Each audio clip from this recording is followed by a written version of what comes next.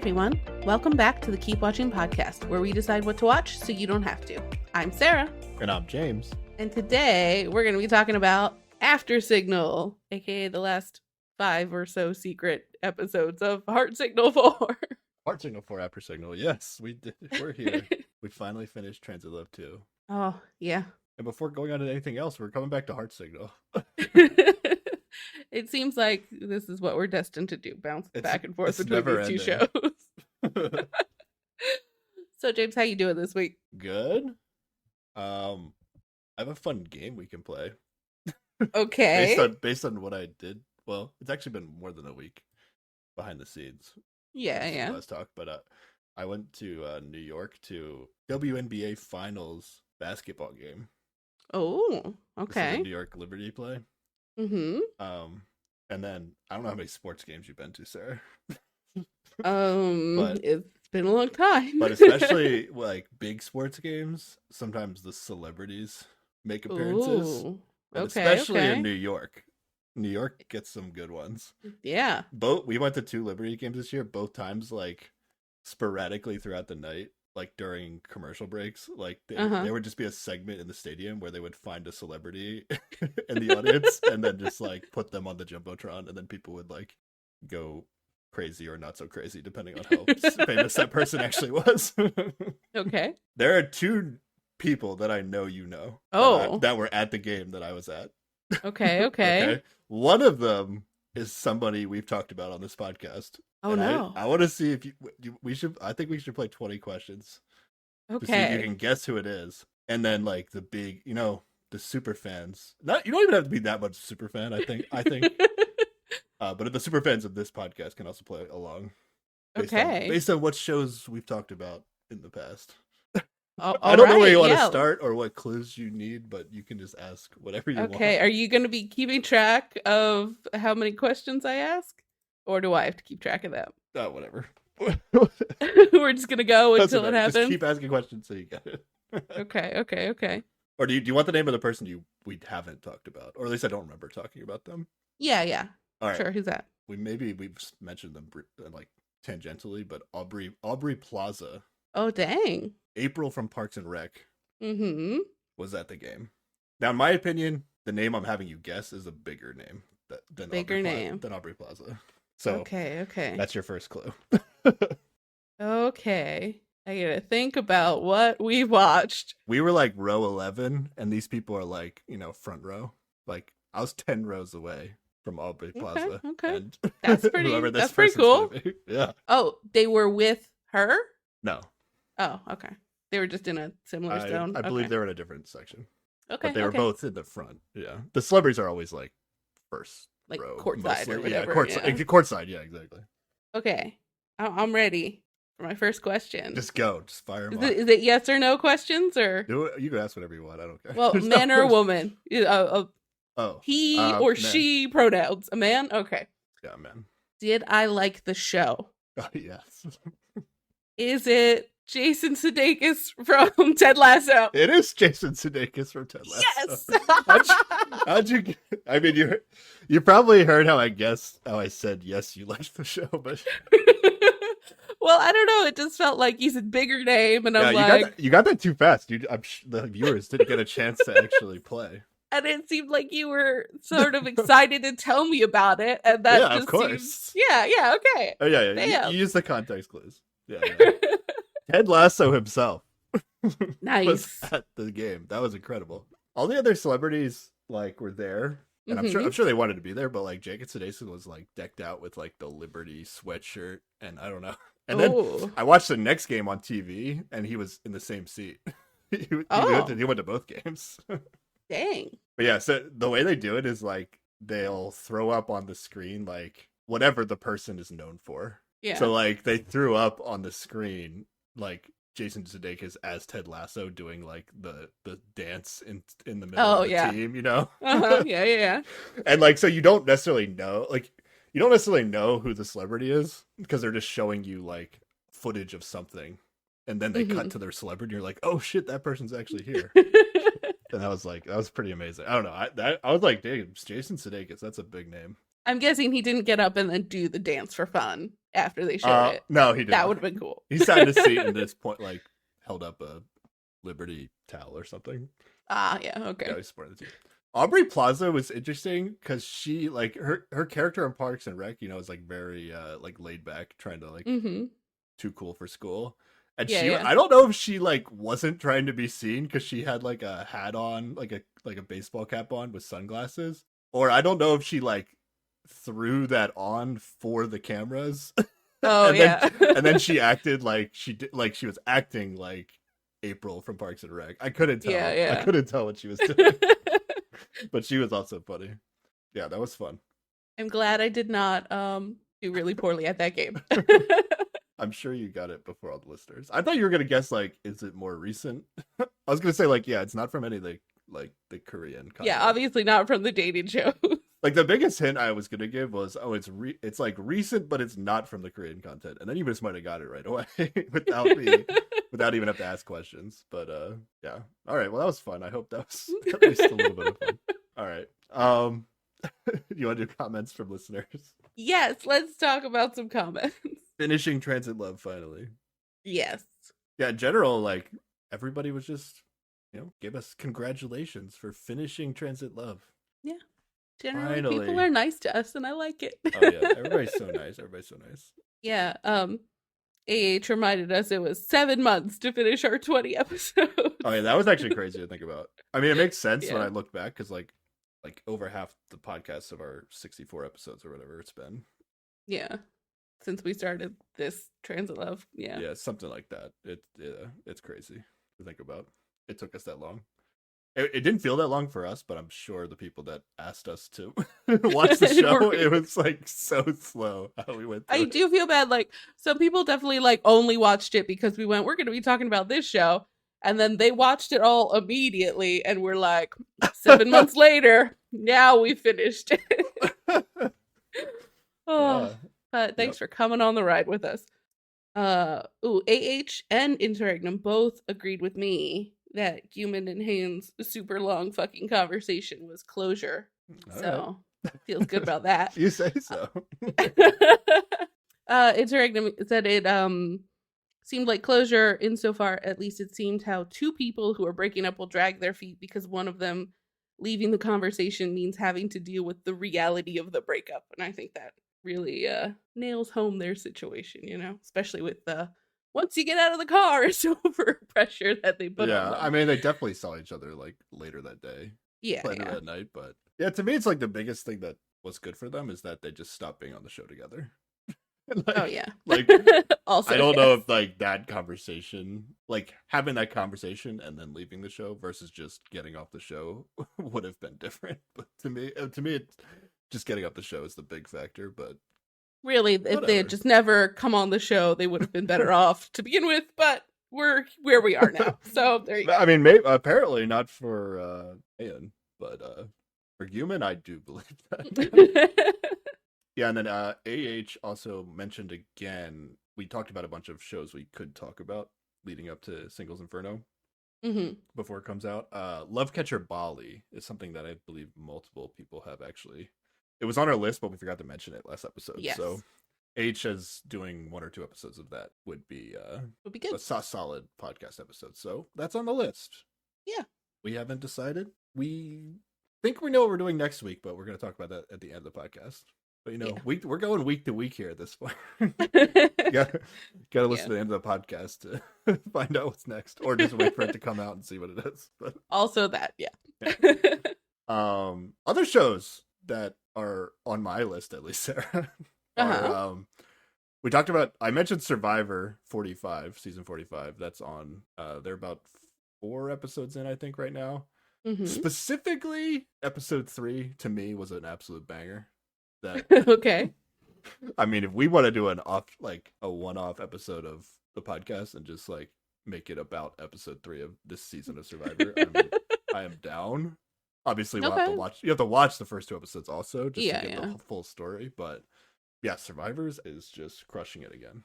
Okay. And then, not to be confused with this other show that I'm going to mention that I found on Netflix recently that I have not watched, but I would be down to watch for the podcast, is Surviving Paradise. Oh, that sounds like an opposite sort of vibe.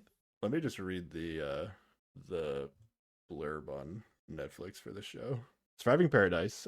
In this reality competition, players must form alliances and fight to move from the wilderness into a luxurious villa or a shot at a huge cash prize. I have no idea what the show is, but apparently the goal is to get into a luxurious villa and you start in the wilderness. And I have no idea what the steps in between are, if there are steps in between, or Given how the anything of the show title, works, but I'm intrigued. given the title, I would have thought it would have been in the opposite direction. Like they start in the really fancy place and then might get kicked out.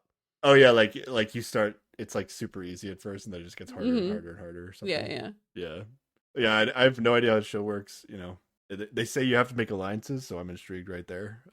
yeah.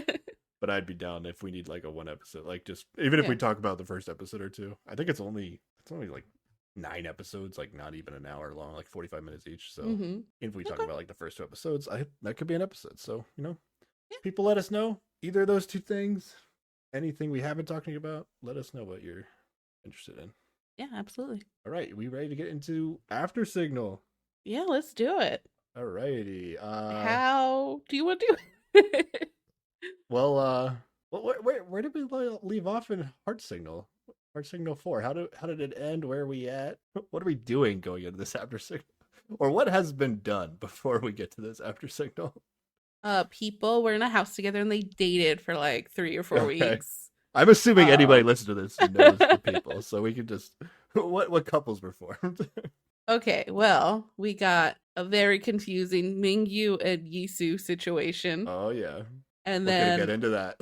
uh-huh, a less confusing, but also perhaps less exciting Ji Young and Yaorei situation. And Still those a were our bit two couples. confusing, but maybe the show made it a little more. Yeah, I think Show the put show more put the effort work into in them. for that one. Yeah, And yeah, put more effort into them, but still maybe a little confusing. yeah. Okay. Yeah, so those were the two couples we had. And then what is this show, Sarah? Like in the sense of like so this is the 4th season of Heart Signal, right? Yes. But this is the first time that they're doing the After Signal. It's like a continuation show, but past Yeah. the original spot of the first 3 seasons.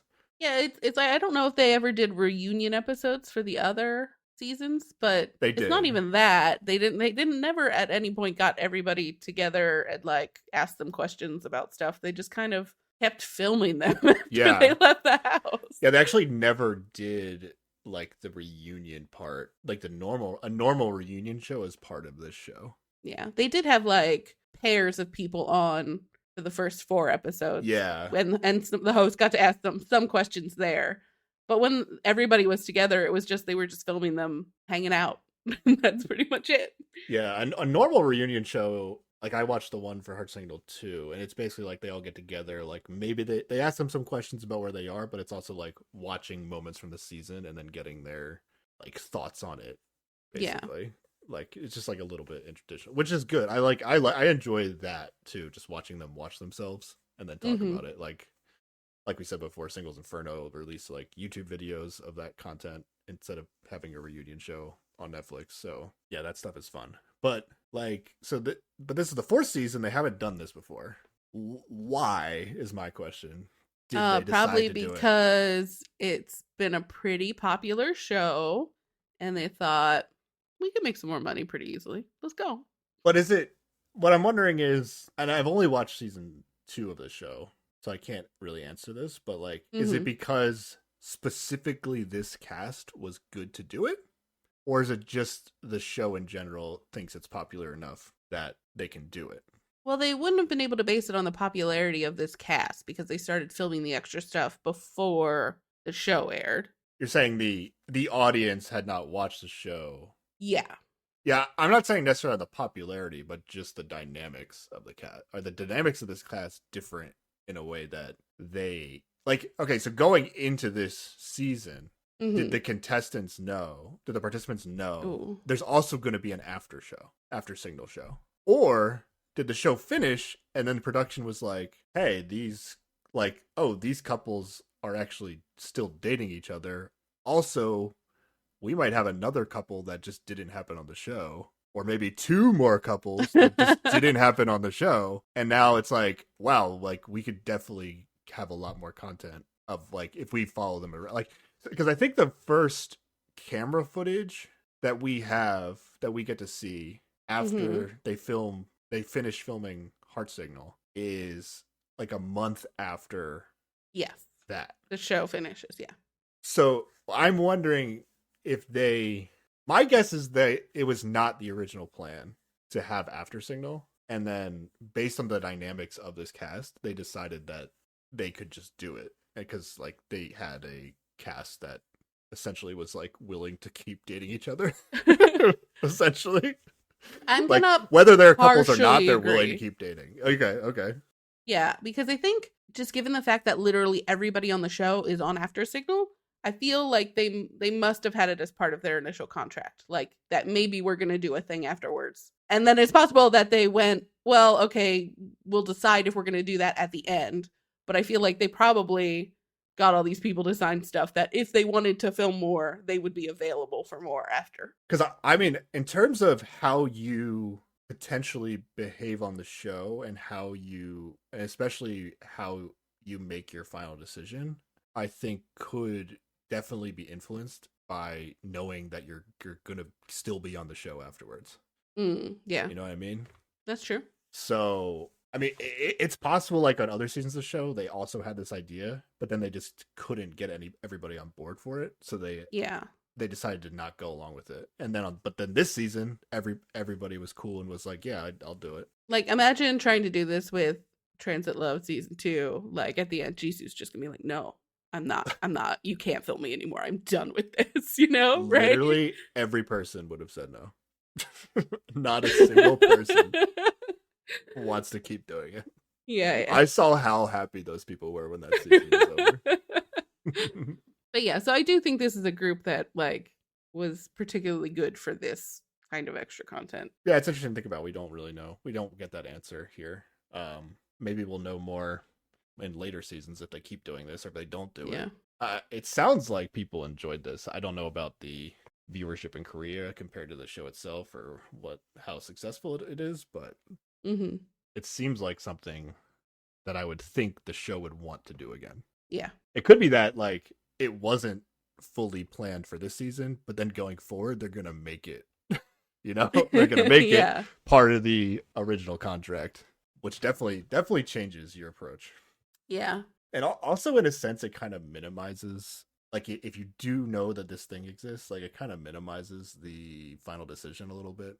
Okay. Knowing that like it's supposed to be like you're making this, at least usually what these shows are, is like they hype it up like you're making this really big decision where if you like don't match with somebody, then like that's it. Right. It's like, yeah. But like this show is basically showing us like, oh, even if you don't match with somebody, you can just like, they're actually showing us like, not only can you keep dating each other, but you can also just keep dating each other on this show. It's a little like taking away the intensity of the final decision if that's the case. See, I was thinking about it in a different way where I feel like maybe you might be less likely to pick somebody just because you think you're going to match with them, because then you have to like pretend to date them for a while on this after show. We will get into that. We will definitely be talking about that. All right, and then I have a question that I'll ask you now. You don't have to fully answer it now. We can get into it at the end or in the middle, wherever you feel like. But for you specifically, Sarah, I ask you this: Do you believe in people trying to find love on these shows more or less after watching this? Has it changed you? Has it changed your feelings about it? No, I think I was where I was at before, but you and I did not agree. So I know. I don't think my feelings have changed about it either. Really? Okay. Yeah. Maybe we should end with, at the end of Heart Signal, we did a breakdown of like the casting for each participant. Well, maybe we should break down our speculation on whether they were truly here to find love when they came on the show. Okay. I'm curious to see what you think, because I don't think necessarily everybody was, but I do think a lot of them were, which is like basically where I was at. But you're pretty much like almost nobody is, right? That's where you were at.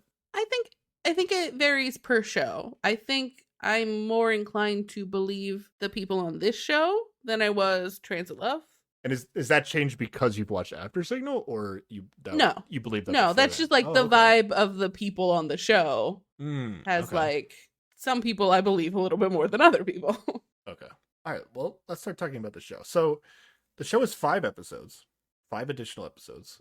Yes. The 5th episode is basically a deleted scenes kind of clip show. Yeah. That is very different than the first 4 episodes. And the first 4 episodes, I think, is what's far more interesting. Yeah, I agree. To talk about. Do you want to real fast just talk about any of the deleted scenes from episode 5 that you thought were noteworthy? They're trying real hard to make me believe that Ji-won and Jumi might actually date because they showed a whole bunch of deleted stuff from their dates where they both like whiskey and they both like soccer and they both like I don't they cherry picked they cherry picked like every moment where they discuss something that they might have in common. Yeah. It actually took me a while in the episode 5 to realize like, these are actually like deleted scenes from the original show, because we get a lot of new content in the first 4 episodes, and then they don't tell you what they're doing in the 5th episode, so you just have to kind of piece it together. Yeah. So there's no host in this 5th episode. Yeah, Jumi and Ji-won is going to be a whole thing that we can get into when we talk about everything, but they do show some additional footage here. What else did I like? Something I liked was we found out that Yisu is also the name of Mingyu's favorite movie character. Or a character from his favorite movie? I think I don't know. I actually don't know if it's favorite movie. I thought he said like it's my favorite movie character. Basically like my favorite fictional character. Yeah. My favorite fictional character of all time has the same name as you. Which I feel like that would have been nice information to have when we were watching the show. Yeah, it would have. As dumb as that is, I'm sure that played an influence, at least like when you first meet somebody and they say their name is like a name that you like. You're like, this is fate. We did get some quality under the table foot cam action during that too. During this deleted. We're gonna get some. Well, we get a lot more. We got foot cam, but not like touching so much in these deleted scenes. We're gonna get some actual foot on foot action. Yes. After the show. But I think this whole date that they show in this random end of the everything episode would have been useful to watch during the actual show. Like, it felt more like a legitimate date where they were getting along, and I wish they'd showed this to us earlier. Yeah, I wrote that like, this would have shown us that they were like actually into each other. But at the same time, I also wrote like, I also see why they didn't show this, because it's kind of a boring day. like maybe it's hard to say because like it's after the fact, so I'm not looking out for like the cuteness and trying to solve it. So maybe it would have been more fun. But like, if this was like their best date. Even in this deleted one, like it wasn't anything that much more than what we saw. It was just more of it. So it would have been like, here's another, like there's another date they went on that we didn't know about, which would have like maybe cued us a little bit more that, there's something going on outside of just like the official dates. Yeah. Because this wasn't an official date. It was this wasn't an official date. And I think she seemed more comfortable and like maybe a little bit more relaxed than she had in other dates. And I think that probably also contributes to my whole what is a Yisu and why is this happening vibe I had during the show, because she didn't seem that comfortable. Yeah, what is a Yisu is probably the question is the goal of what we're going to answer by the end of this podcast. I don't know if I have a full answer, but... I don't have a full answer either, but I feel better than I did before. It didn't occur to me until I was watching this deleted scene. I never really thought about how Mingyu and Yisu's jobs are like very similar. Oh, yeah. Because he's like a business consultant, but she's like a branding consultant. Mm-hmm. They're like consultants for businesses, but like different aspects of those businesses. Yeah. But like, I wonder if like Mingyu would like go consult for a business and suggest that they get a branding consultant. Wonder if they can work together in that way. Little conflict of interest there. Yeah. I feel like he does like more like crunching numbers behind the scenes, at least a little bit, or I don't know exactly what it is, but yeah, that I mean that it's them having like similar things that they do to bond over, helps build the story of why they might make it's sense. something I never thought about. Like I could have thought about before, but the show also didn't really highlight it. Yeah. I don't know. I kind of liked that was something. It was something like, oh, okay, maybe they think similarly. I don't know. Mm-hmm. What else? Ji-young likes to make up her own lyrics to songs. Oh yeah. I appreciated that because I like to do that too. Oh, they did show us the Jiwon Yisu date that we sniffed out. Like, this date definitely happened, and they did show it to us. Mm-hmm. And then we got to see it here, and they didn't need to show it to us. Is what I heard. I mean, it wasn't awful. It was just. I mean, whatever. It was fine. So at some point they're asking each other about what they're looking for in a partner or whatever. And then Yisu says somebody, I forget exactly what she said, but she said something. And then Jiwon's just like, oh, and do you think you found that? And she's just like, yeah, I think I have. And then she specifically says that she thinks Mingyu is the kind of guy she's been looking for. So like, I don't know, like they definitely weren't going to show us that part of the date. Yeah. On the actual show. So, and that was like the most interesting part of the date. So like, yeah, we didn't need to see it, but we got to see it in this clip show.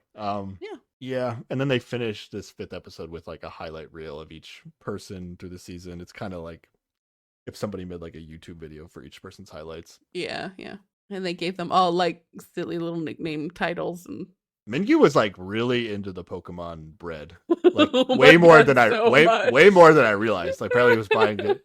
He was buying it for like everybody in the house, and he was just like, give me the stickers though. And then that was the whole thing. I feel like he could just, I mean, I know this misses out on the fun of which random sticker, but I'm pretty sure they just probably sell Pokemon stickers somewhere. He could just buy a bunch of what he actually wants. Okay. But it's not as fun to share it and buy it for people though. That's true. Oh, there is a clip that they show in the earlier episodes, but they show it again here when they're talking about his Pokemon obsession, where Yisu's like, we should go to Japan, and he's like, yes, I can go to all the Pokemon centers. Yeah. He also, remember there was a scene where like it was with Ji-young on their like date that seemed like they were a thing for sure on that night, and he was like, she says, I don't want any of your stickers, you like the weird Pokemon, and he was like, none of the Pokemon are weird, don't be mean to the Pokemon. Or whatever. Yeah. They show a scene where he's telling, I think it's Jimin, right? Like, oh, she looks like this Pokemon. And then we actually get to see the Pokemon sticker. I believe it's Meganium, which is like the 3rd evolution of Chikorita from like one of the starter, the grass type Pokemon from one of the starters. Sure. I don't know. But like, I don't know if Ji-young was talking about Meganium, but Meganium is not a weird Pokemon. I mean, it also did not look like any of the girls in the house. Yeah, Jimin did not agree that it looked like her, but I don't know. I thought it was funny. If you're gonna do a clip show, it was funny. Yeah. Hushin was easily the best highlight reel. It was just everything funny he said the entire season, which was a lot of things. And every time he slammed on Mingyu, which was also a lot of things. Good. And then like I didn't realize how legit of an athlete Jiwon was. Like I remember him and Jumi like said they were running like the marathon or half marathon or something. Yeah. And we didn't know he ran all the time, but like apparently he was like swimming in the pool and he knew how to swim pretty legit. He plays soccer like pretty seriously. It looked like, and then he like crushes it in rock climbing in a date with Jumi. That we're gonna see. Did any of that change your opinion of him? I mean, not really. I mean, like it would have been interesting to see him. Like I would have loved to see this rock climbing date on the actual show. Like I don't know. I'm down for a athletic physical activity date, but he's like still probably again, even if you like Jiwon, just like his schedule didn't work with the show. So what is he? Yeah, absolutely. Yeah. But yeah, that's pretty much it that I have. Anything else from the episode 5 clip show? No, I think those were the highlights. So nothing else. Okay. Super important. All right, let's get to the content then. Okay. We're gonna solve who's together, who's not together. Do we have new couples, and any additional information that we didn't get in the show? Yeah. Those are the big things we're looking for as we sift through 6 hours, 4 episodes, 6 hours of additional content on Heart Signal here. All right? Yeah. All right.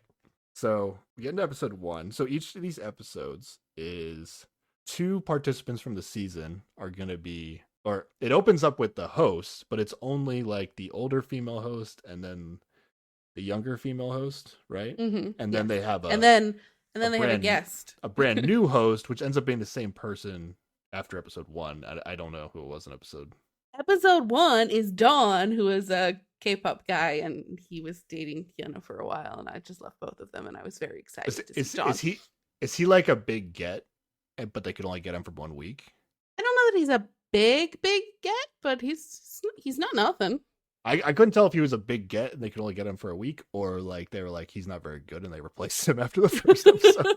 Oh, I just thought at the beginning, like, or the second episode, I was like, oh, they're gonna have a different person every week, but then nope. They found some like comedian that definitely was better. I think it was like a YouTuber, a YouTube comedian. Yeah. Who I think he was also like obsessed with the Heart Signal show too. So. Oh yeah. But I thought when they got to episode 2, that guy was much better. So it's not the full host, like Sangmin and all the other guys aren't there. Mm-hmm. And then they bring in 2 participants of the show to kind of co-host the show with them. And then they can also ask them direct additional questions. Like the host can ask them questions directly while they're there. And then they're swapping out the duo of participants from the show each episode. Yep. So do we get to see everyone? I don't think we do. I don't think Gyaori ever shows up. It's Gyaori never shows up. Yeah, Gyaori never shows up, and then Gyaori's not going to show up for the camping trip. Mm-hmm. We can wildly speculate. Yep. And then I think Hushin has to go twice. Yes. Because of that. Which I don't think anyone minds. Yeah, because Hushin ends up going with.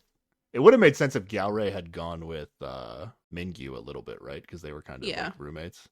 Mm-hmm. Yeah, I think that would have made sense. It worked out. So. And also, like, they did have Ji-young and Yisu go together, so like the other half of the couple going to, you know what I mean? Like the guys from the people who coupled up and the girls who coupled up would have made sense, but yeah. Although Hushin Mingyu is also a great duo. So oh yeah, absolutely. I'm glad we got that. Actually, that's actually way better. Definitely. All right, but in episode 1, we're gonna start with Hushin and Jimin.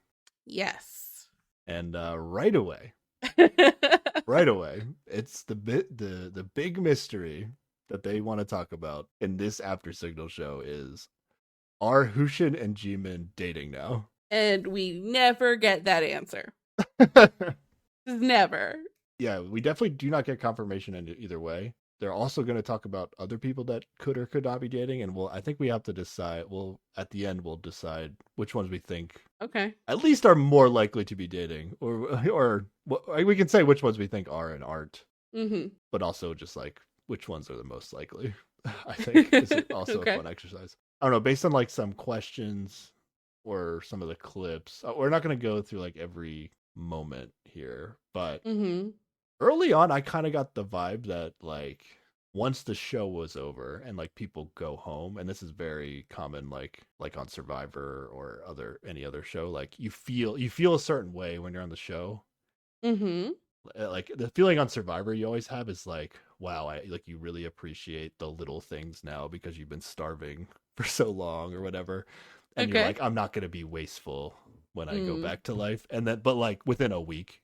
You're just like back to living exactly how you used to, you know? Yeah. And then when these people felt a certain way, like had big emotions on the show, but after like going back to their real lives and daily routines, like within a couple days, you like kind of drop all the emotions that whatever you were feeling. Not necessarily. I mean, if people that weren't couples, maybe you don't, not the same way, but maybe also in a similar way.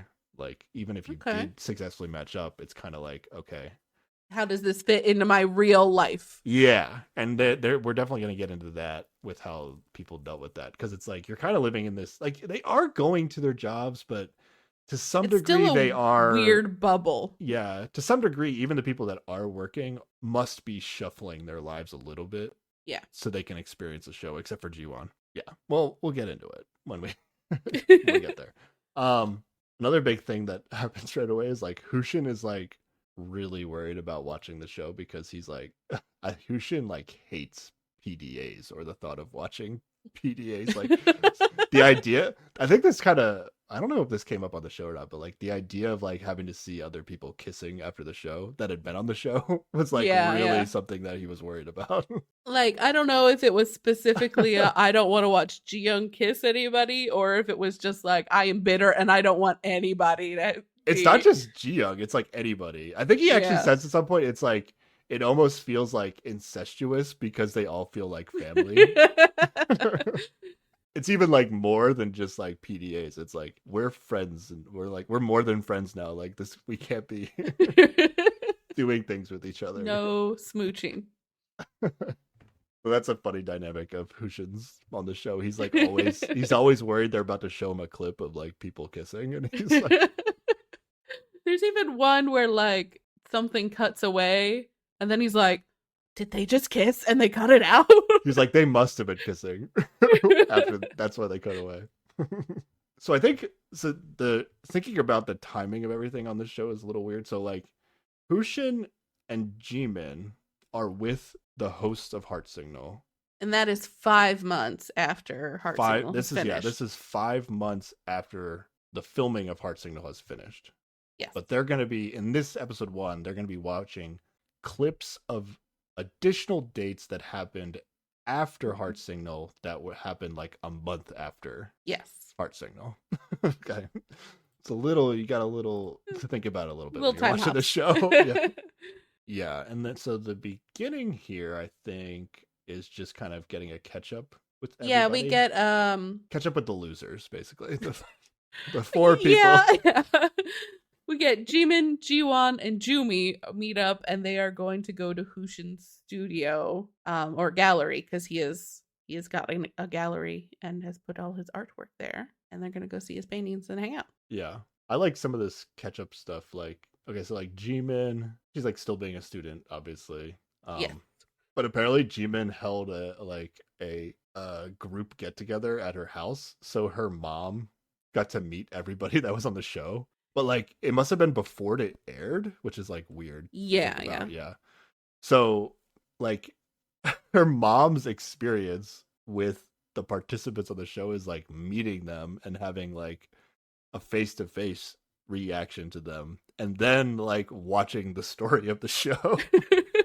And specifically watching some of them make her daughter sad. Yeah. So apparently, similar to Jimin's mom also really liked Jiwon when she met everybody. And then, he might be dead to her now. Yeah. And then through the progression of the show, she liked Mingyu, so she was cool with the Mingyu thing in the beginning. And then she liked Hushin. And then I guess because Hushin didn't pick Jimin in the end, she now does not like any of the guys on the show. I think specifically when they did go to her house, she asked like all the guys who they picked at the end. Oh, yeah. And Hushin said he picked Jimin. Classic Hushin. He just lied straight to her mom's face. So then, yeah, she's mad at the end of the airing of this show. But he's protecting the integrity of the show. Like, people aren't supposed to know, so. Well, yeah, but we're gonna find out that a lot of people like didn't tell anybody except their mom. Like, yes. and Hushin for some moms that was not a good idea, and yeah, apparently, some moms it was fine. Wasn't it like Hushin's mom was like not a good person to tell? I think so. Yeah. Yeah. If I ever get on Survivor, Sarah, nobody's finding out. I'm not telling anybody how well I did. Right. You're just gonna sit on that for how many months and not be able to talk about the whole experience? Like 9 months. Yeah, my wife's gonna have to wait.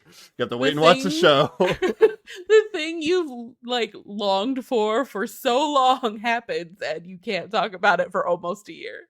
I mean, I just can't talk about how I like finished on the show. I just but yeah, you can talk about the first 3 days. That's all you can talk about. Yeah, whatever's gonna be in episode 1. Yeah, I could do it. Why not? And then after each episode, you can talk about 3 more days. Regardless of whether I went out first or last, I would think I would just be like, "You're gonna have to watch the show and find out." And then I'm eliminated episode 1. It's like, yeah, well, that was a fun ride, wasn't it? Worse would be if you didn't know you got a villain edit and you were just like, yeah, you just gotta watch and find out. Oh, And then everybody does, and you're just like a total asshole. Yeah. Yeah, but I mean, what if I tell everybody, yeah, I did great, I was awesome, and then like I'm like they edit me like a total jackass like the entire time, like, oh shit, I did not expect. I would not presume that I had a good or bad edit until I saw it. Yeah, probably the best move. All right, what else was in the catch up for these guys? Yeah, Hushin has the studio gallery now. His artwork's not just in some random bar, apparently. Yeah. And he actually does go around and explain most of these pieces in here, like he did not for Ji Young. Yeah. I guess it feels easier now that he's not trying to date them. I don't know. Yeah, we kind of knew like Hushin had like a vulnerable side to him, but he actually like gets into it with Jiwon, Jimin, and Jumi, like about like what he thinks about when he paints. And I think he even says like, I mean, he's probably, I guess at this point he hasn't seen the show, but I think he actually talks about how like when I showed Ji Young my paintings, like I was too nervous to talk about it, basically, right? Yeah. Mm-hmm. But he does a lot of painting like when he's thinking a lot, I think he says, and it's a lot of like what he paints is like how he feels about himself, which is a very powerful thing to admit. Yeah. I think I got deep into like I'm so wary of like making any bold statements when I'm watching people's artwork, like because like until I know what it means to them, I don't feel like I have like the authority or the right to be saying anything. Yeah, now that it's like he truly is painting how he feels about himself, like it's his real self-reflective. Yeah, and then he really gets down into, because it's a little like dark, because it's like how he feels about himself is like connected to how he feels about his self-worth as an artist, Yeah. So it's kind of like being an artist is cycling into what he paints based on how he how he feels like he should feel because he's an artist, like kind of thing. So yeah, super interesting to actually hear him talk about it. Yeah, I'm glad we got that. I'm glad we did. Yeah, that was good additional content. I liked it. Jiwon, I believe, has changed hospitals, but is still super busy, if not more busy. Yeah. Later we're gonna see, I forget if this was in the clip show, so it was during the show or not, but he's gonna say that he got to like a very tough time, and I forget if that was on the show or after the show. I don't know. Do you remember? Can't remember now. Yeah, I forget. Yeah, but he's also gonna let us know that like, as well as he was doing with the work, like it definitely is overwhelming. It's a lot, yeah. Even for the amazing Jiwon. Exactly. And then we find out that Jumi actually postponed a lot of her lawyer work while she was on the show, so she's also super busy, like catching up with everything. That's the way to do it if you can, obviously. But it does make it hard to come out of the show, not have accomplished the coupling you were trying to do, and then now, here's a big old pile of work I gotta do. I mean, yeah, kind of a bummer. It also is tough, like, say you did couple up, and then now it's like, here's a big old pile of work I gotta do. You're right. You got to know me as Jumi, the person who's not super busy all the time, and then now I'm Jumi, the person who's extra busy immediately after we decide to start dating each other. So it is definitely tough. And we're definitely going to get into this with some of the other couples, but we should just talk about it now. Maybe like, until I watched this show, I never fully appreciated the difficulty of maintaining a relationship after any of these shows. Yeah, because you gotta hide it. Because you have to hide it, and like, it's just like it becomes like you have to have such a strong connection, or at least one person does, as we'll see later, like that you're willing to put for, not just put the effort to date the person you've just met like however many days ago, but then like you don't even get to really date them in like the normal sense. It's like, let's get some food, and then we'll like meet up in the car, and we'll like put the seats down so nobody sees us, and we'll like eat some food. Like, it's like you don't get to do normal dates. So you have to like really feel a certain way about somebody to really put in this extra effort after these shows are over. Because you, like, what is it, like 5-6 months you have to basically not be seen together.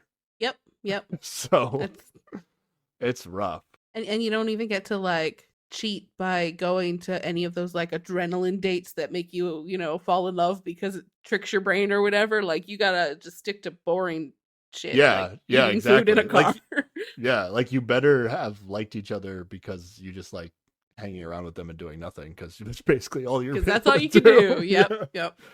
So yeah, I'm definitely more impressed now when couples do stay together. Yeah. On these shows. But all right, anything else from the the loser four? No, they didn't really lose. They just didn't match. I'm just kidding. Yeah. Okay. But they did conveniently group them together like this for this outing. So. For the beginning, yeah. It's episode 1. It's like let's see the 2 couples and then the people that aren't in couples, and then that's about it. All right, Mingyu and Yisu. They're gonna be going on a date, another date, 1 month after the show's over. Yes. This is where they like get into it with talking about what they've had to do since the show was over in order to date. And now, fortunately, like the show is giving them like, okay, we got this like empty restaurant for you to go have this date in, basically. So it's a little like staged from that sense, where it's like when I was watching this, I didn't really know what the show was. So I'm like, okay, they're going on another date, but the date is just another heart signal date. It's not like a candid video of them just hanging out naturally. So I didn't really know what to think of this at the beginning.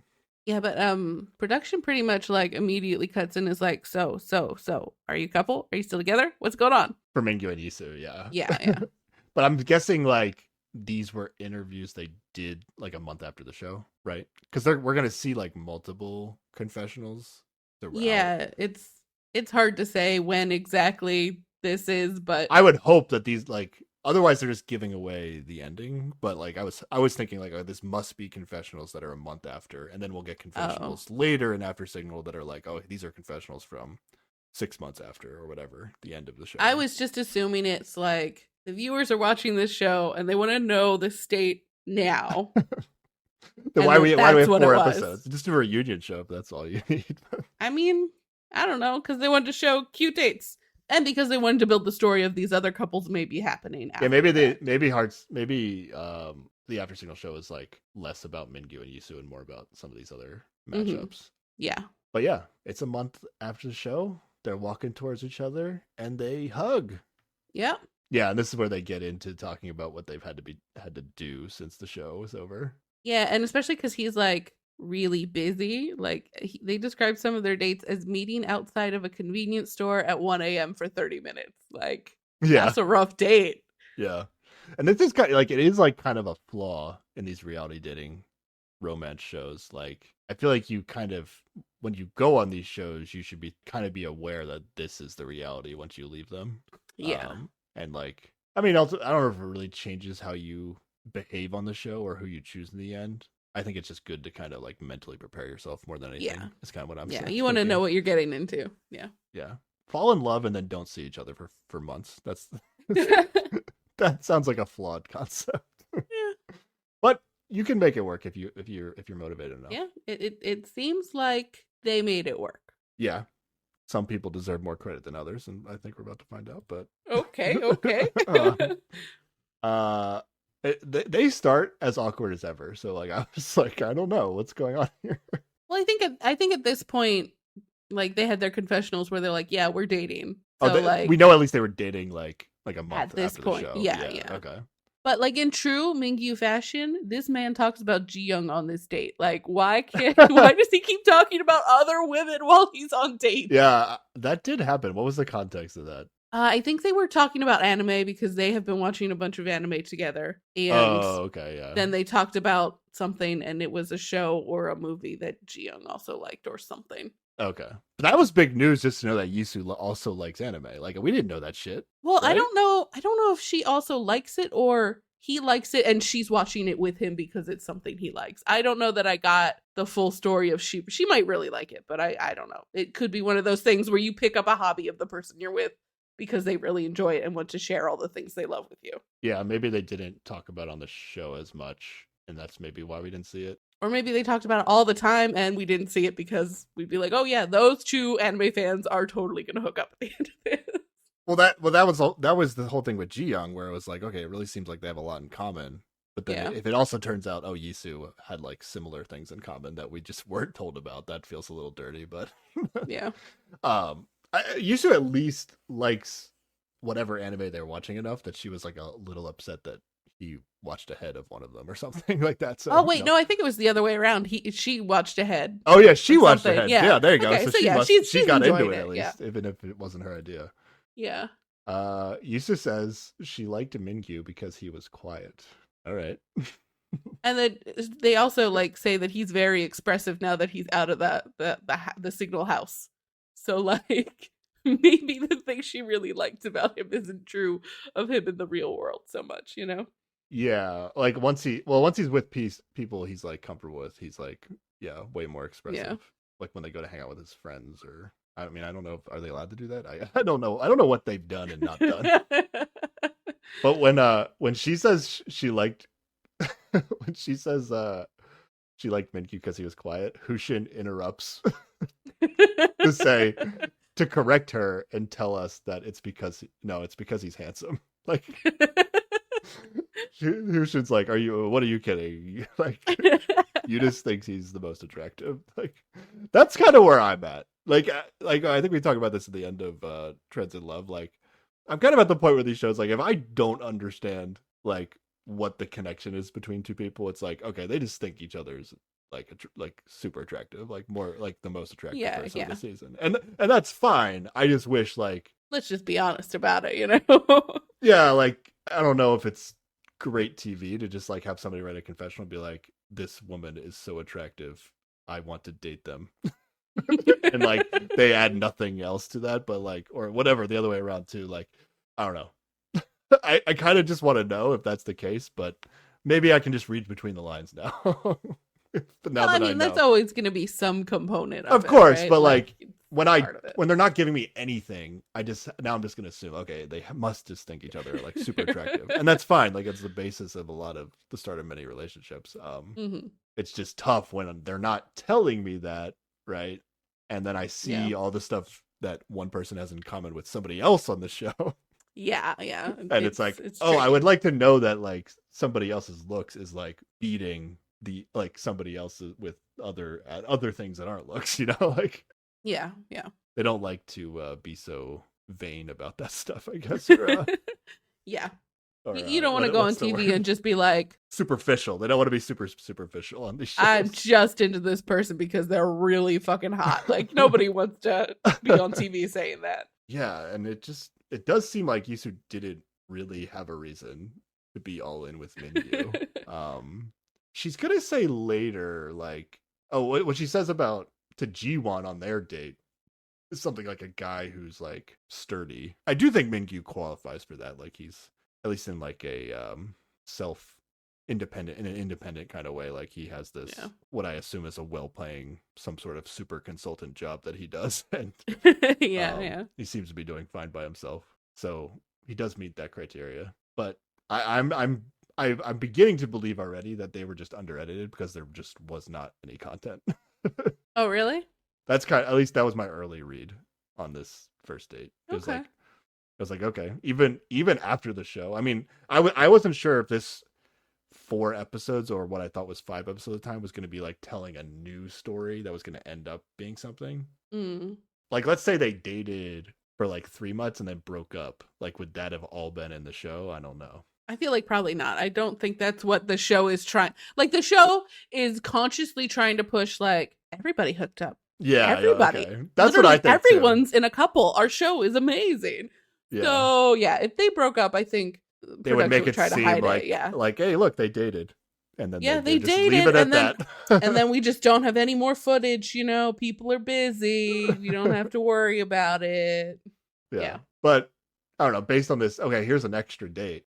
What happened in this date? I was like, I guess there just wasn't much that they were talking about. They just thought each other were attractive, and I get the sense that they vibe with each other too, but that really does not come across on camera with the kind of vibes that these two people have, right? It's like I feel like I saw it more in After Signal than I did in Heart Signal. Like I started to believe, like, I still don't know what a Yisu is, but I know that like Mingyu likes her, and I think that she genuinely likes him. Like I feel like she's warmed up and seems more comfortable in these episodes in a way where I'm like, okay, I kind of get it. I don't know the particulars, but I can see it.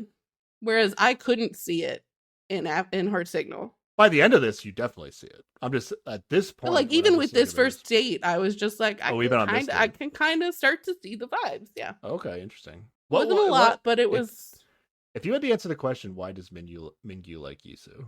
How would you answer that question on this? I think he likes this one date. I don't know. This is the episode I watched the longest time ago. Yeah. Well, and the entire Heart. I think he does like her directness, like the direct flirting. Like he gets a little flustered by it, but enjoys it. Okay. And I still think a big part of it was she was an uncomplicated choice. Like if we're going back to Heart Signal, like she was less connected to other guys and it was less of a deal to pick her. So I think he also liked the like calm in the storm that she was. That's possible. I think her looks are oh yeah. Also she's hot. I think that's the number one thing why he ultimately likes Yisu more than everybody. It's a look thing. That's not to say there isn't like vibes between them that is meaningful or anything. Like I think there is something there. It just doesn't pop on the screen as much as with other people that we're used to seeing on these shows. I mean, we find out this man bought a car so he could date her. Oh yeah, like he's in. Oh yeah, no Mingyu. I mean, I remember you were a little frustrated with Mingyu at the end of. Yeah, absolutely. I've come to the part where I blame mostly the edit for that. Yeah, but if we're talking like who's the best boyfriend on this show, Mingyu's number one. Oh yeah, 100%, 100%. Mingyu's absolutely destroying it. Yeah, he's crushing it. We'll get to that. Maybe we'll get to that. Okay. Although in this date they do have a little talk about, oh well, the show's gonna come out soon, and she's like, am I gonna be mad at some shit you did on the show? And he's just like, oh well, yeah. Please don't watch this show. I think that's a big topic of discussion for multiple people. Oh yeah, yeah. Yeah, let's wait till we really get to it, and then we can break that down. All right, Ji-young and but you got to think like that's looming over everybody on this show, like who are in a couple like the whole time. Yeah, that's another big kind of we're building to this moment where they're gonna see each other with other people on the show. That's like almost for every couple. That's kind of a part of their story on this show is building to that moment. All right, then we see Ji-young and Gyeore for the first time a month after the show. And what we do not get is production asking them immediately if they are in a couple. We do not get that. Oh, we don't? Here or anywhere else. We do not. Oh, you think we never get it? Oh, we never get that. We never get any sort of confirmation where they say, yes, we are dating. We see them on dates, but okay. I don't know. Just putting that out there. My vibes was that at least they both considered each other to be in a couple after the show was over. Yeah, but I think by the end of After Signal, that might not be true. Okay. And you're really spoiling the end of the show. Well, okay. Yeah, we're not spoiling it, but I'm just saying, yeah, we're not building to it. But yeah, we're supposed to speculate that at the end, sir. Well, but there are key clues throughout that I need to bring up to build the story of why I don't necessarily think they're still a couple. And this is part one. You see, we have one couple where they went, hey, you dating? Yeah, we're a couple.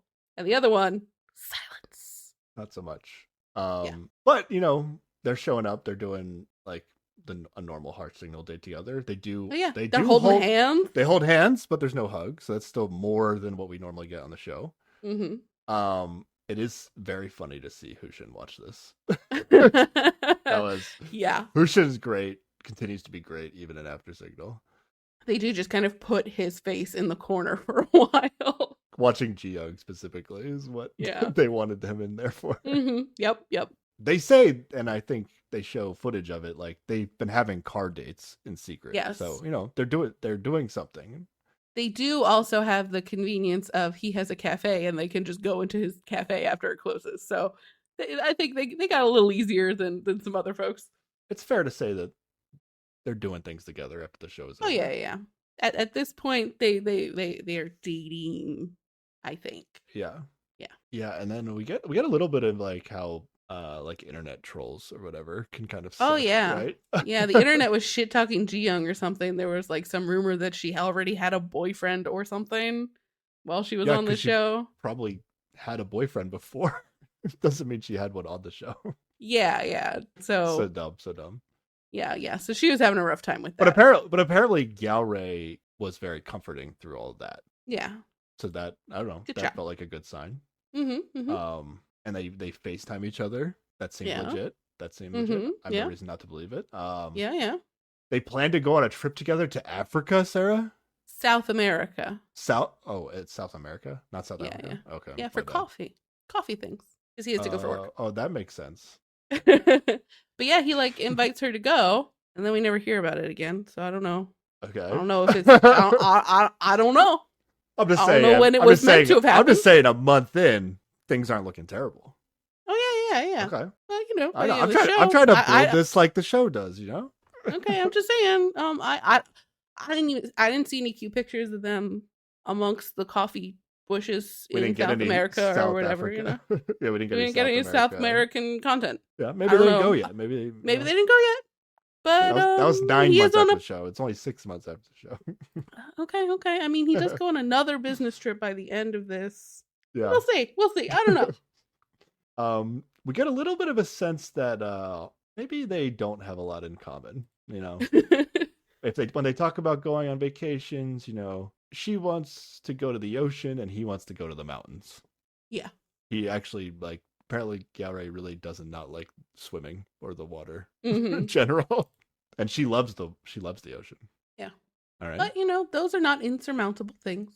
True. Yeah. But who knows? Early on, even in this first episode, I'm still writing in my notes. I still feel like Mingyu is a better match for Ji Young than Gao Rei. I feel like they spend a lot of time just like staring at each other's eyes, and like maybe that's romantic or whatever, but it also feels like maybe they don't have much to talk about. Possibly. I mean, I don't think it's much of different of a dynamic. I don't know how much, at least dynamic it was on the show. I'm not sure how much you would expect a relationship to progress in 1 month, but ultimately, I mean, of course, I was super skeptical of this when it even when it happened on the show. So of course I'm super skeptical of it already. But you know, I was trying to be open-minded to it all, and like ultimately, I don't think we're behaving that much differently than they were on the show, and I don't think like Mingyu and Yisu were particularly that much different in their first date than they were on the show. So I was fair. Like, whatever. Now, one thing I did write down was like, I'm super curious what would have happened on the show. I love these alternate timeline scenarios, but like, let's just say Yisu never showed up on the show, right? What is Ji Young doing on the show? What is Mingyu doing? Like some different things, I think. Yeah. What would we be watching in this after signal? Yeah. I think we'd be even early on in this first episode. That's how I felt. Yeah. Oh yeah, this is the date that Hushin was actually worried that they were going to be kissing, right? I guess because it was Ji Young in particular, they really they focused on that. Is this the date or is it a later date? I don't have it in my notes and I don't remember it. Where she says that he hasn't really been paying that much attention to her. Maybe it's a later date. It's after the 1 month mark. Oh, he said or it's that? Later in the day. No, where she's like, you got real busy and you left me on red a lot, and I text big things and you text K. Or whatever, you know, like there was an imbalance in communication. Okay, I think it's still the same date. That's right. Okay, because we're gonna get a little bit of a contrast between Mingyu and Yisu and Gao Rei and Ji Young when it comes to that. That's in episode 2 when Mingyu is in the studio. Oh, right. You're right. So Hushin. So even though Hushin doesn't want to see the kissing, when they cut away when he thinks they're gonna kiss, he does ask like. Like, he wants to know that it got edited out. Tell me if it really happen? Like he wants to know if they kissed. He just doesn't want to see it. Yeah. And then I think they talk about more rumors, like unreasonable rumors that were going around. Yeah, the internet was mean to Jimin because This makes no fucking sense. This is like actually just like idiots. Mingyu said she looked like some famous person and she went, "Thank you." And they're like, "I'm angry about that." How dare you think you look like this actor? She took a compliment and they got angry. The internet, not so fun sometimes. Yeah, that makes no sense. And then the internet was calling Hushin ugly, which is ridiculous. He came on as the hot guy game changer partway through. Okay, sure, internet. Chances are, if you're on this show, you're not ugly. Yeah. You don't get on these shows if you're ugly. Now, you could be the ugliest on the show, but that doesn't mean you're ugly.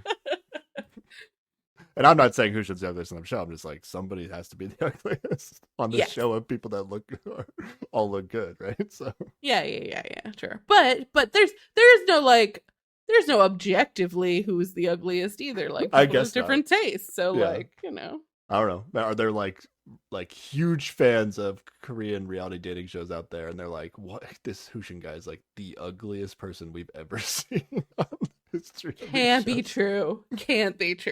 He's a literal model. Like, come on, internet. Yeah, exactly. Yeah, that makes sense. Yeah, do we want to throw out any names for ugliest? No. Ugliest personality, Hedo. There we go. Done. Can I throw Hedo in the mix? Okay. Yeah, and then the hosts are really pushing this Hushin and Jimin to be a thing. At this point, I wasn't really buying it, but they do have this kind of like playfulness with each other that does seem a little extra compared to what we saw on the show.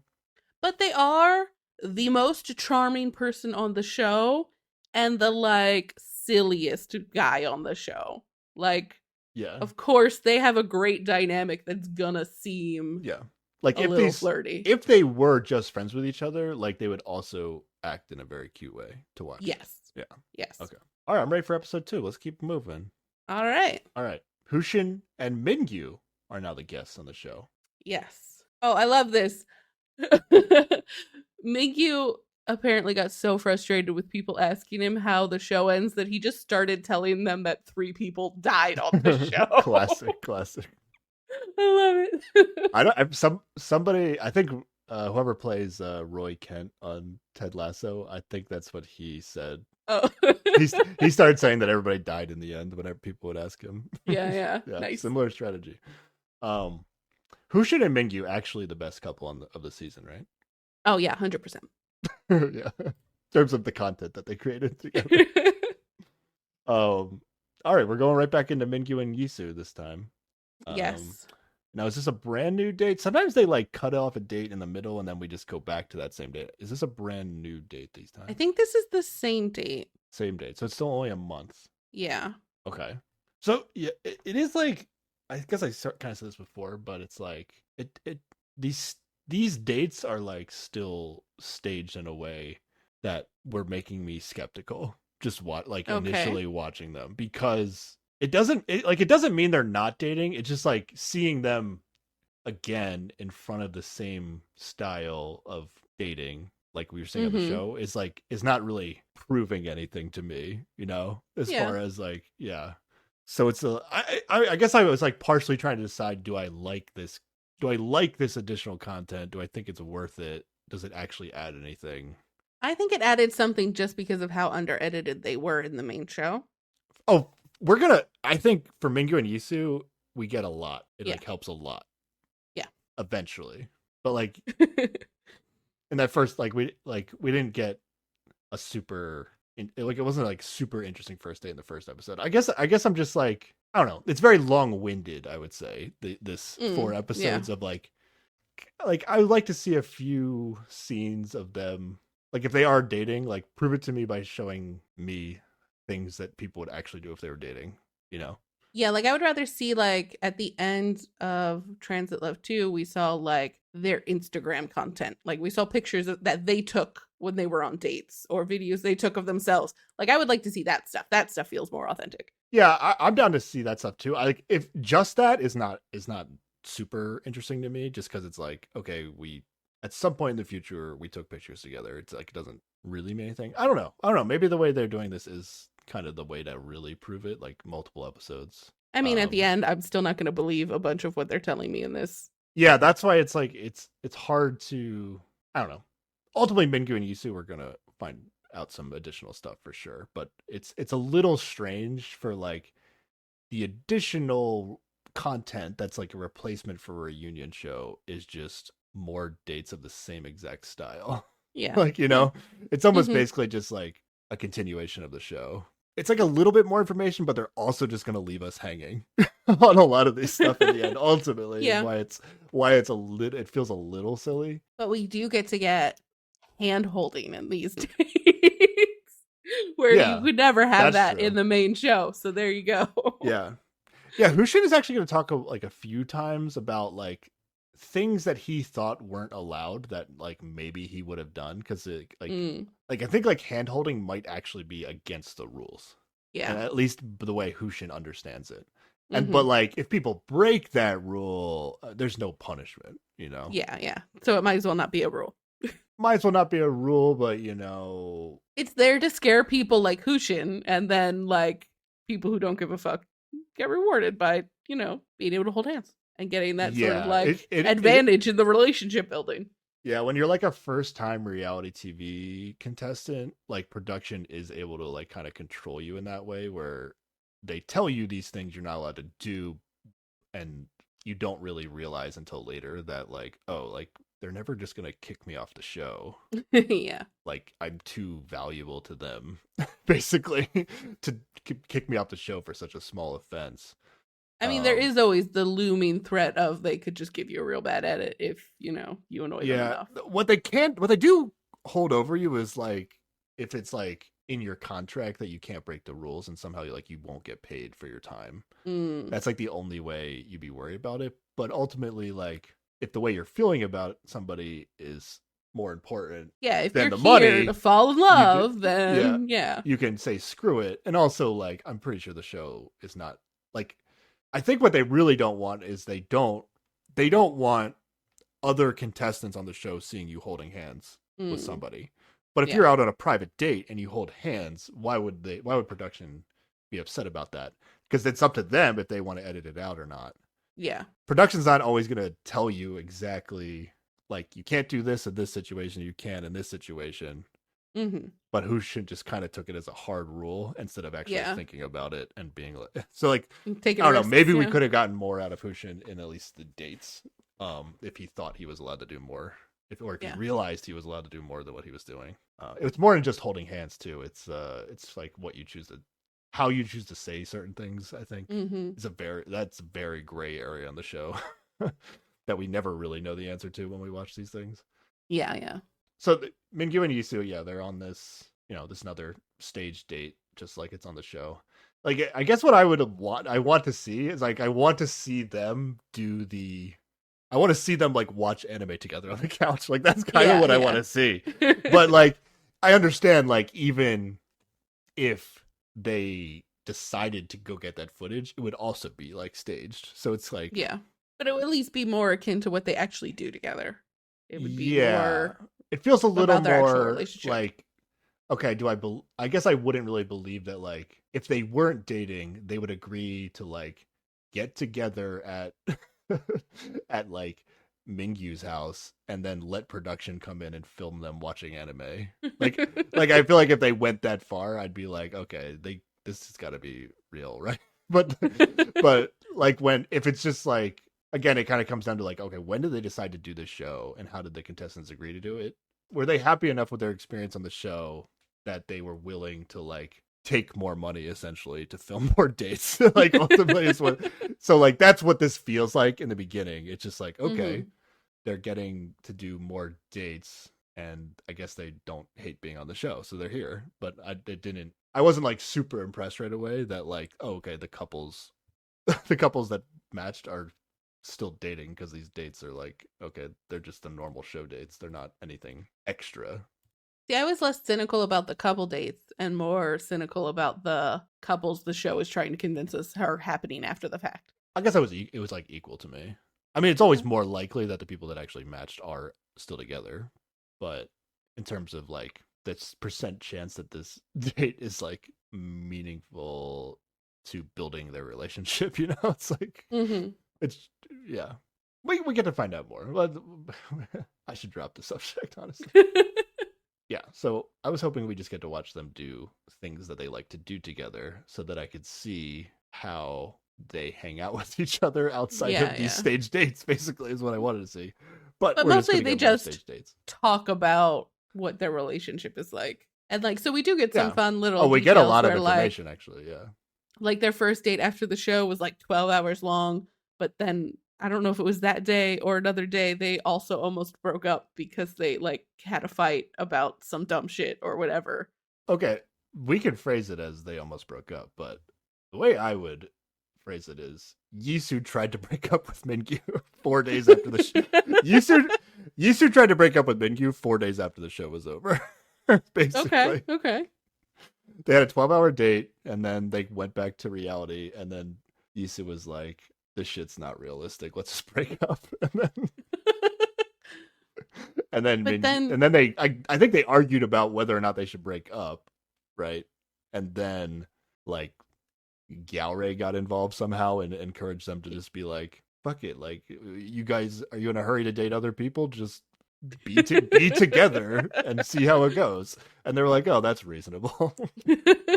But I don't know what's up with Yisu. I don't know, just like, maybe just like the logistics of dating was overwhelming to her, or she liked Mingyu when she was on the show, but then she got off the show and was like, eh. Well, I think she was that's like, very possible too. I think she was like, just because we picked each other on the show doesn't mean like we're like a couple now. Like maybe let's just go on some dates and save figuring that out for the future. And he's just like, but things are fine now. Let's just be a couple now.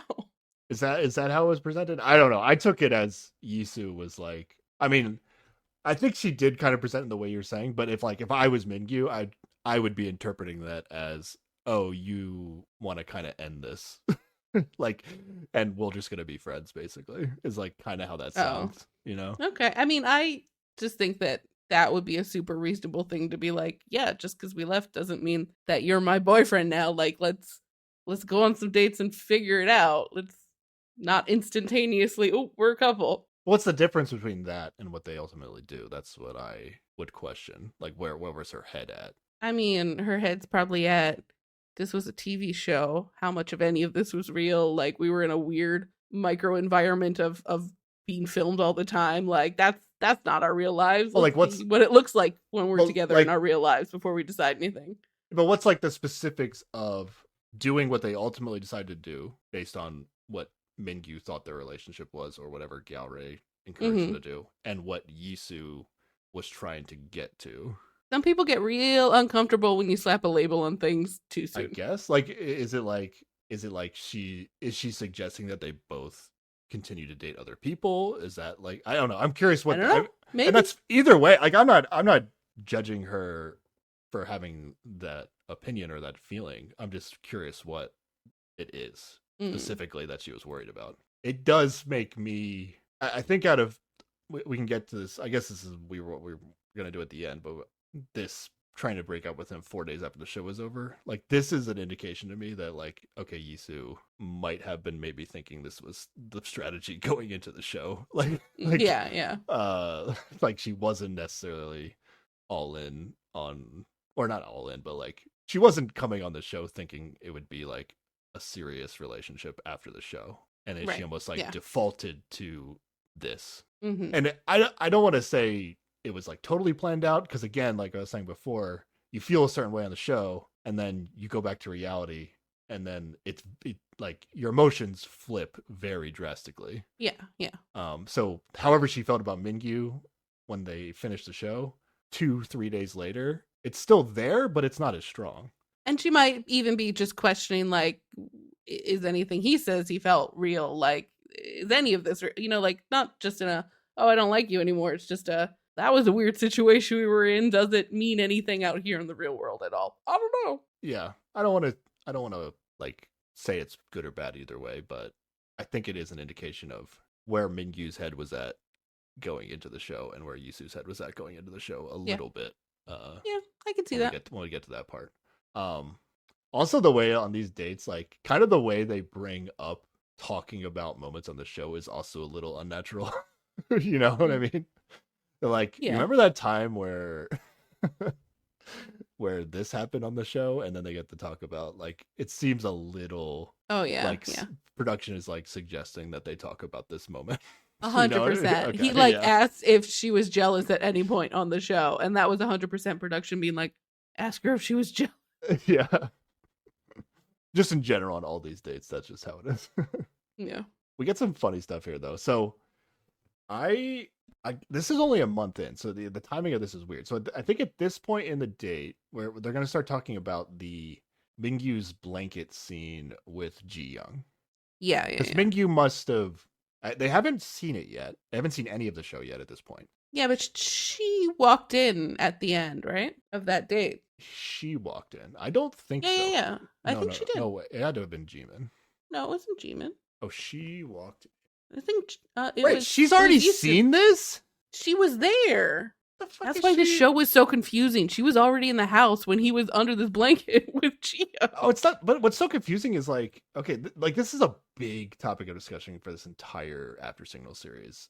Mm-hmm. This blanket scene, and then whether or not like Yisu is going to watch it, and if she sees it, how is she going to react? But she I guess she wasn't there for what happened, but she did see them under the blanket. Okay, yeah, she saw them under the blanket, and then she went back the next day and was like, "This blanket is not that big." Okay, that makes sense. That's how she knew about it. I was thinking like Mingyu must have brought it up, and that's how she knew about the blanket or something. But okay, she saw the blanket and she saw them under the blanket. She didn't get to see how long and what they did throughout that entire night.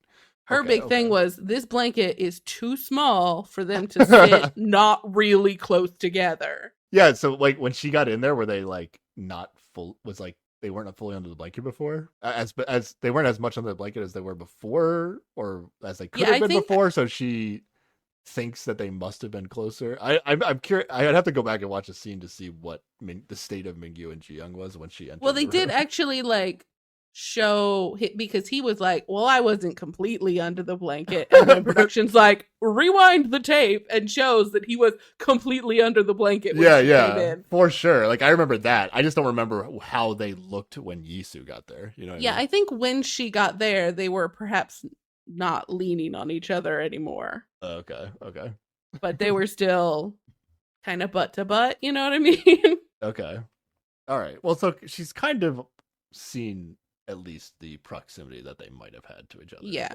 Okay. Also, did Yisu say that she owns that blanket? That would be amazing. Did she say that? Oh, no, I thought she just went back the next day and looked at the blanket and was like, it's not big enough. I thought she said something like, I own that blanket and still have it. Or something to that degree. Maybe I was just hoping that was true, but I thought she said something like that. Okay. That would be incredible. I'm sure she does not have that blanket anymore based on what things she said.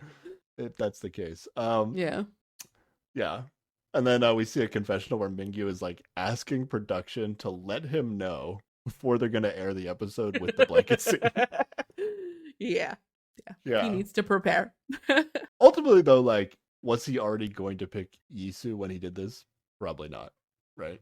So it's like all of it's whatever. And there's the big topic of discussion throughout this whole show is like, who is the jealous type, right? Yeah. And to what degree are they jealous of watching past events prior to their relationship? But also, it's weird because like they were there at the same time. But it's a weird thing you got to be prepared for if you're going to be on the show. Yeah. You're going to have to watch the person you like probably has done some stuff with other people on the show. Yeah. Now, I will say, if Mingyu was already pretty committed to Yisu in this scene, and then may or may not have been affected by alcohol that was going on in this night, I think I do have to hate on him because I hated on Haeyeon in Transit Love 2 for doing the same thing. So yeah. If that is the case, then I do think this is pretty dirty. But as it is, I would not assume that. Yeah, it's hard to say because they edited so much out of their interactions that I mean, Yisu it had was been in the impossible to house tell. for what, like 2 days when this happened? I don't know. So it was I don't very remember. early in the Yisu days. Yeah. But okay. Yeah, I was wondering, like, what did they argue about? You just think it was like whether or not to stay together? I was like, I thought they had to have argued about something that happened on the show. But then it also seems Maybe? like they didn't really get into what happened on the show based on what's going to happen later. Because I don't know. Hard to say. Seems like Mingyu was more into Yisu than she was into him. That's the early vibes I'm getting. Yeah, at least that little bit of context we get on that argument. Yeah. I mean, Yisu wanted to take things slow, which does make more sense for the person that joined the show late. Mm-hmm. But from Mingyu's perspective, you can also see how like he went through a lot of stuff on that show, and it was like it's a much bigger decision for him to pick Yisu than it was for Yisu to pick Mingyu. Oh yeah, right? absolutely. Yeah. She basically came in and dated one guy and went, "That's him. I'll just go with him." Do we want to talk about how good of a game changer or not good of a game changer Yisu was? I mean, she was the best game changer, right? See, I disagree because, or I don't like. I'm not gonna say she's bad, but I think she's basically as average as most of the game changers we've ever seen. Because except she actually got picked at the end. Yeah, that's the only difference. But in terms of their behavior, all she did was you come on the show and she's casted because I believe it's like every guy's supposed to think she's hot, right? Yeah. And she is very distinct from the women who are already in the house. If you say so. Okay. Well, her look and her vibe is different from them. Okay. Is at least what they try to play up when she arrives on the show. They always try to make people seem like whatever. But in terms of whether or not that was the case, like ultimately she just decides to focus on one person, which is what most game changers do. Mm-hmm. And then the only difference between Yisu and those other game changers is like, oh, the person she chose actually decided to like her back. Whereas like on Singles Inferno, it's like the game changers did the exact same thing Yisu did, except they just didn't get picked in the end. Like it's like she's the better one. She was more successful. And like that's the whole point of the game changers, to come in and confuse things, and she confused the fuck out of us. I think the goal of the game changers, like I think a good game changer would be, okay, maybe you want somebody that's super universally attractive, right? But I feel like they should be also open to dating everybody. And that's when it would really mix up the show. But Yisu, like, it just was a coincidence that the person she chose was, I mean, I guess it's not a coincidence from that standpoint, but like, it was just the guy who was involved in the most stuff, right? Mm-hmm. But if she had showed up and decided to like G1, and then G1 was just like it's just luck, right? That she happened to pick the guy that was involved in stuff, right? Yeah. So I guess I'm saying I don't like from a personality standpoint and a casting standpoint, I don't think she's that impressive of a game changer. Because she wasn't really open to dating anybody else, and we're gonna find out she's like apparently like the most introverted person on the cast. I think any of those like shortcomings though are really like production's fault. Like they need to pay attention. If they're bringing in a game changer who is super introverted, probably not the best idea. That's what I'm saying. Like she shouldn't be casted as a game changer. Like I don't. But also, she's doing the job of a good game changer. But also, like her hyper focusing on one person is because she feels she doesn't have enough time to date other people. Lucian came in as a game changer, but he came in early enough where he felt like he could date other, he dated a couple people. He was interested in 2 different people. And I think it's a matter of timing that pushes that. I don't think so. I think if Yisu's on the show day one, she is fixated on Mingyu. So I'm not going to say she's a good game changer just because it worked out. I think like they can cast better for this role. No, I think like the role of a game changer is to mix up something that maybe seems certain and also get picked. Like you're trying, just as a person on the show, you're trying to match with somebody, and she did both of those things. So in my book, good game changer. But it was like sheer luck. It wasn't like so is everything on the show. But I don't know. I think somebody that's more willing to date everybody. She put no effort into making the other guys like her.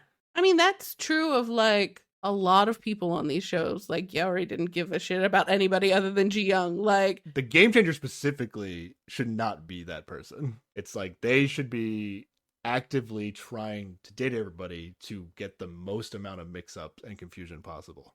I mean, that's a game changer's goal from a production standpoint, but as a person, you're not there theoretically, right? You're not there just to mess around with stuff. You're there to find love, right? Is that not the purpose? Like, of course, you're not going to just date everybody. I'm not shitting on Yisu the person. I'm shitting on the no, but I'm saying, how do you get a person like that if you're trying to get people who are there to find love? How are you going to come and find somebody to be, you know, a game changer who is just like, well, I'll date everybody just to fuck shit up? Like, yeah, they're not. That's not what I'm saying. I'm saying they're like, they are excited about dating everybody so they can find the best person. Not like, oh, I'm just going to date everybody because that's my job. It's like, well, she might have been excited to like date and like give everybody a chance before she joined the show, and then met everybody and went, nah, it's just this guy. Like that's possible, but not predictable. There's we get these types of people like Jumi, I think, was one that she was, at least from her own narrative standpoint, she was wanting to give everybody a chance before making a decision. Now, if Jumi doesn't meet the like beauty requirements of being a game changer, I don't know, but I think her personality fits better as a game changer. I would say no, because she is too reserved. Like, she was always like standing back to give somebody else a chance. Like, she is not bold enough, I think, from that perspective, because she would see that people are already starting to couple up and be like, oh, I'm not going to disrupt that. I don't think Yisu is bold, but she's definitely direct with her own feelings and does not worry about who else is into him. She definitely cares about who else is into him, but I mean, she cares about who else is into him, but that does not stop her from I think the going show, after him. Yeah, I think the show kind of like put her in a situation where she had to make a choice, and she was at least like strong enough to make a choice. But if Mingyu, I don't think she moves past Mingyu if Mingyu isn't into her. You know what I mean? That's why I think it's a fail from that standpoint. It's just like, okay, it worked out, so it's. But I just think it's fine. She wasn't really into anybody else in the house, so I mean, what else are you gonna do? I think the show could do better. She said many times to Mingyu, like, oh, whenever she was feeling jealous or petty, she's like, oh yeah, I really should get to know the rest of the guys. So I guess that was her following through on that. Yeah. All right. Well, I have hopes for the future that it can be better. Okay. I think she did a good job. This was fine. I mean, even if you want to say like, oh, she did a good job, it mixed things up. Also, she wasn't great TV on top of that, which is also another like strike against her in my opinion. So, but I think that was production. I think it was the way they were edited out, like, because they were trying to hide who he was going to pick at the end, and they just edited a lot out. I think it was, even if they showed their entire date, like, I think it would have been hard to illustrate what their vibe was, even though it was good. I don't know. But if they had just shown more of them being together, I would have been like, well, I don't get it, but they seem to hang out a lot. Oh, yeah. They could have made it obvious just by showing, like more time of them, but ultimately I don't think that content would have been that great compared to other dates. So I don't even mad at it now that I feel like, okay, there actually was nothing. I was mad at it before when I thought they were just leaving out stuff, but I don't think they actually left anything out other than just like the amount of time they were spending together. Okay. Mingyu, ultimately at the end of their argument, Mingyu says he is willing to wait for her to decide that they're a couple, basically. Yeah. Oh, what a good guy. All right. Does it make you like single-handedly make this work? That's where I'm getting at. I don't think so. I mean, we hear a lot of effort on his part, but like, I think part of that comes from his busy schedule is one of the prohibiting factors in the relationship. So he has to put in the extra work to get around that. His busy schedule. Yeah. Like, specifically in this part, we find out that he was really busy with a project. And so he would work until 2 a.m.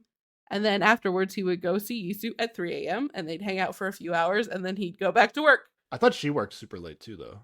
But it's specifically like he's working later. Okay. And that's why like he's setting the schedule, but he's working her into his schedule. Yeah, he's working her into his schedule. Yeah. Because his schedule is the more difficult thing to deal with. So he has to put the effort into showing up. Okay. I don't disagree with that, but also like he's doing the driving, like that I don't know. This is how it came across to me. Like he was the one who could afford to buy a car at the time. Like I don't. If Mingyu, if this was the other way around, or if Mingyu felt the same way Yisu did, this relationship would just be over. That's all. I don't think we have any evidence of that. Oh, I think that there's plenty of. No, I disagree. Okay. 3 a.m. they would meet, and then he would sleep for like a few hours, and then go back to work. Yeah. It's not like he would see her like 5 days a week, and maybe he would sleep on the other 2 days, but the days that he saw Yisu 5 days a week, he would get like at max 4 hours of sleep. Yeah. Yeah, I don't know how long they did this for, but this seems to have won Yisu over. Wherever she was 4 days after the show. Mm-hmm. She just needed some time to figure out that it was a real thing, It's totally reasonable. Yeah. This guy had to really do it. Really prove it. I mean, he had to just chill the fuck out for a minute while she like felt better about things. I don't know. I don't think this is a Okay. Yeah, like he was ready to be like, we're in a relationship, and she's like, let's get to know each other slowly, Interesting. So he chilled by trying to see her 5 days a week. Well, I don't know. They resolved that fight somehow. I don't fucking know, but I don't think that like he you're not solely. This is crazy. I think you're not giving Yisu any credit. Like it's both of them are making it work. I don't think he like single-handedly is holding this shit together. I mean, she still has to like him back ultimately also, but I do think that this relationship would have died 4 days after the show if Mingyu had the same emotions about it as Yisu did. Like, no, I think if he had the same emotions as her about it, they wouldn't have had a fight on that day. They would have taken things slowly and got together just fine. I don't see that, but okay. Oh, we have little to go on this. I guess is wild speculation. But they go from seeing each other a couple of hours, like an hour a night, 5 days a week, to what if Mingyu is quote unquote taking it slow? Well, he did then agree to take it slow. Like, I mean, if this is taking it slow, I mean, it's a lot of work for taking it slow, but okay. No, that's entirely because he's working too much. Like, this is weird. I don't think it is this unbalanced. All right. They're gonna get to a good spot. I'm just saying he had to carry the relationship for the early stages. That is a ridiculous assumption. Okay. All right. Apparently the Yisu backing up the car was a big moment. Oh, yeah. I think we're going to get more out of it later, but it's like he was impressed by her driving, but also he does mention that he noticed her getting closer to him in that scene, which is what I pointed out. Yeah. Okay. All right. All right, let's go to Jiyoung and Gyeore. Yes. All right, back to them. Well, she tells him that she will tell him she'll let him know what episodes he shouldn't watch. And then he's just like, I don't have any that you can't watch. Yeah. And she's just like, fuck. Yeah. That's not Jiyoung's fault though, right? Are you if you had to pick a side, you team Jiyoung or team Gyeore? I mean, I don't know if there's a team to be. I don't know what we're choosing teams over, but I mean, just had to say what was somebody's name. I'm just saying, like, it's no big deal. Like, you were both on a dating show. Like, you knew this going in that you gotta. I'm definitely. You gotta be chill with this. I'm definitely team Jiyoung. Jiyoung did what you were supposed to do on this TV show. Gyeore did the thing that I don't find as interesting. Yeah, but I don't think she feels the need to feel very embarrassed about it, and I don't think she needs to be. Oh yeah, I think she is way more embarrassed than she needs to be about it, for sure. Yeah. Yeah, I'm definitely team Jiyoung here. Oh, but also wait, apparently they watched a movie together on the same couch with the same blanket at 5 a.m. one night. Yes, and they held hands under the blanket. This is where Hushin is completely shook, where he's like, oh, I thought we weren't allowed to hold hands. I'm assuming this is like after the Yasu stuff. Yeah. They say it's after that date. Yeah. The show did not show us this scene because they would have been too obvious. I think if they showed it to us. Yeah. Can we trust the show ever again? No. That was my reaction in the moment. I was Can't like, trust are you any kidding of these me? shows. This is like, it's such good content. They didn't give it to us because they just needed it to be a big mystery in the end, I guess. Maybe that's the entire reason they did After Signal. They're like, we cut a lot of cute shit out just because we didn't want to show anyone. Just for the mystery, yeah. Yeah. I mean, it wasn't that many like amazing deleted scenes, but this was one for sure that would have been good. Yeah. So we get a little bit of dynamic of their dating life. Ji-young does text Gyaore like super long messages about her day because it sounds like they're not seeing each other in person nearly as much as Mingyu and Yisu. Yeah. And then he just gives like small responses. Yeah. And they do say that he keeps like canceling plans, and she's like, I don't know that you want to see me that badly because you keep ditching me. What the fuck? Yeah, it sounds like he's super busy with work. I don't know if he's like extra busy. I guess like I don't know. It sounds like he's going out of the country a lot potentially. Is what's going on. But yeah, Ji-young does seem annoyed. Yeah. Like I'm curious how many times they've seen each other face to face. And again, it's still in this like early stages where like even if they do see each other face to face, it's like it's just like a car date. But they have the advantage that they can go to his cafe after that's hours. true. Yeah, they can definitely do that. Yeah, that's definitely true. So yeah, I'm curious how many times they've seen each other face to face prior to coming to this 1 month later stage date. Yeah, so it's definitely the start of at least this is like the first major start to me of like, okay, maybe this relationship isn't working. Like they were like maybe like production indications before, but this is like, okay, they're talking about something. And this is where Mingyu talks a little smack about Gyaore to the host, where he's like, Gyaore gets off work earlier than I do. I make it work. So yeah, he does make it work single-handedly. Not single-handedly. She also has to be awake at these weird ass hours he shows up at her house. She's the good driver. Mingyu we're gonna find out he learned how to drive and bought a car. He's putting in the work. Okay.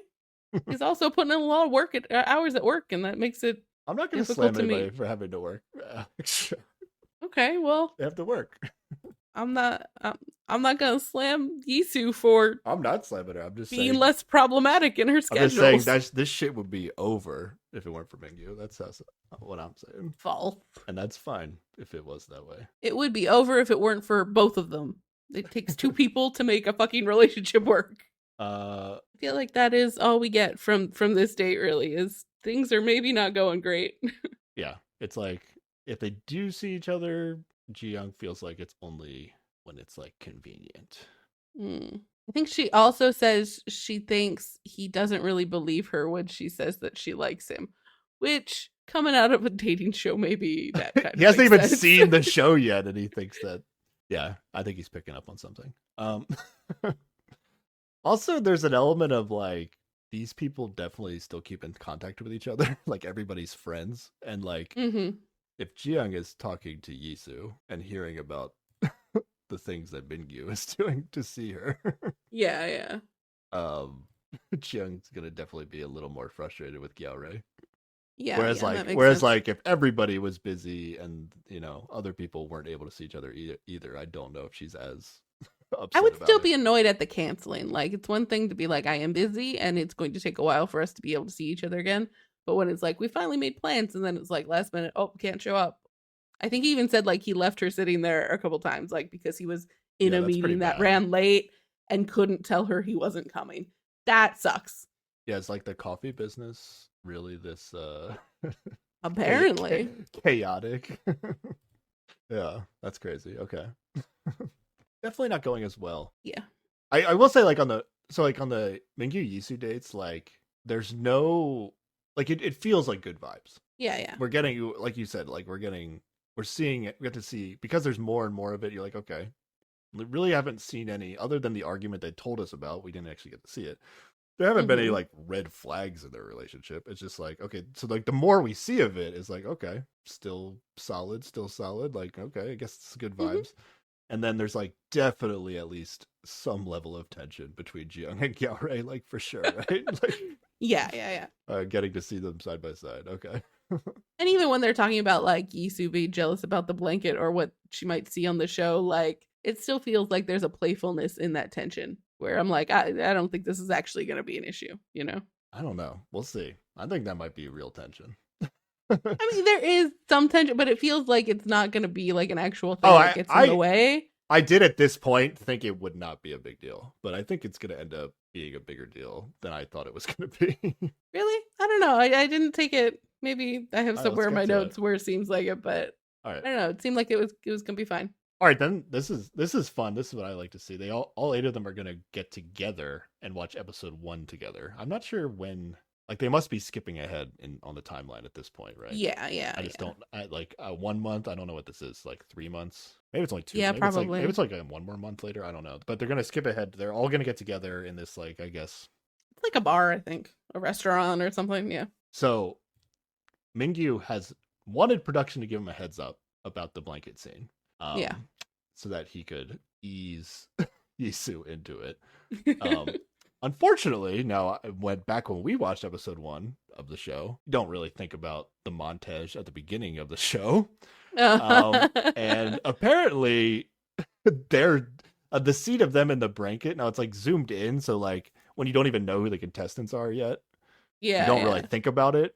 But when you know who's been under a blanket. In future seasons of the show, if you like really want to try to get some spoilers for what's going to happen later, you could like meet the contestants and then go back and watch the opening montage of episode 1 because like you actually just see a glimpse of the scene where Jiyoung is like feeding Mingyu. Like they call it a potato chip. It looks like a French fry kind of thing. Yeah. Like feeding potato chips while sitting under a blanket. And so now Yisu is seeing this for the first time. And it was only probably 1 second clip of Jiyoung pointing the potato chip towards Mingyu's mouth, and she was not prepared to see this because production did not give Mingyu a heads up that it would be in the opening montage of episode 1. Oh man, okay. But it's really like Jiyoung who just like immediately reacts. She's just like, I didn't do it, Yisu. I didn't do it. Yisu, I didn't do that. It's like we just saw you do it. But you did. I don't know what she was trying to say. Like, oh, I didn't actually feed it to him. Don't worry. But it's like you did though. It's just a plea to like, let's pretend it never happened, please. Dude, I legit don't know how much of this night like Mingyu remembers and like maybe Jiyoung remembers. I honestly don't know if they really remember, because it does seem weird that Jiyoung would be like, I didn't do that. Like I think it's just I don't think it's a really like I didn't do that. It's a like let's pretend I didn't do that. Like it's a different me. It's in the past. It's gone. I mean, that's for sure true, but I almost felt like she was like, I don't remember doing that. Like I didn't do that. That's clearly production shenanigans. Yeah, super fun to watch people watch themselves in these shows. Not like a lot new though. It's just kind of fun. Like if you watch the show, go watch After Signal. It's a fun scene in episode 2 of this After Signal show. So it is funny watching Hushin watch Heart Signal though. Yeah, so like Hushin, it's episode 1. Hushin's not there, and Hushin, again, we got this kind of like during the show, we kind of got this like, oh, Hushin doesn't really talk to other guys about stuff, and he like didn't really try to figure out all the details of what happened before he got on the show. So he actually has no idea like who people picked as their like first. Well, there was like a first impression text. Like he had no idea who people picked, so he was trying to guess that. And then he was trying to guess like who people picked at the end of episode 1, who texted at the end of episode 1. So it was kind of just fun watching Hushin be so into the show that he's not on yet, and he actually knows the people. But I just love the little square of current Hushin watching old Hushin, like his face next to his face while he's watching the show. the Hushin watching the episode for the first time was having great facial expressions while watching the show. Yeah, and then after the episode, Hushin just asked in front of the group, like, asked Yisu if watching bothered her. Yeah, if watching Mingyu choose someone else bothered her. And she's just like, no, I already knew it. It's fine. Okay, he's actually not like singling her out. It's just because she's also the other game changer, is why. I was for a second I thought like he specifically was like, oh, that was awkward for Yisu. I'm gonna ask her. She was she says she was fine with it so far. At least that's what she's gonna say in front of a group. All right, anything else from the watching the show? It's a very fun scene, but I don't think. Yeah, but that's about it. Not super new information. Yeah. And then we get a scene with Yisu and Mingyu leaving in a taxi after the show, after watching the episode. Yisu does seem worried about what might happen later in the season. Yeah, a bit. They do. I think they show like, or maybe he says in a confessional, like they start the evening sitting pretty close to each other, and like over the course of watching this episode, she is further and further away from right next to him. Yeah. Like she's just like unintentionally, maybe intentionally, I don't know, just distancing herself from him while watching this episode. Yeah. I guess you're not gonna agree with this, but I feel like there is like an extra level of like obviously like this is like kind of dumb jealousy, right? Because she didn't exist in his life at the time. So of course this is like dumb. But on top of that, it's like even after you got together with Mingyu, you tried to break up with him 4 days after the show was over. So like, I don't know. It's like, it's not even when they were on the show and she was there, clearly there wasn't like this insane level of connection. Like she didn't even want to call them a couple after the show was over. So like, I don't know. To me, it's extra crazy level of jealous because of that on top of just like, okay, you didn't exist. I don't see it the way I see like most jealousy. This is, I think, her just, they're now together and close, and her having to watch him kind of flirt with other girls is just, she has a reaction to it, and that's natural. I don't think she's gonna hold on to it. It's just her having her initial reaction to, don't really like watching that. I really wish I had been on the show earlier, so it would have just been us flirting instead. You know, I don't think it's a big serious jealousy. I disagree. And the big thing is what's going to happen later is that they're going to talk about this like building up to the blanket scene for a while. And ultimately she's just going to decide not to watch it because she knows how jealous she's going to be if she watches it, that she just decides that it's better if she doesn't, you know? Yeah, so that's what makes me feel like her jealousy is like actually real. But I think if it was like a real actual problematic jealousy, like she already knows it happened and it would be a problem regardless. I think she's just sparing herself the like hurt she's gonna feel of having to watch it. Okay, I guess that could be right. I felt more of a sense of like oh, she knows she's actually gonna be like furious with Mingyu, and like ultimately she knows that's not fair. So she decided not to watch it, but like she actually is like very seriously jealous of these things that she's watching on television, even though basically there's she's at least able to acknowledge that it's some like it's dumb, but it's very real for her, I think. Yeah, I think she's feeling a real visceral reaction to it, but in terms of like it affecting how the relationship going forward, I don't think that's going to be a problem, you know. I guess I see it as like it's real jealousy also because ultimately by not watching it, the reason that she's not getting jealous could just be that she's decided that it was less than what it was. You know what I mean? Okay. Like to me, it's healthier if she watches it and sees it for what it is, and then realizes that it's not a big deal. I don't know. To me, it's like a bit of a like it's off-putting to me to have somebody like be seriously so jealous of something that is like obviously like it doesn't make like it's like being jealous of somebody dating somebody before they knew you, basically, is what it is almost. Yeah, but she's not like they're not having a fight about it has happened. She just does not want to watch it. like, I don't know that I have ever wanted to watch anyone I dated, like, if there was a video of them like making out with a former partner, I would not feel a need like I wanted to watch that. That doesn't mean I'm jealous that they were ever with somebody else. That just means I don't want to watch that. Yeah, that's fair. That's definitely fair. I think it's like it might be a little bit of column A, a little bit of column B. Yeah, it's like to me it's definitely more than that. But like how much more? Yeah, I think that's what I'm not sure about. But I this is gonna be a thing for multiple people, and I find it basically for anybody that anybody that has like when it comes to the differences to me, like there are going to be conversations with Yisu and Mingyu where like I think Yisu is jealous enough that like she like wants Mingyu to feel bad about it.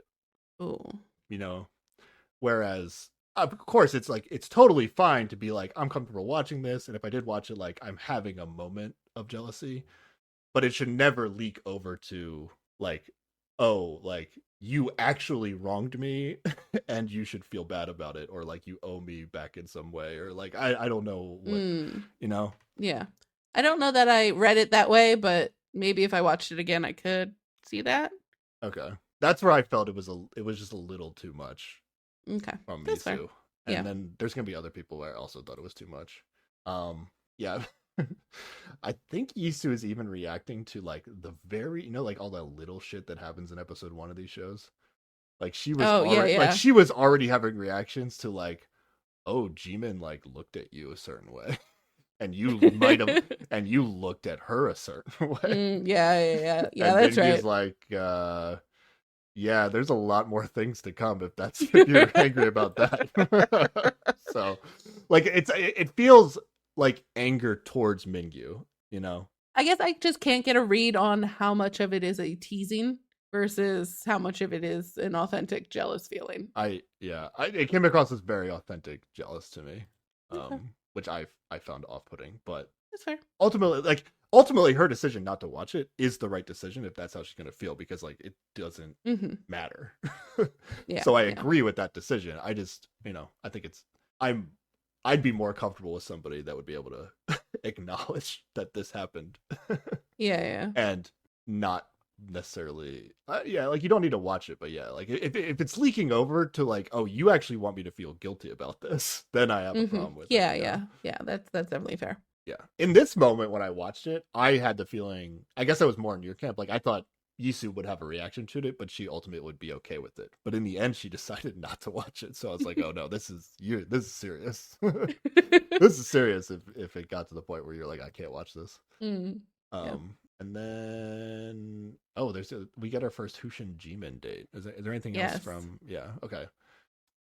This is after the show. Yeah, this opens in such a silly way where like they meet up and a butterfly scares her so much that she screams and falls in the street.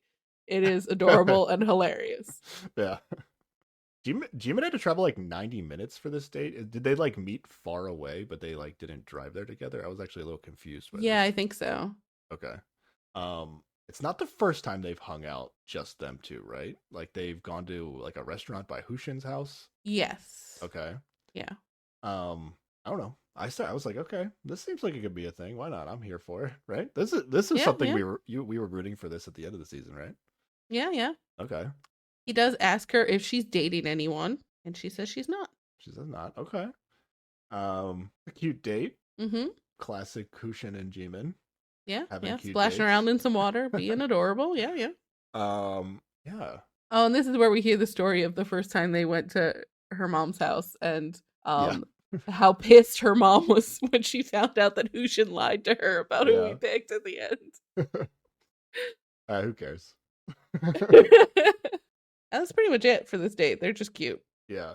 There is a confessional where Jimin is going to admit that she should have made it like more clear to Hushin that she liked him on the show. I think this was something that I was at least arguing from Hushin's perspective. I could see why he might not be seeing these things amongst all the chaos that is the show. I do think Jimin, there's also this like way that Jimin, I think I have a specific example later, but there's like this way that Jimin, she's not, I wouldn't say she's speaking in riddles, necessarily, and it like is almost directly saying it, but it's like I feel like when she likes someone, she like just says it indirectly enough that you like see what she said, but then like you wonder why she just didn't say it directly, and like it's like it's like is she saying it sort of tongue in cheek, or is she yeah, serious it comes across that way where it's like it seems like you're putting forth a lot of effort to not say it, which makes me think that you're specifically trying not to say it because you don't want to give me the wrong idea. Yeah. Whereas like she's trying to just do everything but say it because she's just too embarrassed to say it.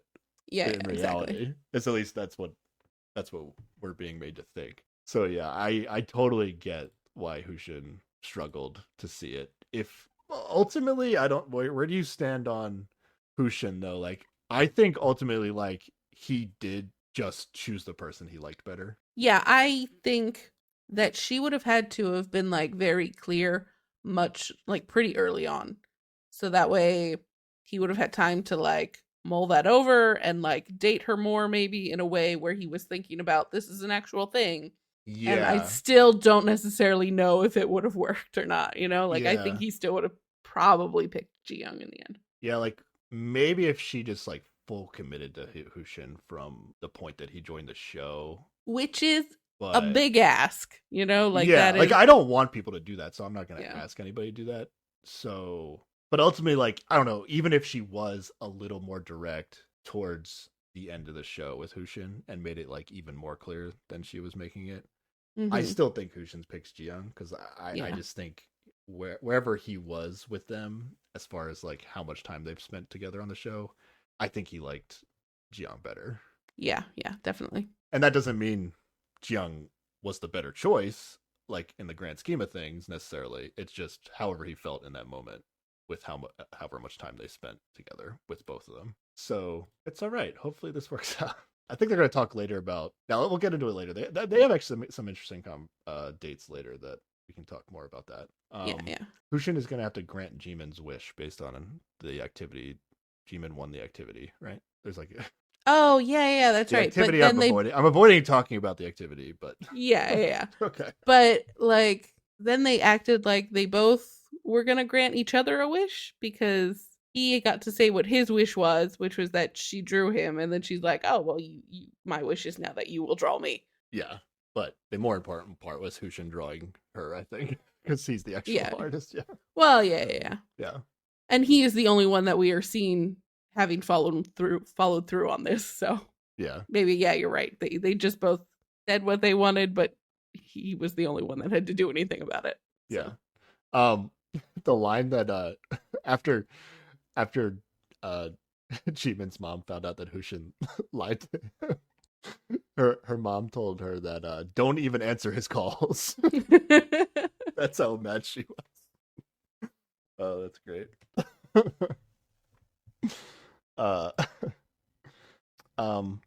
Mingyu thinks Hushin and Jimin are more than friends. Hushin's not giving anything away as on the hosting panel, but Mingyu says he witnessed a FaceTime call between them while Jimin was abroad. Yes. And she was talking to some white people. This is how it was phrased by Hushin or somebody in the show. It was pretty funny. I guess she was in the US, maybe.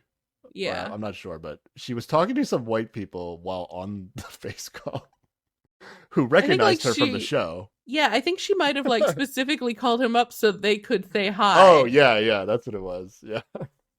Like she met some random people on the street who recognized her, and in the course of talking to them, she's like, "You want to see Hushin? I'll call him." But then like Mingyu was with Hushin when she called, right? Mm-hmm. And then Hushin says the white people hated Mingyu and really liked Hushin. Or no, Mingyu says so. I don't know. Yeah. The people on the call were very pro Hushin when it came to Jimin. Which, understandably, I guess. Yeah, Sarah, you didn't tell me that you talked to Jimin. I would have told you if I talked to. No, I would not have talked to Jimin. I would have been like, "Oh, that's her," and then later I would have been like, "Guess who I saw across the street and never approached." You mean you wouldn't walk up to her and make her call Hushin on a FaceTime call? No. I would not. I'm sure they didn't. I would not talk to her. Oh yeah. I feel like I don't know she how it was would just come like, up. Sure. Jima's probably just like, hey, you want to meet? That is a little suspicious, though. That's like if any of the information we got, like that is kind of weird. Because she probably has everybody's number, but I guess she was only. Well, they were probably like, oh, Hushin was so cute with you. I can't believe he didn't pick you or whatever. And oh, that Mingyu guy, fuck him. Like, they were probably just talking about who they liked on the show. Maybe they were just really big Hushin fans, and she's like, "Oh, yeah, solid," and then she calls Hushin. Yeah, all right. And then they show pictures of paparazzi photos that were taken of Jimin and Hushin. Mm-hmm. But like the picture is literally from last night when they filmed episode 1 of After Signal. It's like really stupid. Yeah. It's like when they like went and got food after or before they recorded episode 1 of After Signal. Yeah. So they were seen together. Although Hushin is wearing her backpack, which I guess is a backpack that a guy would not normally wear unless they were dating the girl, is what they were trying to tell us. Yeah, I guess. I mean, it's more like he was carrying her backpack for her and being polite, I guess, but sure. It was a teeny backpack, so he did look quite silly in it. They were trying to say because he like actually put it on as opposed to just like holding it. Yeah. I don't know. Yeah, it was weird. Mingyu seemed to agree that it was a strange behavior. I think no matter what it was, Mingyu would have agreed just to tease Hushin in this moment. Hushin is either really refusing us to tell the truth or they're just not dating. It's actually kind of hard to tell. And even after this entire show, it's hard to tell, which might just be an indication that it's not happening. But yeah. It's at least cute to watch. I don't know. Yeah. The Jimin Hushin stuff was kind of worth it on this show, I think. Yeah, I agree. All right. Episode 3. Oh my god. Here we go. We're doing it, sir. Yeah, this is Ji-young and Yisu show up with the hosts. Oh yeah, Ji-young and Yisu. All right, these are people we want to know some stuff about. Let's go. Mm-hmm. Okay, what is a Yisu? We're gonna find out, right? For sure. She's an extreme introvert. Here. That's we what we find out. That out yeah. She says that she's really close with Ji-young, and they talk a lot. Yeah. About how Mingyu always is a better boyfriend. Yeah, basically. Again, the extreme introvert thing is a very odd choice to me as a game changer. Yeah. But whatever. We move on. We should I don't know, maybe there's an exercise where we can go through all the shows and rank our favorite game changers. Oh, okay. That might be in it. We could do a whole podcast on that probably at some point. We don't have that many seasons. Yeah. When we get enough seasons under our belt, we'll do a game changers ranking podcast. All right. Sounds like fun. Not how much we like them, but how good they are as a game changer. I can't guarantee that how much I like them won't influence my ranking. That's true. But I'll try to be a little. We'll try. I'll try to be a little objective about my analysis, at least. All right. We're gonna actually see a Jumi Jiwon date for the first time in this show. Yes.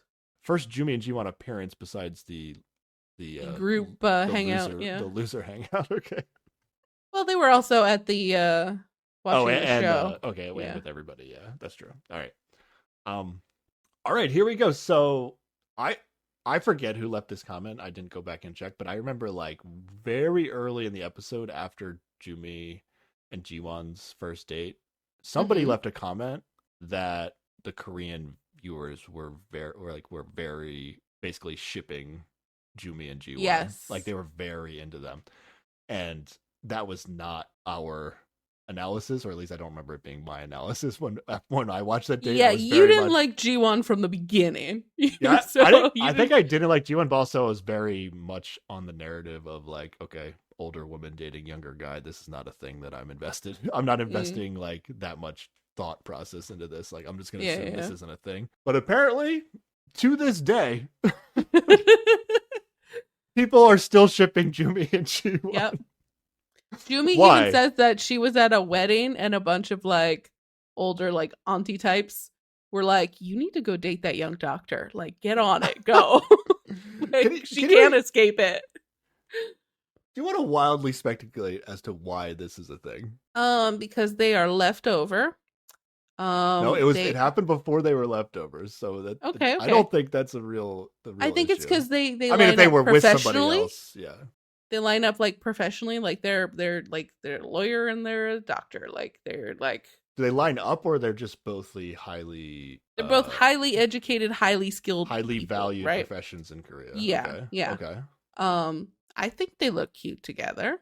And I think they bring a similar energy. You know, when they're hanging out there, they did have a cute mini date when they went to the food market. They had cute vibes there. You know. Okay. I think yeah, that's probably it. They look cute together, and they seem like they're on similar paths in life. Okay. Where I am, I'll stand by that. I still believe like Jumi Gyeore. Okay. Is my best match for Jumi. I still think that. I mean, okay. Mingyu's probably the best choice for almost anybody. but assuming Mingyu's off the table, I think Gyeore and her I think I still like their date better. And then G1, I still feel like I never really got to know. I don't know. I wasn't big on whatever G1 was looking for on the show. I never really understood it. Or okay. But are you? Can I make a really hyperbolic analogy here?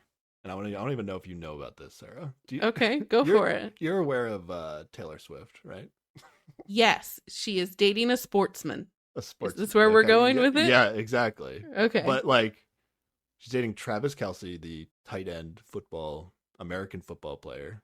Okay. And it's like the biggest, in terms of pop culture dating scene. Like, I don't know. To me, it's the biggest thing that's ever happened. Like, I mean, since the last time she dated a famous guy, like no matter. Like, whether you're like, you follow pop culture or you follow sports, you're seeing the same story. Like, it's that's how big this thing is, right? Yeah. And it's like, it's kind of, and I guess I was like, okay, I get like Taylor Swift's just a big deal. Like, anytime anything happens with Taylor Swift, it's a big deal. But this seems a little bit extra to me. Maybe it's just because it's creeped into the sports world, which is content that I absorb, and I think that's probably weird. What it is. Yeah. But is it like? But people are all about this relationship. It's like the most important thing going on in some people's lives. I mean, I'm not a Swiftie. I can't speak to that, even though she grew up in the town over from my hometown. So yeah, bam. Yeah, that's right. But yeah, I cannot speak to. But like this. It feels is this like such a big deal because it's also just like kind of like the American. Well, Travis, like a football player. Is he like the best football player? Cliche. Well, yeah, he's like probably the best player at his position on the best team in the league, and he's also his position a good fancy position, or is it just like kind of like one of those guys? Kind of like a tough guy position, but like he's also he's in a lot of commercials and he's funny and okay. I don't know. He does a lot of stuff. Like, he's a big enough deal now that he's doing stuff. Okay. But he's very like, cliche American buff American football player dating probably the most universally sought after like perfect girlfriend. I don't know what Taylor Swift is to people, but like, I mean, I would call her like a really successful musician before I would call her the most sought after girlfriend. Oh yeah, sure. Yeah. Okay. No, she's like, mega star, but whatever. But I'm saying in terms of like how it's presented on their relationship together is like, she goes to his games and she's like this mega star, but she's still like his biggest cheerleader in like on the sidelines or whatever, basically. It's like the dynamic. And this is like such a big deal to people. Is Jumi Taylor Swift? Is that what no? But like in Korea, is like a Jumi Jiwon dynamic, just like what everybody just wants to be a thing. Cool lawyer and a doctor. I don't know. Maybe I'm just. I don't know. I'm trying to understand where people are coming from with this Jumi Jiwon stuff, because like I don't know, like to me Jiwon is just such a nothing burger of a character on the show. Like, how could you be shipping Jiwon with anybody? It doesn't really make sense to me. But it's like, if it's just like, oh, he's like clearly athletic, intelligent doctor, and that's very highly sought after and respected. And I'm sure that's a big part of it.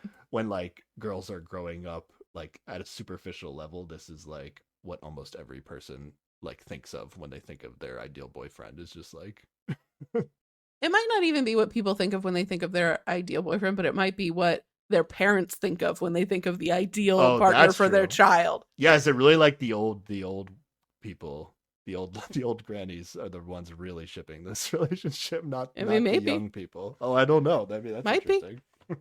I mean, I will say they go on some dates on After Signal, and I don't hate them. They look like they have a nice time together, but consistently Jumi is saying, like in confessionals and stuff, like, nah, nothing's happening. There's a lot of reading between the lines here. I can't see us together. Like, yeah. So this is not a thing.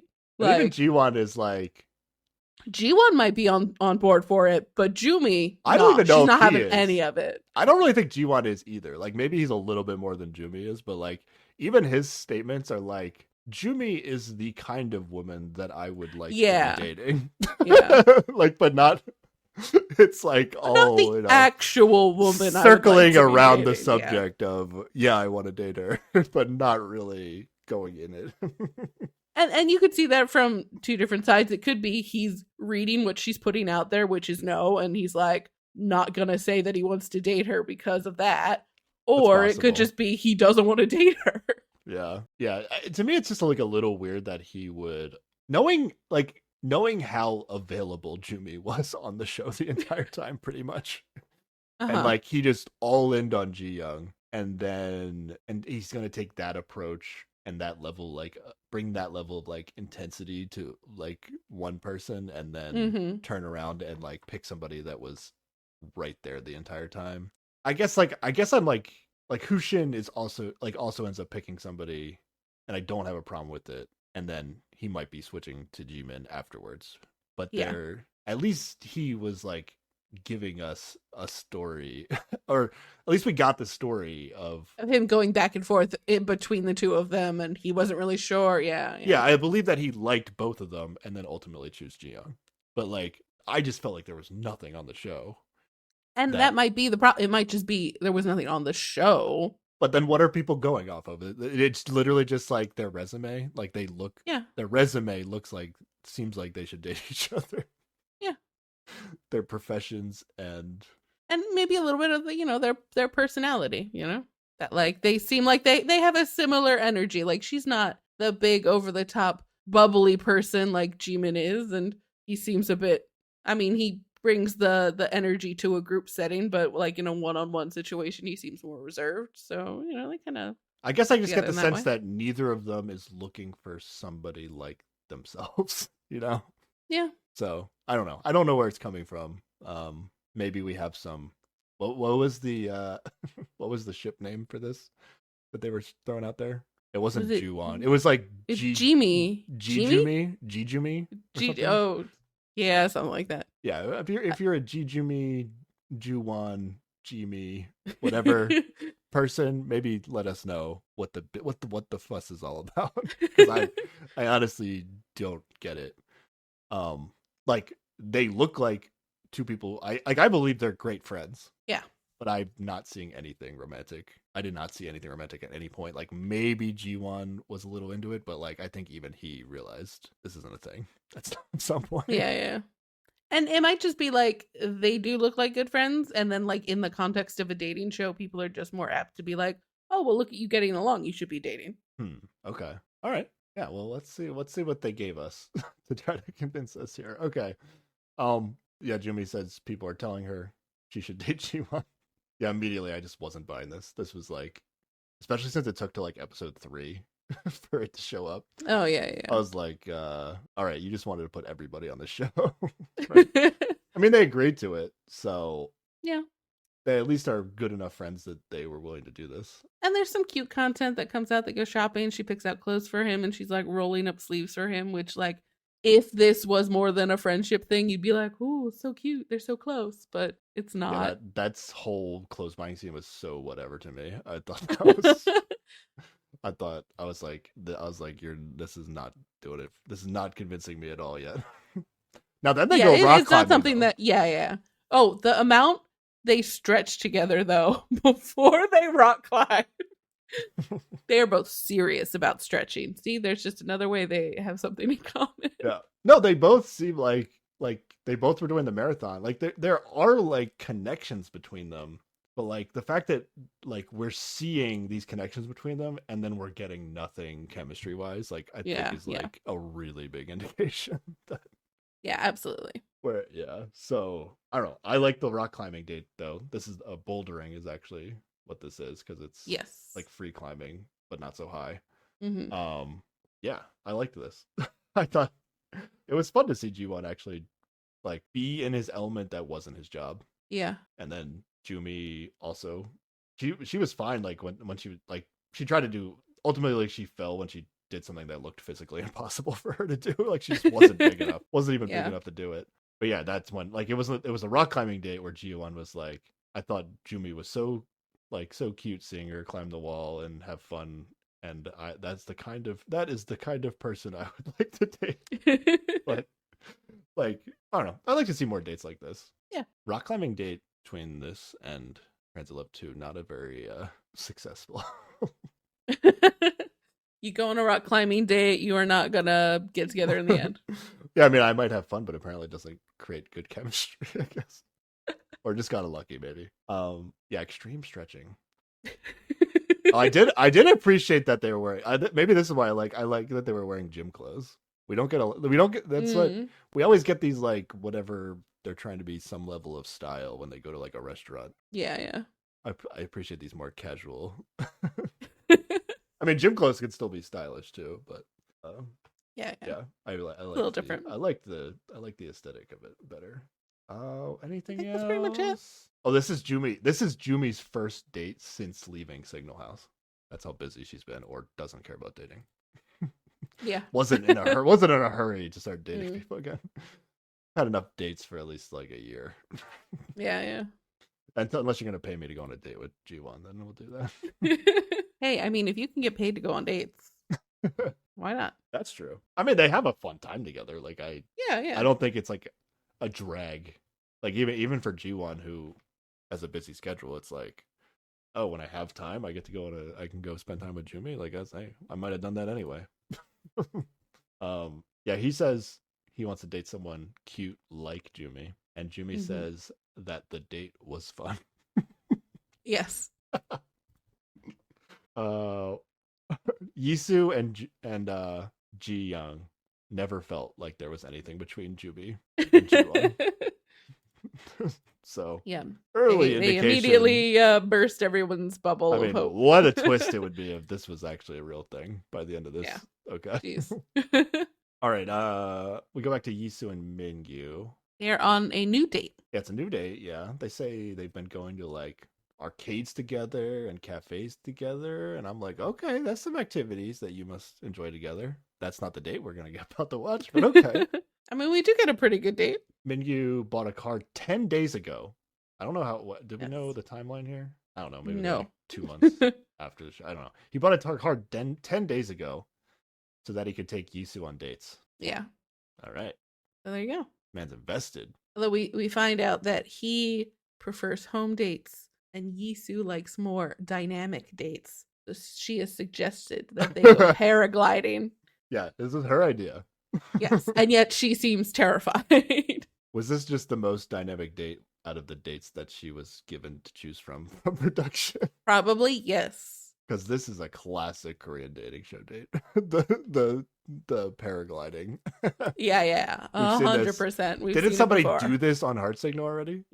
No, I mean there was Transit Love. Haeun and Wonbin went. Heart Signal 2 definitely did it. Did Heart Signal 4 do it? You don't remember? You don't remember seeing it? Okay. So I must be thinking of Heart Signal 2 then.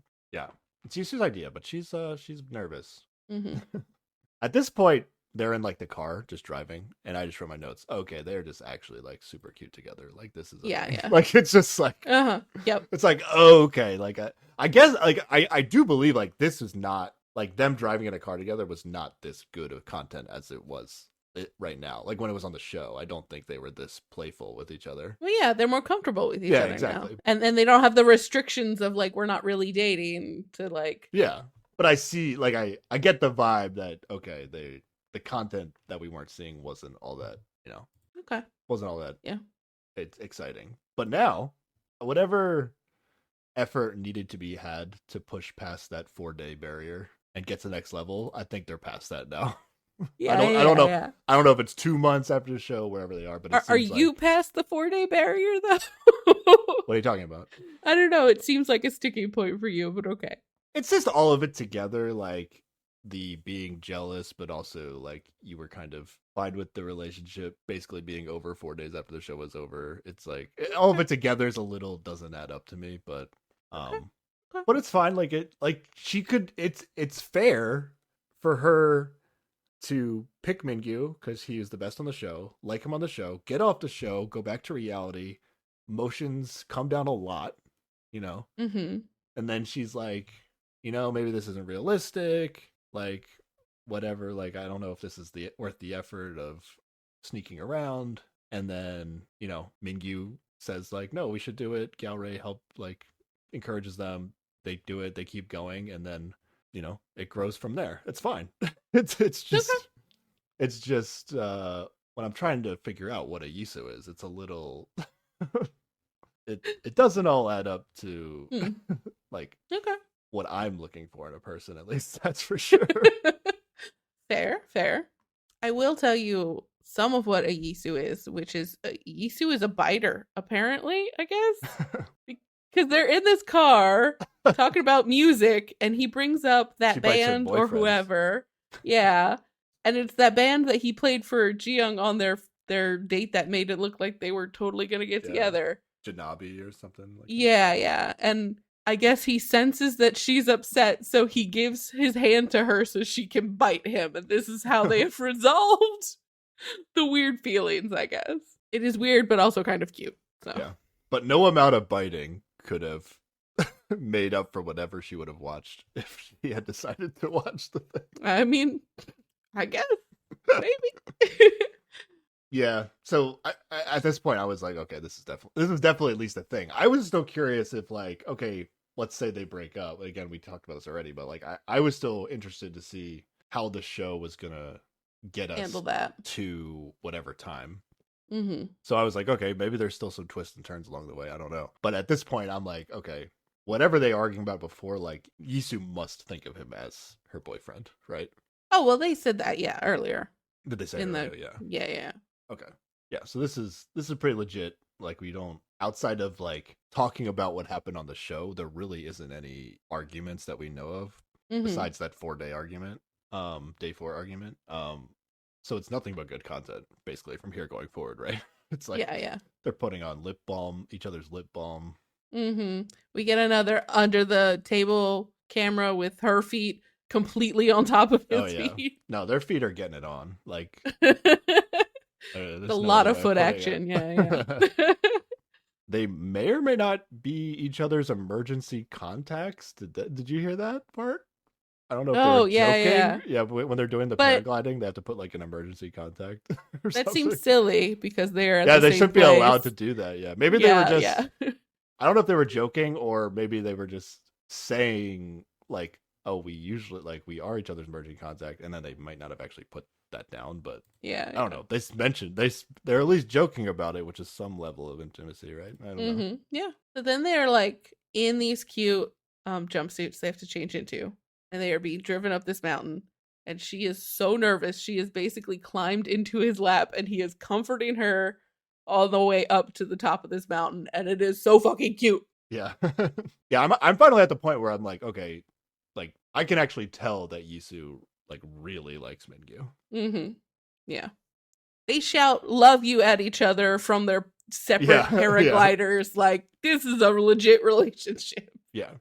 And it's not if it was superficial before, it's not superficial anymore. Yeah. Now say I love you in English. Yeah. Is that more or less intimate than saying it in Korean? I don't know. All right. Neither do I. Feels like maybe less, but I think it's still. It takes more effort. I don't know. Maybe, I don't know. To speak a language you're not familiar with. I don't know. Somebody tell us if they know. And then I wrote in my notes, "Yo, this Yisu girl is fun." Yeah. It's like, it took us a while, but we got there. Yeah. Maybe if she was on the show in the beginning, she would like be good by the end. Like be interesting by the end of the show. I don't know. She also didn't get to go on any like real fun dates. I know. That's why I think they should do more of these. I do admit, like, I mean, this is great because like they're already in love with each other, and they're like shouting that they love each other. But there is like a sense of like it's like an activity, but it's not really. They are separated. They don't get the talk. Yeah, they don't get the talk. Yeah. So, like, I get why they don't do them, but I don't know. I like seeing like, oh, she's scared of this, but she still does it, and then see how they react when the person is scared. You know, I like the little nuances of it, and it gives you some sense of like, okay, these are the kinds of activities that is this the kind of activity that they would do with each other? You know, that when they're not doing these staged restaurant dates, that is every date on the shows, you know? Yeah. Mingyu thought Yisu was into Gyaorei or Hushin after their first date. Like I like when Mingyu dated Yisu, he somehow got the sense that she liked Gyaorei or Hushin, or based on maybe whatever she said about like her ideal type, maybe. I don't know.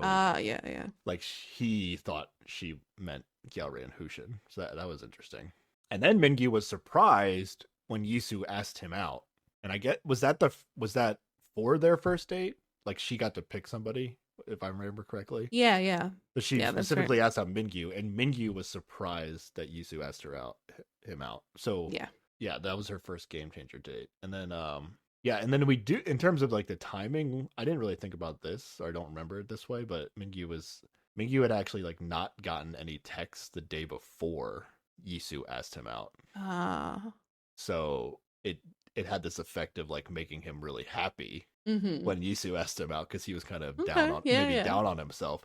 I don't remember talking about that at the time. That makes sense. That is interesting. The psychology of that potentially factoring in. And then it says, they finally say here, Yisu thought Mingyu was the most handsome guy from the beginning. So there we go. We finally know. We finally get it. We finally got it. But I just give me that. I feel like we didn't get that in the real show. They could have put that in the real show, and it wouldn't have hurt anything, right? I know it would have given me a little more clarity. That's what a Yisu is. She just thinks he's the most handsome guy. Okay, I get it now. And apparently Mingyu is a bad driver, which is why he was so impressed by her. But he's also like a fairly inexperienced driver too, right? Like he is a beginner still. Yeah. So that is why he is a bad driver. He views himself as a bad driver, which is why he was impressed by her. Yeah. When she knew how to drive. And then also he mentions he got a little close physically too, which in the moment. Yeah. Thank you for admitting that too. See, these are just just give me a little bit. I understand. I get it. I don't have to speculate that even though I did, but I get it. And I guess whatever day this is, they say their first date is airing the day of this date that they're having, or something like that. All right. So they're gonna end up watching it on the car ride home, right? And then she's gonna like instantly turn it off because she's like. Yeah, he has like dates with Ji Young and Jumi in that episode. Yeah, so or something it's like a whole He's dating too many people in this episode. She really like can't watch it. It's actually I mean, I guess I don't know for sure how it would be, but like I don't think it wouldn't mess with me that much. If anything, like I don't know, I feel like my spin on it is like, oh, like all this shit happened and you still chose me. Like that should make me feel better about it, right? That's my perspective on it. Yeah, everybody, comes at these things from a different place. So yeah, she found that she can't watch it. I respect that, I don't really respect it, but I understand.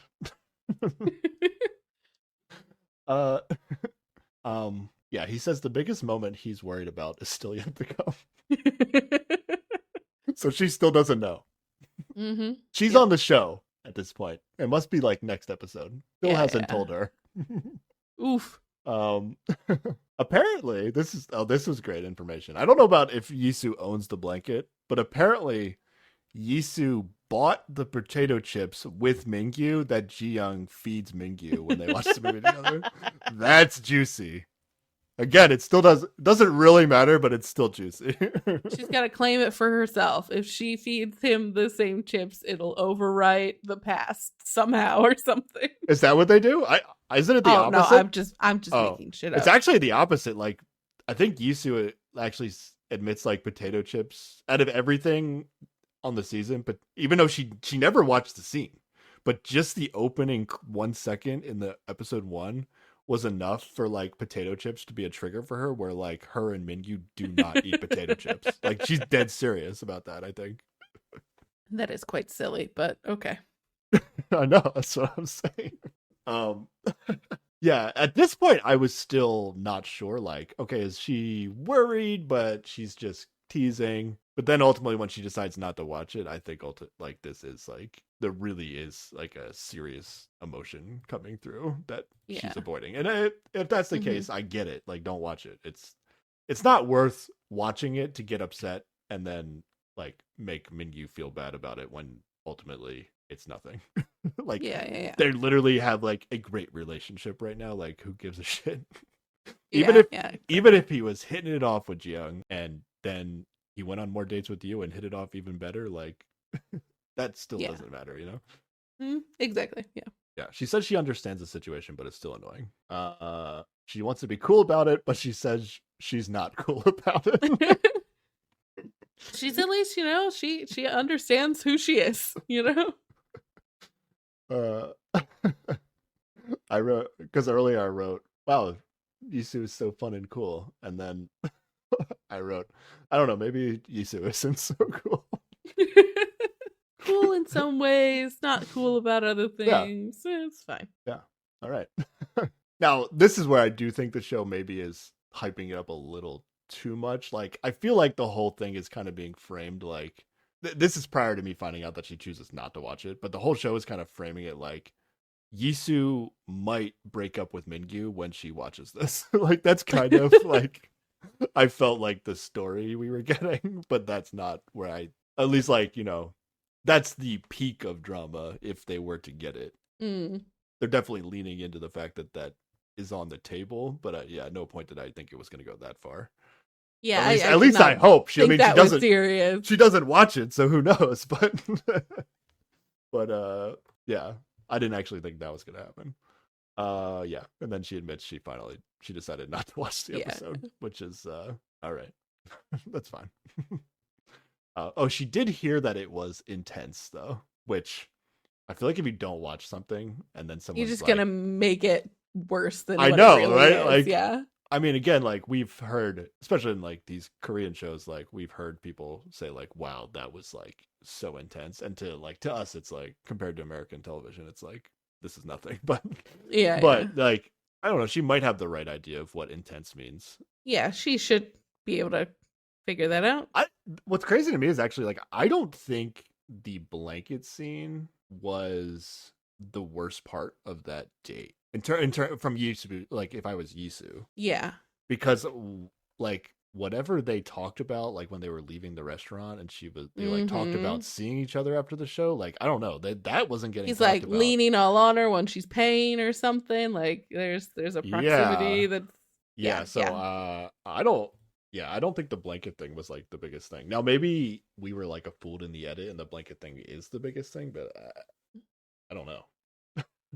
I'm not saying that there wouldn't be emotion watching it, but I think like where I think it would be fair is to watch it and be like confused, like, man, like, I'm watching as a fan watching the show, I feel like you're going to pick Jiyoung. But then if you go on to watch the rest of the show and basically see like, oh, you could have picked Jiyoung if you wanted to and you didn't, like, that ultimately that is good for me as Yisu, knowing that like, oh, Jiyoung was an option for you the whole time and you still chose me. I think their relationship would be better off, like, in the long term if she watches the whole show. Maybe. But I think she also has to deal with the awkwardness of like, she's theoretically, at least she tells us, close to Jiyoung, and like maybe seeing how into him Jiyoung was for so long might also just like strain that relationship. Like, I see a lot of reasons to not watch any of this. And I think like if production like chose to edit it in such a way, they should probably at the end of this see that they chose each other and then like have a conversation with her like, yeah, okay, so we really amped this up and like just took these parts on purpose because we wanted to hide that he was gonna pick you. Like I feel like that would be a nice thing to happen, you know, just be like, this is what we did TV wise because we were trying to tell a story. It's not as serious as it seems or something, you know. I don't think production necessarily oversold Mingyu and Jiyoung. Like I think there was something prior to Yisu being on the show and like the early days of her being on the show. But I at least I remember it's like later on, I convinced myself that the production was leaving out stuff with Mingyu and Jiyoung. I convinced myself that, not that necessarily the show was trying to make it seem like it was Mingyu and Jiyoung. I don't know. I guess I don't really remember. I don't know how you feel about it. I just feel like if she watches the whole thing, she would see like, okay, this big moment happened, but as I watch the rest of it, it's like, oh, Mingyu, yeah, what Mingyu was telling me after that was true the whole time. And that's like ultimately would like make them better, their relationship stronger, in my opinion. I don't know. They seem okay. What we see, they're okay, but you could always be better, you know? I mean, or maybe this is the perfect way for them to have dealt with it. I don't know. I can't say. Yeah, ultimately it might not matter either way, but I would feel more special. Okay, not everybody feels that way. Knowing I beat somebody. That's then weird just being like, to me. Oh, the timing worked out. Or I'd rather like, I don't know, this idea of like fate and these like fairy tale endings seem like a bunch of mumbo jumbo randomness to me. Yeah, but knowing that somebody picked you over somebody else, that feels good. Right? I don't think I feel that way about these types of things. No. Really? Oh, okay. No. There is no competitive spirit within me when it comes to like relationship shit. Like it's not like you're actively going out trying to beat people, but like if you find out after the fact that like, oh, this was an option for you and you chose me, like that's gotta feel good. Yeah, but then I gotta think about like how big was that margin?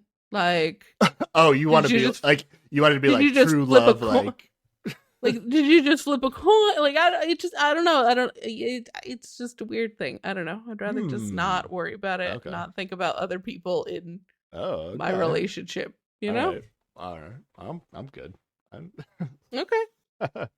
I feel good about it. I mean, even if I barely beat him, I still beat him. Okay. Especially if that person's cool. Like like Jiyoung's no slouch, right? Like it's not like okay, like yeah. even if you beat Jiyoung by 1%, it's like, yo, let's go. We did it. Yeah, but like in theory, like in this case, Jiyoung's your friend and you're still like hanging out as a group together, and then it's just weird. Weird for her. You won. Weird for her. Okay. Okay. It's all about the mental attitude towards it, right? Okay. All right. Yeah, Mingyu really doesn't seem to remember all the details about that night. Like I don't even. Or he just doesn't want to talk about it. Like I don't know. No, I feel like I believe that he's like, so like I don't know, based on like the first episode we watched, like I kind of remember this thing that happened. There was like even he like never talks about anything besides the blanket, because I feel like he only remembers the blanket because it was in the first episode. You know what I mean? No, I mean he's definitely like, production, you need to tell me before this shit airs because I need to prepare for this. Like he knows at least things got spicy. Yeah, he definitely knows something happens. I feel like he's like not remembering the stuff prior to the blanket though, which I think is way more significant. I think he's pulling a Mingyu and just not saying words. Okay. Because it would be awkward to deal with it. All right. Because I still stand by, I think they held hands at the end of that. It was like a little bit awkward, but I don't know. There was something. Yeah. I agree. And now knowing that they are not supposed to hold hands, I could understand why it was awkward. It's like, oh, we're going to hold hands. And they're like, oh, wait, yeah, we're not supposed to do this. And then you don't do it. Yeah. All right. All right. Back to Jiyoung and Gyaorai, right? Yes, I think this is a new date. All right, let me give you the positives here. Ready? They hold hands. She feeds him yogurt as he drives. Let's go. Yeah. Holding hands in the car. All right. Applying lip balm. Same way. Oh, yeah. That's all I got. And now they're going to be making pottery. Go to meet some of his friends. That's Oh yeah, good. it took me a while to figure out what this was. I was like, wait, are these Gyaorei's parents? Because I feel like it was almost presented that way. But then I was like, wait, has the show aired? Like, can they do this? Oh yeah. I guess they got the friends to be in on it or something. I don't know. Mm-hmm. I was like, okay, they're friends of Gyaorei's. But the show has started to air, right? So Yes. the friends, I don't know if they knew that he was bringing somebody to the show or they just speculated. He said he was bringing someone very dear to him, but he didn't tell them who. And so when she showed up, they're like, "Oh!"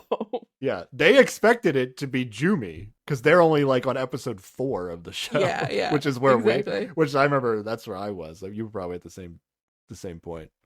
Well, actually, I don't know. I might have been totally out on that date until later. I don't remember. I don't remember. But that sounds right now that we've seen the whole show. Like, okay, yeah, because that's where I kind of was until the twist of the Jiyoung Gyaorei thing happened at the end. I thought Gyaorei and Jumi was still the match, like with 2 or 3 episodes to go in the show. Yeah. And I still think I don't know if it's 2-3 months after the show. I still feel like they do seem like a couple here. Yes. But there is just like way more awkwardness than tension compared to Yiso and Mingyu. It doesn't help that we're getting these dates back to back because Mingyu and Yiso are so clearly like in love with each other, and then these guys are like still almost doing a little bit more than when they were on the show, but not that much more. I mean, they do like in the car scene clothes, like when she's putting on the but the chapstick. I'm just saying, relatively to Yiso and Mingyu, it's like it feels like almost nothing.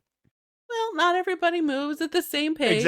Exactly. But you feel like, oh, maybe there should have been some more progress. Also, just like they are technically in public, and PDAs, PDAs. Not everybody's about that. Yeah, definitely not as cuddly. He gets really sweaty, like sweaty while they're making these mugs, but she helps dab it off. So there you go. Yeah, I really didn't like this date because again, like it's another one of these like let's craft something dates, which makes it feel like very much like, okay, this is just another date on Heart Signal. I mean, that's a legitimate date option. People do these things together. It is, but I don't know. In an after Signal show, I at least going into this, I thought we were going to see different kinds of dates that would help us realize that, oh, there is something more.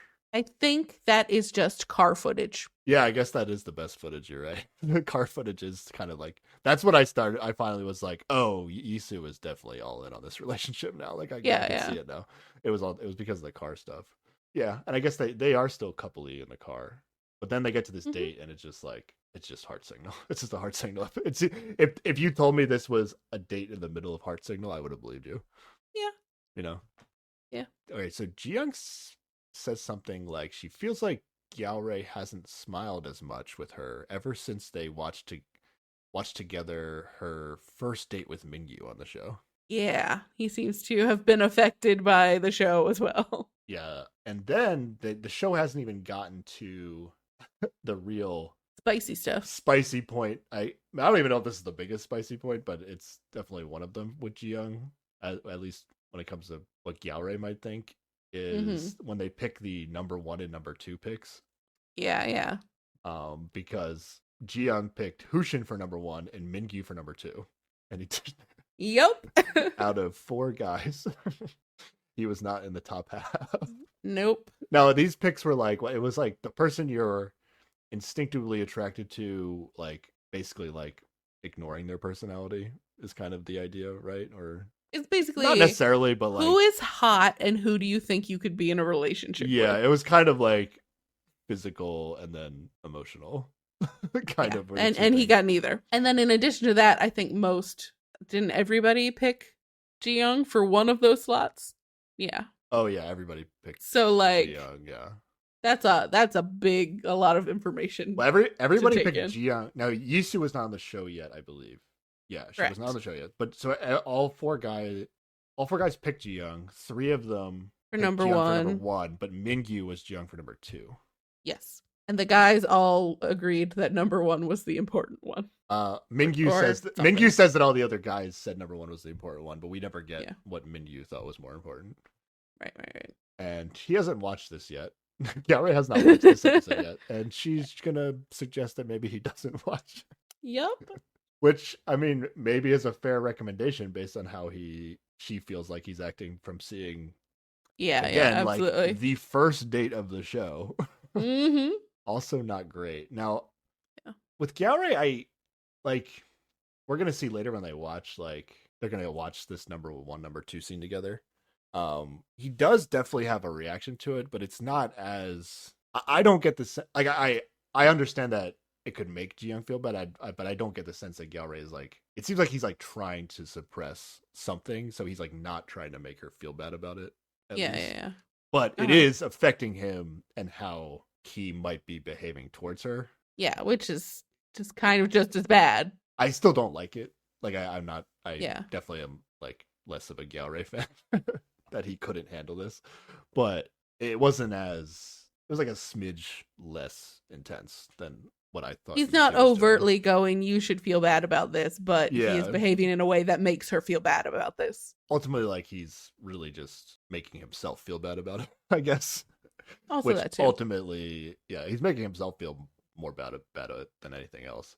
But I guess she can tell that, like, yeah, he's if episode 1 or 2 you're having feelings, like, just wait. Okay, how are you gonna get through the rest? Yeah, but he does sit down and watch it. Yep, but they watch it together, which I don't know. I like watching it together. I think that's better than watching it separately. I guess you have to be prepared as the person, as the Ji-young in this spot. You have to be mentally prepared to deal with it, but ultimately it's probably better to watch it together. Also, they also say that Ji-young went with her parents to Gyaore's cafe, but it was like kind of in the context of like they didn't believe that coffee could be so different. Like they were like, coffee is coffee. This isn't a real profession that this guy has. But like did they know that they must have met Gyaore, right? Like they know about Gyaore at this point because the whole show hasn't aired yet. So I don't know if they're saying this about Gyaore knowing or not knowing that Ji-young. I think they do know, and they're like, but you had that young doctor going after you the whole time, and you picked the coffee guy? That might be the case, actually. Yeah, you had like literally the dream man Ji-won obsessing about you, and you done fucked it up, Ji-young. We're so disappointed in you. So she had to be like, no, the coffee is impressive. Come on. Let's go to this fool's cafe and see what this coffee you speak of is. Oh. Yeah, maybe it's Ji-young's parents' fault that this doesn't all work out. Maybe that's the case. Maybe. Impossible to tell. I don't know. Anything else? No, that's pretty much it for now. Do you have any sense of do you feel like Ji-young is maybe too hard on Gyaore with him being busy, or like she's complaining? I think if like you have to talk about expectations about how much time you're going to spend together, and if he cannot meet those expectations or they have a mismatch of expectations, then it's not going to serve them to be together. Like you got to find somebody who can provide what you're looking for or is looking for what you can provide. Maybe you don't want to have that conversation on the television show. I could see that being a not great time to bring it up, but I also do I like when Mingyu and Yisu talked about how they did have a fight and they almost broke up. And they're not like letting this be this big fairy tale thing of like, oh yeah, of course we got together and everything's easy and fine. So I do appreciate like them putting that in the show where Ji-young's like, yeah, it was difficult to adjust and we didn't have the same expectations. Yeah. Like I'd like to see the full story. I agree. Like ultimately they mentioned the fight with Yisu and Mingyu because like it's going to work out for them. Mm-hmm. Like I don't know if we get that. Like we probably get these kind of stage dates where it's like, yeah, we like maybe they've seen each other a few times a month since the show aired and they're just going along with it. But yeah, I would prefer to see like whatever the story is. I just want to see it. Now, if it gets like super personal, I understand. Yeah, absolutely. But yeah, I ultimately like I don't really have an issue with it. Like, I mean, when you form a relationship with somebody in kind of like an artificial reality, and then you go back to reality, it's not going to carry over, right? So yeah, exactly. I say I'm more team Ji-young on this only because I just kind of wish Gyaore was just able to be more confident Mm. seeing the show and how to play it out. Like, again, take the approach of, wow, like you really dated these other guys on this show and you picked me in the end. Yeah, but it could be very easy to be like, well, okay, you picked me just because you knew it wasn't going to work out with the guy you really wanted to pick. Yes, but he hasn't gotten to that part of the show yet. I get it after he watches the whole show, and it's like, because that's where I was at the end. I was like, okay, she's picking Gyaorai, but I don't know. I don't fully buy it. It is possible that he picked up on that just from living through the show too, though. Like, he doesn't necessarily need to watch the show to feel it. Yeah, that's what it might be more than anything, actually. Or maybe he's like talked to the other people on the show and gotten a little bit more details, and then he's like piecing it together, and he already knows. Yeah. So that's fair.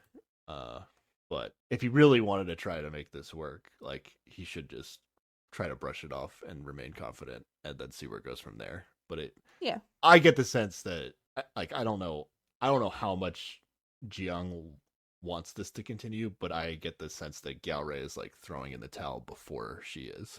I don't know. What do you think of, if you had to, like, if this is over the way we kind of think it is, who made it over, and not necessarily who broke up with who, but like, you know, who is the one that changed their behavior in a way that, you know, made their relationship not work anymore. I don't think I have enough information to speculate on that, but it still could just be both of them. It could just be this was not sustainable in the real world. You know? Yeah. I lean towards Gyaorai being the one that threw in the towel first. I can see that. But again, that's kind of just me trusting Jiyoung's side of the story, which we probably are getting a little bit more of in this. Yeah. It's okay. Either way, it's all good. I think they'll figure it out separately. All right, Jimin and Hushin. We have so much to talk about. Before this podcast, I put the over-under at 3 hours and 15 minutes of recording for Sarah. She said under. We're currently at 3 hours and 35 minutes. We said this was not going to be a 7.5 hour long podcast. It won't. Okay, let's pick it up. Let's go. Hushin and Jimin. This is the rest of their date from last time. Yeah. Jiyoung and Yusu don't say anything when asked if Jimin and Hushin are a couple.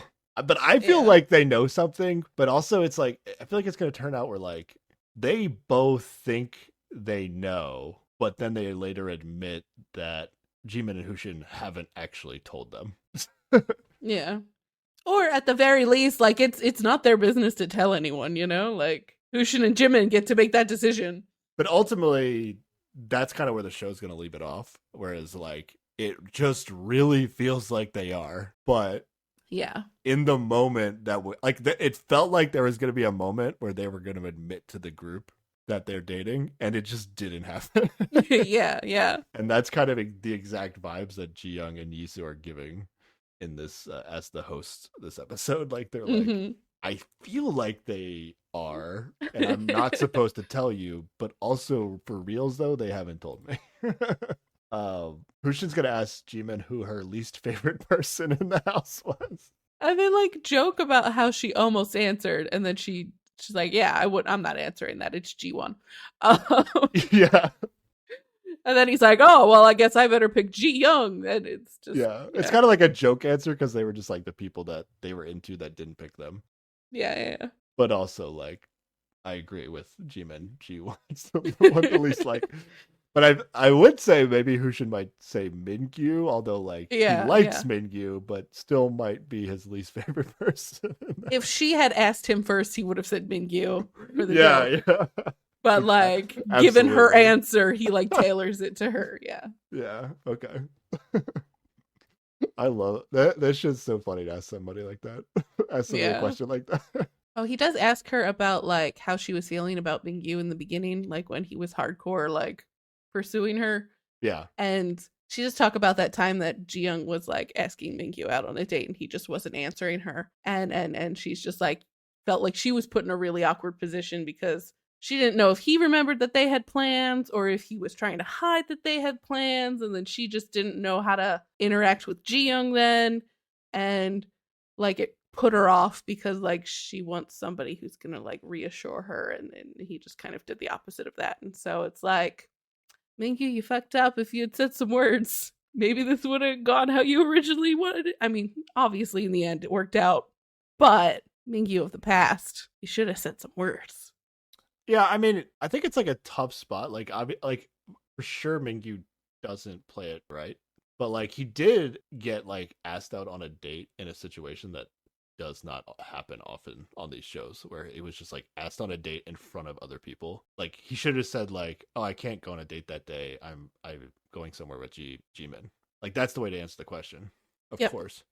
Mm-hmm. But at the same time, I feel like because ultimately he didn't forget the plans. I don't know. I feel like there's for Jimin to be like, this happened, and then I was like a little bit into him, but then I was like, nah, fuck this, because of this is like it's like a little extreme to me, because they end up like going on a date anyway, right? Like she could have brought it up with him and said, well, like, why didn't you? I forget if that happened on their show. I feel like it didn't. Like she didn't. No, she didn't. She wasn't. I feel like I'm not buying that she was like super into him, because I feel like if you were, you would, and this was like a thing, you would just ask like, hey, what was up with that at least.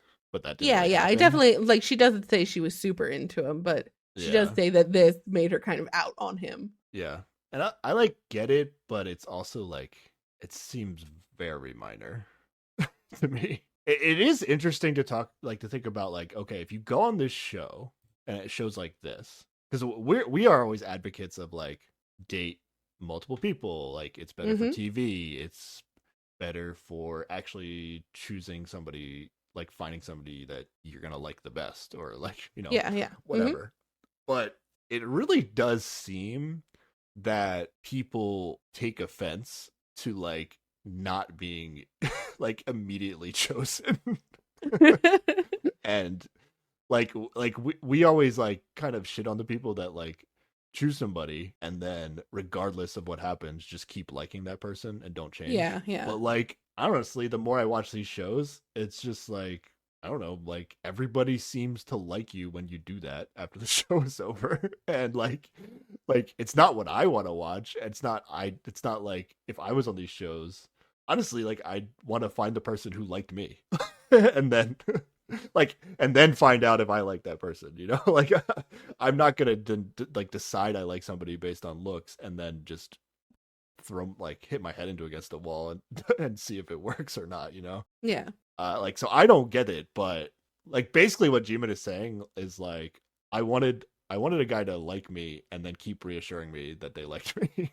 Like, no, I think she wanted to not be put in an awkward space where she had to wonder if he remembered, and also had to like navigate this minefield of, should she tell Ji-young that they had plans? Do they still have plans? Like, I think she just did not like the awkward position and didn't want to feel like confused about if they were actually going on a date or not. She just wants somebody who's like direct and like is gonna say some words. It's not just Jimin. It's like, you know, it's kind of how Gyeore and Yisu are also acting after the fact of the show. It's like they're upset that the person that liked them didn't just like them from the beginning, even when they weren't even there. Yeah, it's like it's just like a thing on the show. That's a them problem. This is a thing people need to be prepared for when they're going on a show like this, or just existing in the world. Like, people have dated other people before. You can't hold on to that shit, or else it'll drive you crazy. I guess I'm talking towards like maybe what the meta on this as like a Korean dating show is different, you know? Yeah. Or like, I don't know, like if you go on the show and you choose one person and you stick to that person, I don't think you will ever get a bad edit on the show. I don't think you'll ever be portrayed as the villain, at least in the eyes of the Korean audience. I'm trying to think. Is that true? Like even like, did people like not like Dongwoo on Singles Inferno 2? Because like he was kind of all in on Seulgi in a way that like I think you were more upset about it than I was. Yeah, but, like, I didn't like him. We were both like not like we weren't big on Dongwoo. Like even I wasn't big on Dongwoo. I just kind of like didn't hate him. But yeah. But like I don't know. Maybe the Korean audience was like, oh, Dongwoo, he stuck to his guns. That's good stuff. I don't know. Yeah. I'm just trying to think of like it does seem like a risk. You're more at risk of being portrayed as a villain if you date multiple people, like we are suggesting people do. Yeah, but like, okay, so Hushin came out of this unscathed from that perspective, and is even now like in this after show, people are rooting for him to go with his second choice. I don't think it's all or nothing. Yeah, I mean, Hushin's like a very special case of like I think he's kind of a bit of an enigma, like very unique. But like even Character Ji on these Young, like shows. she dated Gao and then she dated Mingyu, and then she went back to Gao and everybody fucking loved her on that show. But So if based on some stuff we're hearing, I think a lot of people are down on Ji Young on this show. I mean, the people who are on the show. I'm talking loved about her. more. I'm talking more of like an audience perspective, like because like you don't want to go on the show and then like have people like shitting on you when you get off. Like I'm just but saying, also like the internet will pull up random bullshit and reasons to shit on you too. Like I feel I would value, and this is from my outside American perspective or whatever, but like I would value a more genuine experience rather than worrying that intensely about what everybody's going to think about you. Like at the end of the day, if I feel okay with my actions and I haven't hurt anybody, like that's the important part, Yeah. You go on the show to have the experience, you date some people, you maybe find some true love or whatever bullshit, and the internet's going to do with it what it will. Yeah. Yeah, I totally agree with you. I'm just saying it doesn't seem to be the Korean audience perspective. Yeah. It doesn't seem to be a Korean audience perspective. It doesn't seem to be like it's definitely the minority of the contestants are taking that approach. Mm-hmm. And the contestants that do take that approach are definitely higher risk of being portrayed as villains if that is going to factor into any of their decision making. So, I don't know. It's just interesting to think about. I'm not really. Yeah. That is what it is. Yeah. I mean, we're talking about an industry where Hidu did not get portrayed as a villain. And he's clearly a villain. So like, I don't know. Up is down, who knows what the fuck. Yeah. Context of the conversation we just had with respect to Transit Love is very different because it's a different show. Yeah, of course. But yeah. All right. All right. We were talking about Jimin. Yeah, you get it. I thought it was a little extreme for the situation, but I don't know. It's fine. And then they just keep having a cute as fuck date, and she is charming as she always is, and it's adorable. The final thing I had on my notes for Jimin is like, okay, like ultimately, like when that happened in the show, like it was early enough in the show that like if this was a potential red flag for her, it's like I get like it's enough to turn her off. Mm-hmm. Again, like these people just met each other, they're trying to figure out who they want to date, and it's like, okay, small red flag, I'll move on to the next guy. I get it. Yeah, great date. I think they do seem like a couple as of now. Oh, I actually said they don't seem like a couple as of now, but like they definitely could be by the time the show is over. Yeah. Still both very fun to watch. Maybe like the two best at dating on the show, basically, or in terms of entertainment, are now together, which is very fun to watch. Like, even if it's not a thing, like I don't know, it's good TV. Absolutely. Even if this isn't a thing, it's good TV. But okay, all right, episode 4. Ready? Yeah, let's go. These are the guests we've been waiting for. These are the guests Korea wants to see. Jumi and Jiwon as basically this is like the finale of the show. Yes. And they've been saving Jumi and Jiwon for the end. And she just keeps saying how they are not together, and how she sees him as sometimes just a younger brother, or sometimes he seems like an older brother. I don't know. She's just not. She's not dating this guy. It's not happening. Yeah. I'm sorry.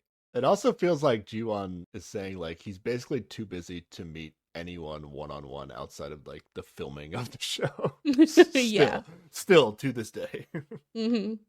Like he only gets off work to do this TV show, and like or like he chooses, if he does get some time off, he chooses to like sleep or see a bunch of people at the same time. Yeah. He really has to pack all his social time into one tight little segment. Yeah. Jiwon was truly on an insane schedule. He talks about it like oh yeah, like working, I don't know, 48 hours straight, getting like 4 hours of sleep, and then waking up and go back to work the next day. Like, yeah.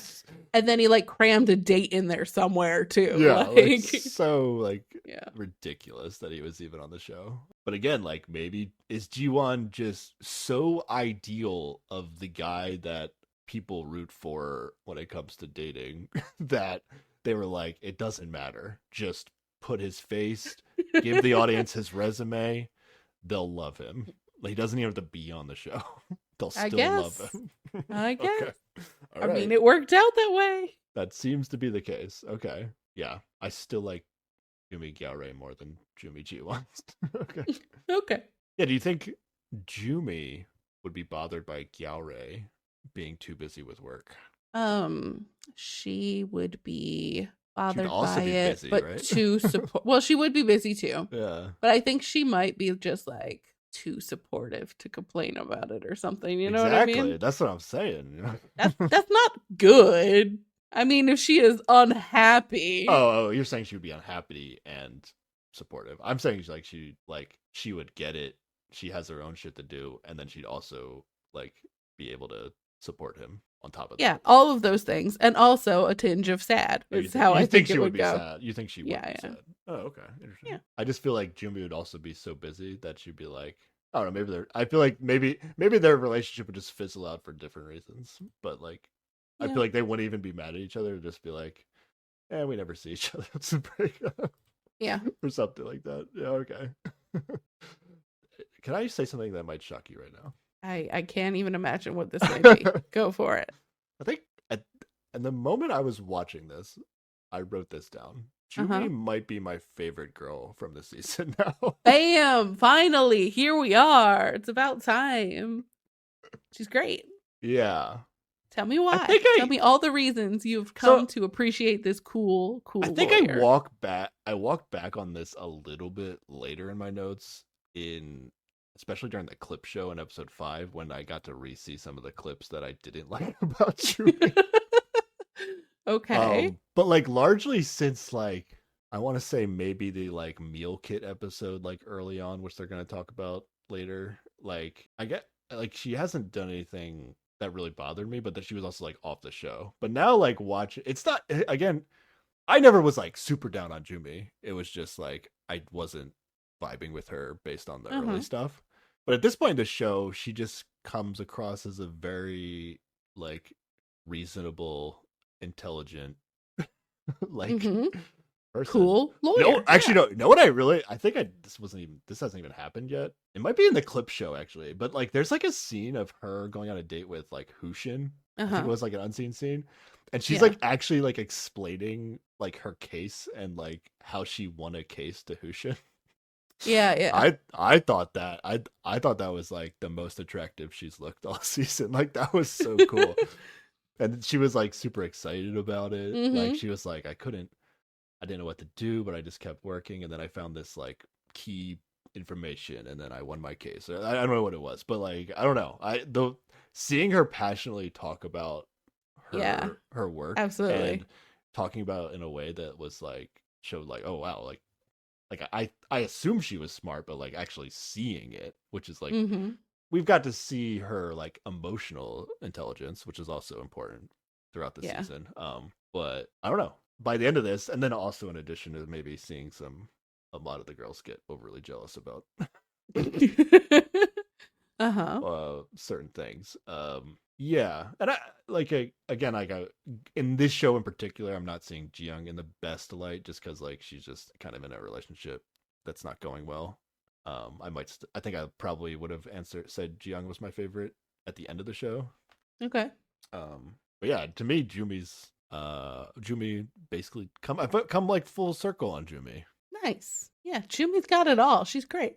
I think later, or maybe it's part of this. It must be part of this episode. They show the flashback of like the meal kit scene. Where she like, what is it? It's like Ji-min and Mingyu making dinner together, but it's like technically their turn to cook for everybody. And then but nobody else is home except for her. Yeah, and then she said it was.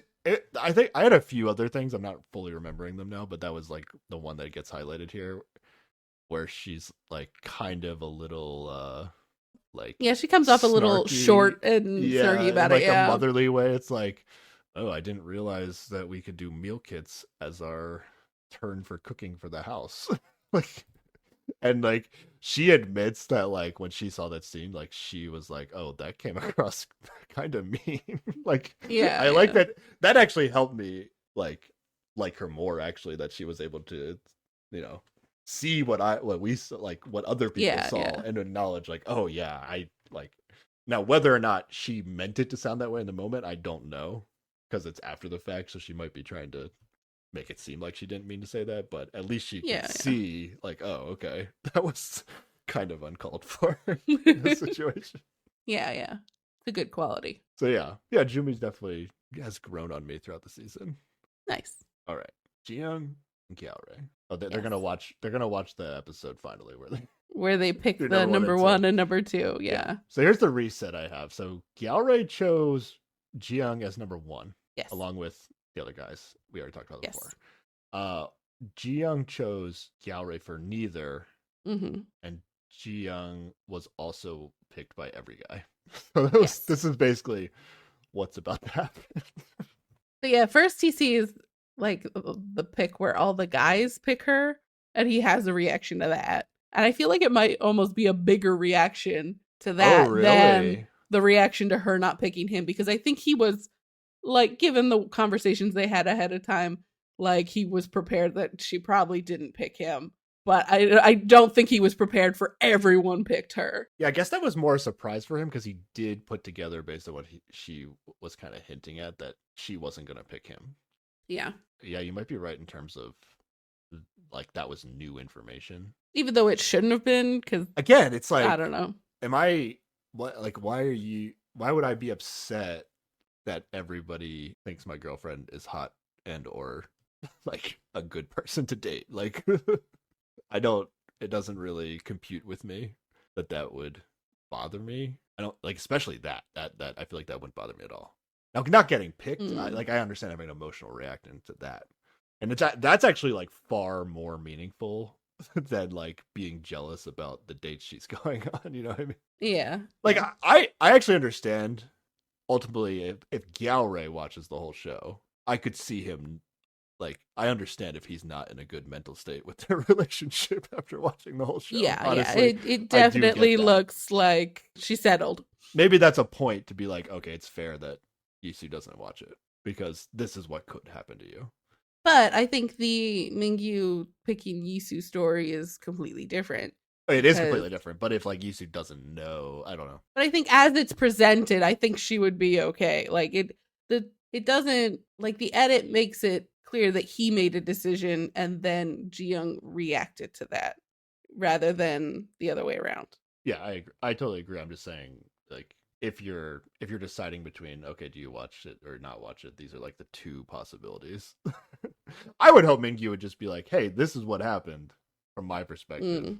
And then you're like, oh, if that's what happened, then I got nothing to worry about. Go watch it, see he was telling the truth, and then you're like, oh, man, build some trust. Why not? Yeah. But from Gyeore's perspective, even if she told him what happened, it does sound a little sketchy. Yeah. Yeah. What would this? How about you? Have you said specifically like, would this bother you or not? Either one of Gyeore, like seeing your person picked or seeing your person not pick you. It would probably bother me a little bit. There is a sort of weird aspect of like, oh, these people who were like all hanging out with as friends are totally into my partner.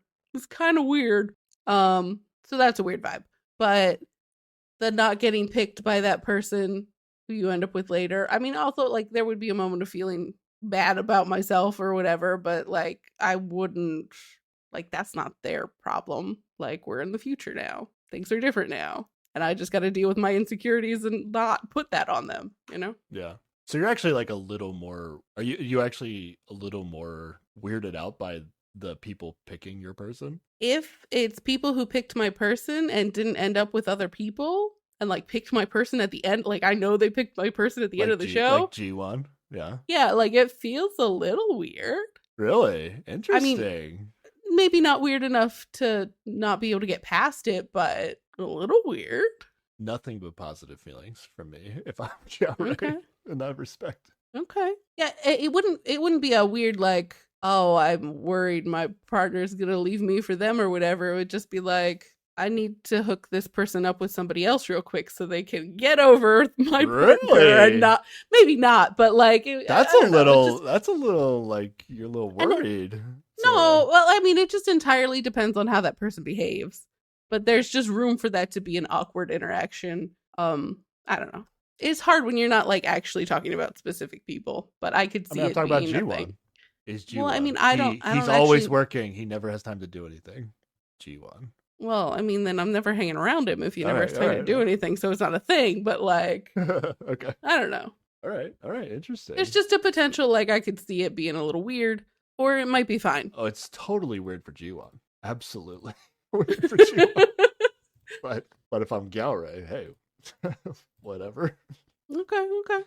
It's not my fault. It's weird you picked her. I guess. Ji-won's got to get over, not me. All right. All right. Ji-young does admit that she would be angry if the tables were turned. Yeah. I think now that we got to it, I think this was one of the strikes against Ji-young when she admitted that. I mean, in terms of bumping up Jumi to the top of the list. Okay. I mean, I think it's better than that she acknowledges it than her being like, no, of course, I'd never feel, like, she's being honest about it. If it's true, it's good that she's telling us the truth. Ideally, it wouldn't be true. She wouldn't be true. Yeah.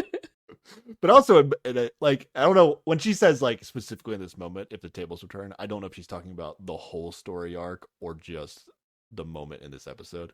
Because I feel like if she is being honest, like, the whole story arc, she probably would, like, that makes sense. Yeah. Angry's not the right word, maybe, but at least not the word I would choose, but, like, I would feel like, I'm saying all these things about, like, oh, if your person had options and they end up choosing you, that actually, like, means your relationship is stronger. But this, like, the full Ji-young story arc and ultimately picking Gyaorai, like, if I watched that, I would probably feel weaker about the relationship after watching that.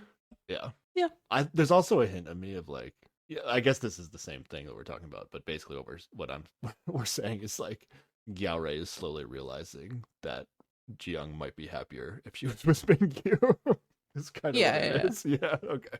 Or settled for him in some way, Yeah. Maybe more than anything, it was just seeing that Mingyu specifically picked Ji-young as number 2, Because number 2 was not the superficial one. Yeah. It was like and even though most of the guys were saying number 1 was more important, I don't know, maybe he knows Mingyu's number 2 was more important.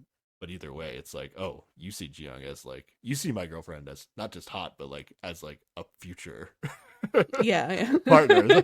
Maybe it was Mingyu's answer more than anything that set him off in that. Yeah, maybe. And then they show a picture from 2 months after this of them together. Yes. Which is 6 months after the show was filmed. Meaning 5? Oh, or after. Yeah, I don't know. Yeah, I don't know. Yeah, too much. I don't know. Whatever. After, basically after the after signal was done filming, I'm assuming. Mm-hmm. Suggesting that they finished watching the show together and they are still a couple? Is that what this picture is trying to indicate to us? That is certainly a thing the show would love us to believe. Okay. Yes. Yeah. Not as convincing as yes. Mingyu and Yisu, but maybe Mingyu and Yisu are a exception. I think. I don't know. For every single one of these couples that they put forth to us, they could have people on record saying, "We are in a relationship. It's great." They would say it. Yeah. They would put that in everywhere. Yeah. I would think so too.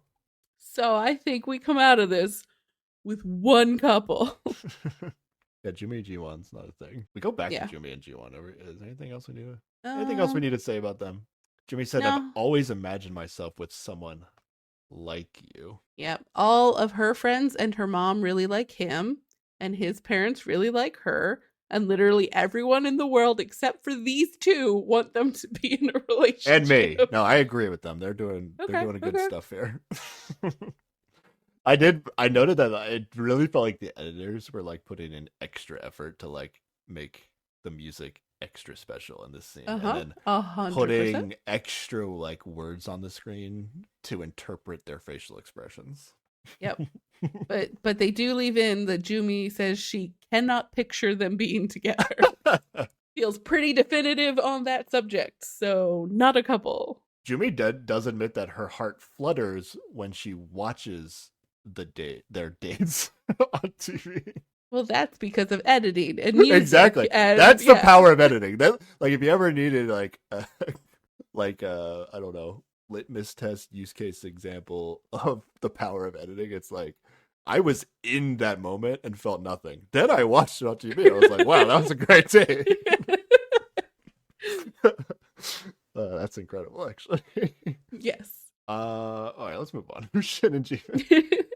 Yes, we get a new Hushin and Jimin date. It's apparently been 3 days since they saw each other last. So they've been hanging out a lot. I think we get a bunch of pictures of a bunch of different dates they've been on. Yeah. They're also going to a restaurant they've already been to together. Is this the same one that's near Hushin's place? I'm not sure. I do not recall. He's like calling her while he's waiting to be like, hey, are you hungry? Want me to just order food? Like, I don't know. It's very like coupley kind of things they're doing, but it also is just, something friends might do. But then she shows up and like asks him his criteria for marriage, like what he's looking for. And they talk about that for a while. Wait, hold on, before we get to that. Okay. There was an extra scene of like from the show where like apparently Jimin gave pictures of herself to Hushin, or no, she left it above Hushin's bed, like when he wasn't there. Mm-hmm. But like, I don't know. To me, these are not like casual pictures either. Like they're more like cute glamour, even like sexy photos. Yeah. How did this man not know? Yeah, this is what I finally wrote down. Okay, maybe Hushin should have known. Like, we didn't see this. Like, I don't even know what I would do if a girl left pictures of herself above my bed like that. Yep. Yeah, that was actually kind of wild. that like completely changed my perspective. But now I'm really in the camp of like, okay, Hushin did kind of know what was up, and he chose Jiyoung. Yeah. And that's fine. I'm just saying, he did choose Jiyoung over Jimin. It wasn't like he was confused situation, or at least he really should not have been confused. If he was confused about anything, it would have been his own feelings. He should not have been confused about her feelings. Yeah, that's right. Okay, that was super weird to me.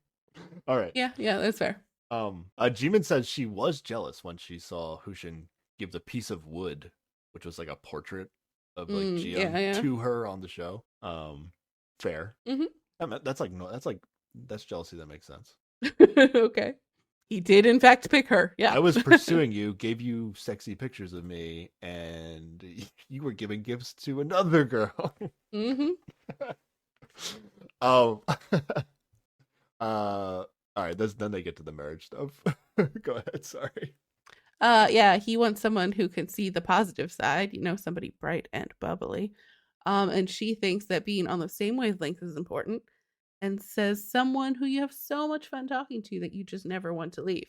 And she says, there's someone like this now. And then he asks her if she's ever met anyone like this. I'm like, she literally just said this. Oh, I didn't see that part. She says there is somebody like that? Yes, she says there is somebody like this now. And I just saw Hushin's question. Okay. Like, have you met anybody like this? And she nods. And then she says, this is the first time in my life I've met someone as fun as you. Bam. This should be a thing, right? But it's not a thing. It should, yeah. It's still like it is direct, but it's like it's that same thing that Jimin always does. Now it's like a totally different situation because like Hushin, like theoretically, he's not dating anybody else at this time, so it's like yeah, he might as well just be invested into the positive angle of this answer. But it's like kind of a line that feels like she's doing the show as like you could interpret as like she's doing the show as solid without actually lying or like you know what I mean? Like I don't know because again like as much as we want this to be a thing, like I like I'll ship Jimin and Hushin like 100 times over before I ship Jumi and Jiwon. Like, as much as I want this to be a thing, like at the end of the show, we don't get confirmation of it, which is an indication that it's maybe not a thing, or at least it's not a thing yet. Or it might be a thing they don't want to talk about. That's possible. I mean, I find it hard to believe that they totally fooled production, like throughout. Yeah. and like, because production's gonna show it if they get a glimpse of it. Yeah. Unless production just couldn't get them to say it in a confessional, and I guess that's possible. It could also just be like they're taking it slow or whatever, and they're not prepared to say that they're a couple, even though they, like, for all intents and purposes, like from the outside looking in, they are. Yeah, exactly. But again, this Jimin answer is just like a little bit not. It's like indirect enough that as like maybe Hushin knows exactly what she's saying, but it's like indirect enough that as an audience person, like I don't know why she's saying it like this. Mm-hmm. In this situation, there's no reason for Hushin to really be turned off by it. Yeah, exactly. But compared to when he was on the show, but it's like a little, it's like goofy enough that I'm a little bit skeptical. Yeah. But I want it to be a thing. Yeah, same. I'll just believe. Yeah, I'll go with, hey, they're just being coy. They don't want to. Mm-hmm. They don't want people obsessing about them. They're just gonna keep it on the down low. Yeah. I'm good with believing that. Hushin then asks her how she would feel if he says he likes her now after picking Ji-young on the show. And I couldn't tell if this was like a real question that he came up with or like a production question. Production asked him this, yeah. Yeah. But it is like, okay, you could see like, okay, maybe he knows what happened. I kind of like actually like identify with this whole Hushin situation a little bit. Mm-hmm. Like, you can, like, you know that you chose a girl over another girl, and like you know that they know, and you know you also like the other girl, but you like still feel bad about it. Mm-hmm. It feels like it's not in, like, the ball's not in your court in a sense, or like you don't have the right to like start start pursuing them. You feel like you need to give them the respect to do it because you clearly made a mistake. You fucked up. Not necessarily made a mistake. You didn't like make a mistake. It was just like, I probably made you feel bad. Yeah. But then what does Jimin say to this? She's like, yeah, it wouldn't feel great, but after hearing the reasons, wouldn't it be okay? Yeah. So she's like, let's go. There you go, Jimin. That's what I'm talking about. Also, I love how direct that Hushin question. It was like literally what if it wasn't a production question, it's like literally the exact thing he's thinking about. Yeah. But he does like he does a weird, like, he basically answers for her. He's like, you would feel bad, wouldn't you? Of course you would. Yeah, I get it. It's just oh yeah. I don't know. So he is like prepared for the worst case scenario here. This also felt like a moment where he could immediately, like, this would be such a Hushin way of doing it, being like, okay, she just said that, and hey, I like you now. Mm-hmm. But he doesn't say that, or they don't show it at least. They would have definitely showed it if it happened. So yeah. I feel like if it was gonna happen, he would probably save it for a not together with a camera in their face moment. Yeah, but hey, apparently Jimin's coming to the same restaurant with her friends in a couple days, and she invites Hushin to come meet them. So that's a good sign. I think he invites himself, really, is more what happens, but still a good sign that he wants to meet her friends. And then there's like a moment where like Jimin suggests, I guess they're drinking, and then she suggests they go for round 2. And like at least some of the hosts interpret it as like, oh, is she saying like she wants to go to a different place and ditch production? Which kind of, I think that's like what happens. Yeah. But that's all like a very good sign that there is a thing. Let's just choose to believe it. Like, fuck it. Yeah. Right? Okay. At least there's something. There's something to grasp onto here. Yeah, and they leave, and like it's raining, and they're sharing an umbrella, and like she almost links arms with him, and then he kind of like puts his arm around her back, but then doesn't, and then like the hosts lose their shit. But what I really picked up on that they don't talk about so much is that she then says something about like, let's continue our discussion at the next place. Like, oh, okay. It sounds like let's right. talk about how I'm not angry at you about liking me after picking Ji-young at the next place. Yeah. All right. All right, you can. I missed that part. You convinced me. I'm all in. It's happening. You heard it here first. Breaking news. Oh yeah, definitely. We know what we're talking about, and it's not basically fan fiction. Sure. All right. All right. Now we're starting to wrap these. Oh my god, what else do we have to do here? We've got a Yisu and Mingyu situation, Mingyu, and then camping, and then we're good. All right, Yisu and Mingyu 6 months since the end of the show. Okay, they're definitely a couple. They're walking around with their arms linked. They're making Christmas plans, which is like essentially a romantic holiday in Korea, right? Yeah. Okay. Mm-hmm. They've gone on trips together, Yisu and Mingyu, and they want to go to Japan. This is where he's so pumped about all those Pokemon stores. Congrats to them. Yeah, right? Good job. They did it. I'm happy for them. Yeah. I wish I just, give me the whole story, show. Like, give it to me. There is no reason they had to trick us like that. Don't appreciate it. Well, two attractive people get together for being attractive, and then, yeah. Actually, honestly, thankfully, they did this after show thing. Otherwise, I mean, I wasn't like negative about them and like them as individuals or even as a couple. I was just like down on what production gives us in these TV shows going forward, honestly.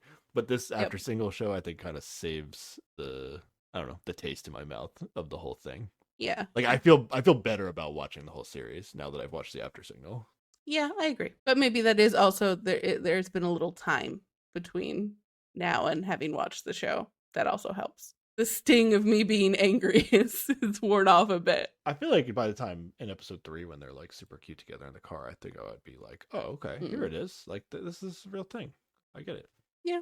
And it sucks that didn't, I mean, nobody's ever that intimate, but like it wasn't even close to like that on the show, which is why. Yeah. It was so confusing. I guess I'm just, I'm always looking for it to be more than just two attractive people being attracted to each other. But yeah, just like, I don't know, if that is the case, just tell me. I'm fine. I can deal with that. What else? All right. Time for everybody to go camping. Let's go to the camping thing. So they're all going to go camping. But ahead of time, Hushin and Gyaore go to learn how to camp from an expert or something. And they figure out how to set up tents. Oh, yeah, that was weird. Wait, do you want to talk about the Hushin, Jima, and Jumi situation thing? Do you remember that? I mean, they just go have breakfast and talk about they're going to go camping, right? It's funny, though. It's just kind of funny from, like, if Hushin and Jimin are hiding their relationship perspective. Because, so Jumi, they get there first, they order some food, and then Jumi shows up late to, like, eat with them. And then Jumi gets right to business when she sits down, and she's, like, asking Jimin about her love life. She's like, so, how's your love life, Jimin? And she said she wants to, like, introduce her to some of her friends or something, right? No, she says people are asking for her to introduce them to Jimin. But she has decided that none of them are good enough for Jimin. And then Hushin shows a hint of jealousy where I forget exactly what he said, but he's like, yeah, that's right. Or like basically agrees with the sentiment that nobody could possibly be good enough for Jimin. Oh, and this is like the beginning of them mocking the quote unquote breakup scene that Sarah called it between Mingyu and Yisu. Oh, like, yeah. Like Jimin has that shit memorized. Yeah, she like memorized the scene. And they're just imitating them. So silly. All right, then we're going camping. Yeah. Sorry. Yeah.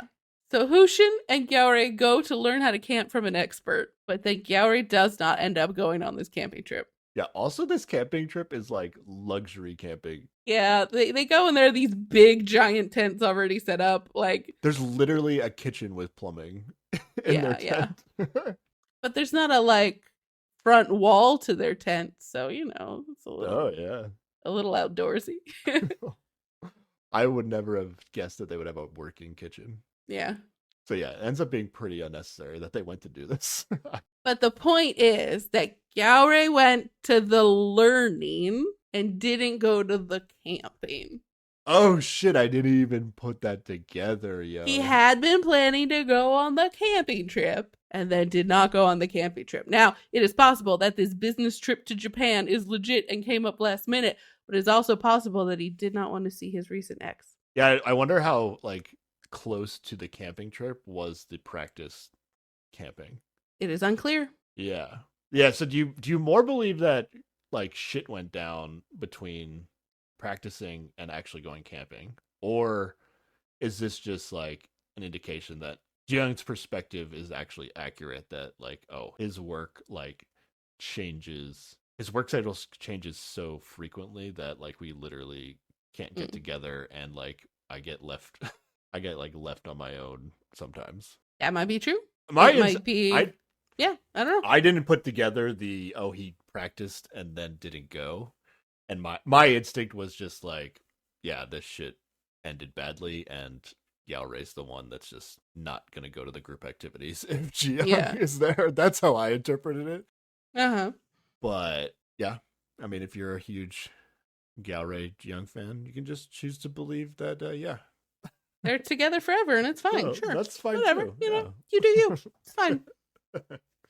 We don't know anyway. Just wild speculation over here. Yeah. Because wait, he's also not at something else, right? Well, he doesn't come to the show. He doesn't come to the show. Yeah, there's a kind of like two things he's not going to. And I could see that being it could be maybe he's not great for that position, right? Like he does not talk a lot, so maybe having him on the show isn't like ultimately like Hushin and Mingyu is better than Galray and Mingyu in my perspective, but like would he have been fine with him and Mingyu? I think it would have been fine. But it might also be that like at this point he is sad about this experience because things have not worked out. You know, it doesn't want to be involved. That's totally fair. Yeah. Or he was just very busy with his business, which might also be true. So many options. I know what I think is my option, but that doesn't mean it's true. I feel like there's more evidence pointing in one direction than the other, but who's to say? Yeah. A lot of nothing happening. Like it's just camping. They're just hanging out and having a nice time. But then eventually they start talking about the show. It's like reminiscing about the show. They really tease Mingyu about the breakup scene some more. Mm-hmm. I think we're done. And then he tosses the phone. I don't want to be popular. Those are kind of funny lines, actually. Yeah. And then Hushin is teased for the, are you attractive or do I fall in love too fast? line that he gets to Ji-young. Classic. Which is actually like, like that, like to say that is actually insane. And he actually like, is just like, even he is like, how could anybody say that? Like, why did I say that? And then I think Jumi says something like, if you could erase any moment on the show, what would you erase? And Hushin's instantly like, that. I would get rid of me saying that to Ji-young. Like, that's... Mm-hmm. I guess he's gotten the most, at least, I think his friends tease him for that one, Yeah, I mean, it's pretty hilarious. Yeah, and then Hushin's like, does anybody have any big news that they want to share with the group? And everybody's like, don't you have the biggest news to share with the group? And then Hushin like smiles. Jimin looks at him a certain way. Hushin then playfully hits Jimin in the arm as if to suggest that you go ahead and tell them. And then Jimin continues to act confused, like she doesn't know what he's talking about, and then nobody admits to anything. Yep. God damn, what a tease that was. Jesus. Come on. You can't. This was the point of the show. Well, not really, because we didn't even know they were together, but by the time, as soon as the show starts, the setup is, Hushin and Jimin, they might be a thing now, and then we do not get that as the conclusion to the show. Yeah. Which, I mean, they got me to watch it. They did what they had to do. Yeah.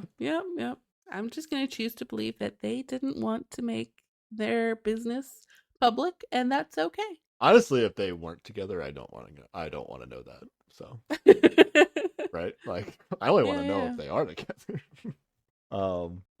Anything else? Hushin is gonna do a painting of Jimin. He does, if we want to really, both of them. It's both of them, but it's like them sitting together over a meal, but it's like from behind them. Yeah. And Hushin's character is wearing And Hushin in the painting is like wearing some sort of wrap on his head or like a hoodie, so you can't actually see any of Hushin's face in the picture.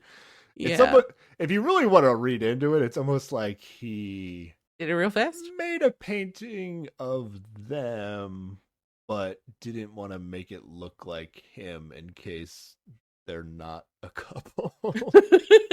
Because they might not be a couple if you really want to overanalyze the painting. But yeah. Yeah, that was a little weird. Yeah. His style's a little surreal sometimes, so Yeah. who knows what the intention was. And then I will put my foot down and say it's not looking good for Jiyoung and Gyaorei in these final try to make you feel good moments. Yeah. They try to make it seem like it's a thing, but every time they go to Jiyoung in this scene, she's talking about how much she's enjoying love in general, but it's never, like you said, it's never like specifically referring to Gyaorei about anything she's saying. It's just kind of like statements about feeling good. It's nice to feel good when you're loved, and love is good to be felt. Absolutely. And that's about where we leave off with this. Yep.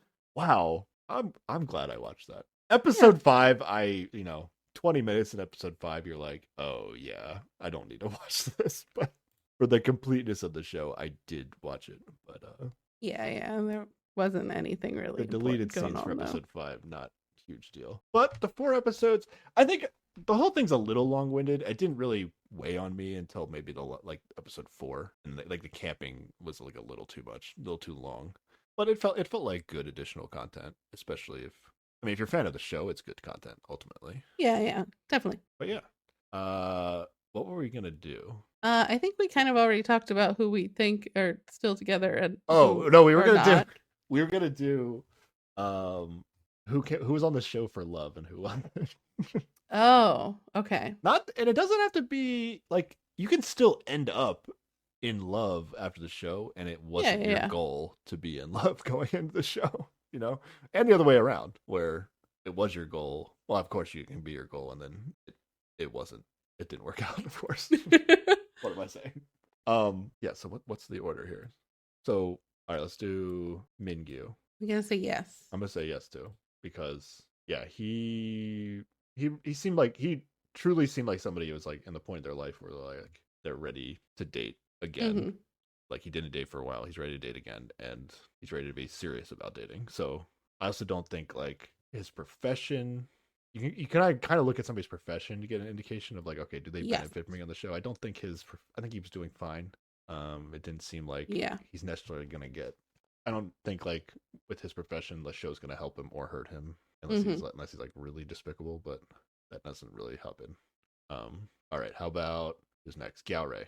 I would say his profession would make me think like maybe there's a possibility that he's just in it for like promoting his business, but I don't think he's the charismatic kind of person to do that. So I'm gonna say he's there for love. Yeah, based on his behavior on the show, it definitely feels like he was trying the whole time, and it's like, yeah, he might get his name out for his coffee shop, but it's not as big as like, I'm a YouTuber and like my job is to get views. Yeah, exactly. And my face is a big part of that. It helps a little bit, but I think he's 36 years old. Even in Korea, right? That's like getting up there, right? In terms of expectations to find, or actually, I don't know how it is Korean compared to I think the US. Like the average age of people getting married has been increasing in recent years in Korea. Yeah, that's the sense I get too. I don't know what the exact age is though. I mean, I don't know the actual numbers in the US, but I would say like it feels like when somebody turns 30 that I know, they start going to like 10 weddings every summer because they're like college friends are all getting married. So it's like that 30-year-old point is in the US is very popular for when people get married. Yeah. Whereas it seems like it might be a little higher in Korea. But Gaoi's like the oldest person we've ever seen on these shows, so yes. it seems a little more legit that he would be there to find love. All right, how about Jiwon? Part of me wants to say he was just like, I don't have any fucking time to date. Maybe if I go on the show, it'll force me to have time to date. But the other part of me is he's like, maybe I could be one of those YouTube doctors. And like, so I don't know. I'm split between like, maybe they're for love, maybe just for the fun of it, maybe see where this takes him professional wise. I don't know. I still think he is there for love. Now I think he's kind of like the archetype of like the guy who's like, I feel like he came into the show confident that like, oh yeah, somebody's gonna like me. Even with his schedule, he could make it work on the show basically, which is actually like insane to think. But yeah, maybe you're right. Maybe he has alternate career paths that he was thinking about, and he thought this could help jumpstart that. But I don't really have any indication that that's the case. So I lean towards he was legit here to do it, even though I don't think he should have been here to. But I think his intentions were right, at least. Okay. All right. How about Hushin? Hushin, I think his agent went, you're kind of funny. You should do this, because he, probably has an agent for modeling shit. Yeah. And I think it was presented to him at least as a career situation, and maybe he thought he might find someone, maybe not. But I think the primary motive was get your face out there. Okay. I get that. I think he definitely has, like, assuming he's well liked after the show, like it can only help his career from that perspective. But ultimately, like the way, like maybe you just give credit to the show for putting him in a situation to feel that way, but the way he behaves on the show suggests to me that like, now maybe he just, Ji-young, Jimin, whoever, like was just actually made a huge impact on him in a way that he was not expecting. I think he did conduct himself in a way that is like somebody who was looking for love, but like I just given his career, I can't help but be a little cynical about what got him on the show to begin with. All right, how about Jumi? Yes. Yeah, I don't think she has probably more to lose in her profession for being on the show. Like, no, she is now beloved by a nation. She is a cool lawyer. Yeah, but does that help her get more clients? Maybe. I don't know. It doesn't translate as well as like and you also risk like being hated and then that affecting you in court in a certain way. Yeah, she does talk about how like judges are sometimes like, hey, I enjoy watching you on the show. Yeah. So I guess it worked out, but I don't think she's like went on the show to win more cases. That doesn't. No, but sense. it might be like, oh, mistrial, because I mean I don't know Korean law, but like the judge is biased towards it could hurt her because they like the show. Yeah, I don't think being a lawyer it's gonna help you out being on the show. So yeah, I think Jumi was there. I think all right, we got a lot of people that are doing good here. What's her name? Next person. Ji-young. I'm trying to remember the order that they arrived. Yeah, Ji-young. Yeah. For sure. Yeah. She basically wants to like get married and have kids. Like that's what I was just trying to remember what her job was for a second there, and then I remembered that doesn't matter. Like for her. She was a flight attendant, and now she's like transitioning to being like a brand designer, or I almost wanted interior design. Interior design, right? Design company or something. She didn't seem pumped about it. Yeah. Whatever. But they're yet another person we like. Okay. Jimin. This one is hard because, like, clearly she is at that young stage where she's like all about like, oh yes, I want to be in love forever. But I don't know that she seriously thinks she's gonna find the person she's gonna love forever here, So like partly for love, but partly for the lulz. I feel like, like she's just here for an experience. Yeah, ultimately I agree with that when it comes to, especially when there's like, I mean, she doesn't necessarily know there's gonna be such a huge age gap, but like it seemed like regardless of what happened on the show, like she was gonna have a good time, which means there's some level of maybe taking it a little bit less serious than the other people on the show. Yeah. It doesn't mean she's not there to find somebody, but like you said, it's maybe she's not really expecting it to, which means she's not as committed to maybe like the core concept of the show. But ultimately, I think she's great. Like she's worth it. Even if somebody is just gonna be a good at dates, and at least get people to like them. It's still good casting. I don't need everybody to be like desperate to fall in love, you know what I mean? Like let's do like Yisu. I think that she had a friend who was on casting who was like, "We need another person. You're hot. Come be on the show." And I think that's why she's on the show. Yeah, I think Yisu actually more than anybody is like the most likely not to really have been looking for love on the show. It's actually no, I like we can't prove it either way, but there's at least like she's a branding consultant or she's a branding consultant, which means like she doesn't herself have a brand. Except she does. She has to brand herself to get work, and you know, like she has to foster that sort of thing. And she does, like she said, doesn't she like model? She does model, act in her own commercials or something. Yeah, I thought when she first showed up, she said that she worked at a casting place for commercials, but then at the end, she might have gotten a new job by the end of the show because she does talk about the branding consultant. So I don't know. Maybe she does a little bit of this, a little bit of that. Feels like she could benefit from a strong internet presence boosted by a television show, you know? Yeah, I think she's the most in that category of fair to be skeptical than anybody else. And yet, here at the end, in the couple that we both think is most legitimate on the show. So there you go. Yeah, I mean, ultimately, like I still stand by, like, I don't think she was great, but it worked out. So, it worked out in the sense of, like, now that we've watched After Signal, but like in terms of the core show, I don't know if it didn't leave a good taste in my mouth, at least. Whatever the Yisu was. Yeah, but I blame most of that on production. So I don't know. I guess we'll have to do this again for Singles Inferno, but I'm just trying to. I don't know. I'm trying to get you to. Like, what was that? Like at least five out of the 8 people.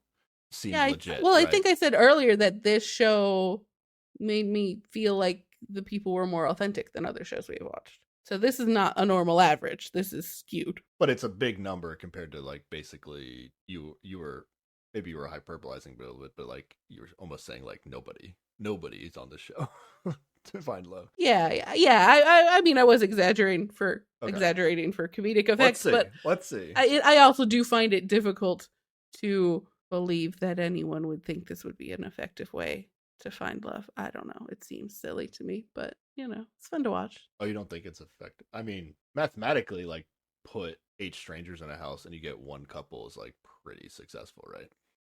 I mean, if you're defining success by the overall experiment rather than you're one of the people in the house. I'm just saying, like, I mean, you were talking about effectiveness. I'm saying, like, compared to like the average dating people randomly. I'm saying, you know how many random people you could date in a month and, you know, figure shit out? So many more. Oh, you think it's that easy, huh?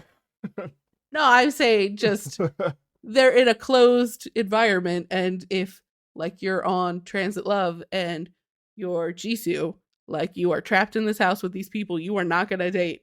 Whereas if she was out in the world, she could move on to the next group of people. No, that is a good question. Like, and then you got to think about the stats of this show ending, like the ending effect of, like, you have to hide in secret and can't date public. Like, that's got to have a strain on a relationship if you know, come out of one of these shows with one. You know, I see a lot of downsides. Is the strategy you just get on the show, act in a way that people get to see how attractive and cool you are, and then use it like a commercial for yourself? Yeah, but only like a commercial for yourself, just for dating, like not your product, like not selling yourself for money, but for the ultimate like public dating video, I guess. Yeah. Okay. Like, many people, like, so many people want to date Jimin now.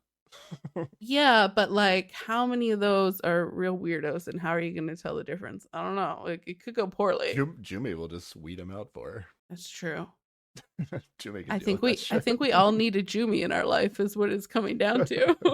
But like, I'm sure, like, yeah, everybody on the show. I'm sure there are people that want to date Jumi too. Yeah. Based on some comments I know for sure. But, I don't know. All right. It's interesting. We'll have to do the same exercise for Singles Inferno. Yeah, I agree. Could have done it for Transit Love too, but well, maybe. No, that's a whole nother mess of reasons to be on that show. It's almost like it all has to be yes on that show, honestly, because it's like they're Um, either I there mean, for their ex or somebody else, right? or the experience and some money.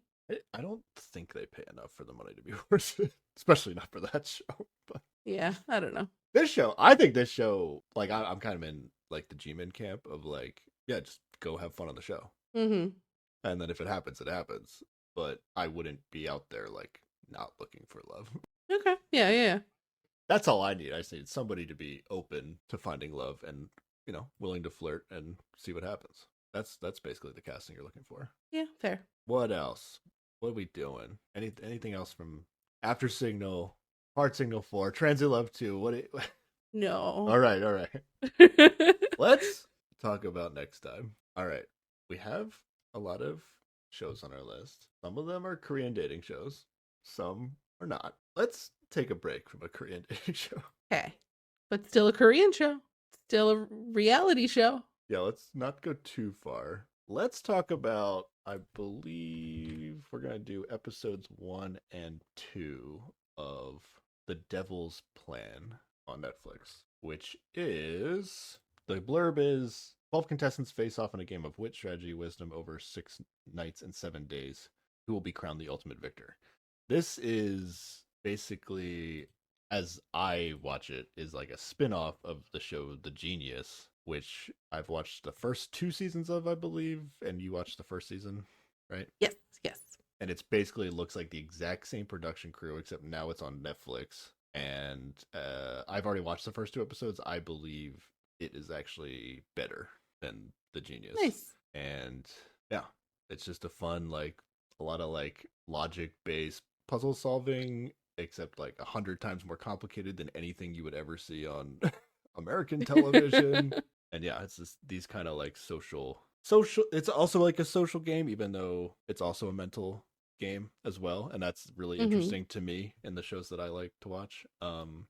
And what's really cool about this one is like they all live. The Genius show was over like multiple weeks, and they would play like 1 game a week or 1 round of the show each week. Now it's like, okay, we're filming the whole show in 6 to 7 days, and you're all gonna have to live in this house, for that week. And then the set for the house or whatever, it doesn't even look like a house really. But it's like very elaborate and very interesting. And I haven't watched more than the first 2 episodes. But just in the first 2 episodes, I was like, yeah, this is super cool. So nice. I'm excited. I really liked The Genius. So yeah. Imagine it just better. I would say better, like I think significantly better. I don't know if there's Okay. I don't know if there's like OG like Genius people out there that are hate me for saying that, but I think it's just better. So I'm really excited. If you haven't watched The Genius or The Devil's Plan, it's on Netflix. Check it out.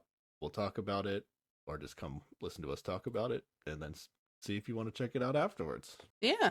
Anything else? I got nothing. Nothing. All right. Where can people contact us, Sarah? People can email us at keepwatchingpod@gmail.com, or tweet at us at keepwatchingpod, or Instagram at us at keepwatchingpod, or leave a comment under the video on YouTube, also at keepwatchingpod. And if you actually believe that everybody's here for true love on these shows, you can leave us a rating or review on Apple Podcasts or Spotify. Still blows my mind that you enjoy the show without really believing that. I mean, I enjoy a lot of science fiction without believing in, whatever crazy shit is happening in that. I like horror movies without believing in ghosts. Like, why not? But you believe in the like narrative drama of the fictional characters, right? Yeah, I guess I can see the parallel. Okay, I don't know. And what's interesting is that you still think Singles Inferno is the best of the shows too, right? And that's like the one with the least amount. You think is the least genuine when it comes to people finding love. Ooh. Yes. Interesting. Yes. Yeah. Super I think it's just it's just the right length helps. It's a very awkward length of show.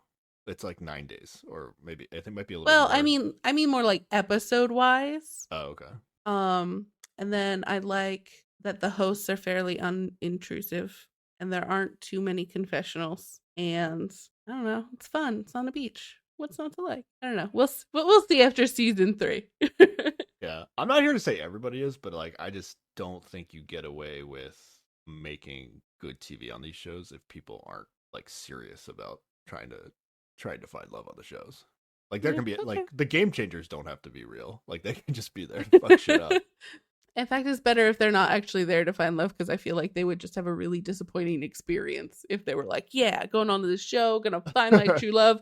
I was here for 3 days and nobody talked to me. Okay, it's over now. Bye. Yeah.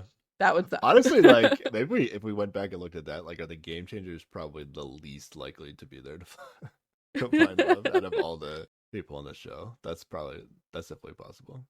I think what hurts Singles Inferno when it comes to at least that mindset that you have is that like a lot of the professions of the people on that show tend to be like they have YouTubers like every season and personal trainers and models, people who look good on a beach. Yeah, and they don't like need to do that, but that's at least where the show was at for like the first 2 seasons. I am curious to see how they do season 3, since I have heard that it's going to be different. I don't know if it means casting's going to be different, but they are changing it up to some degree, I think.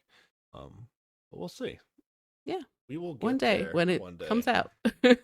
I'll give you the update. Singles Inferno, it's official. It's another season is coming. Nice. Can't wait. Yeah. All right. Thanks for listening, everybody. Bye. Bye.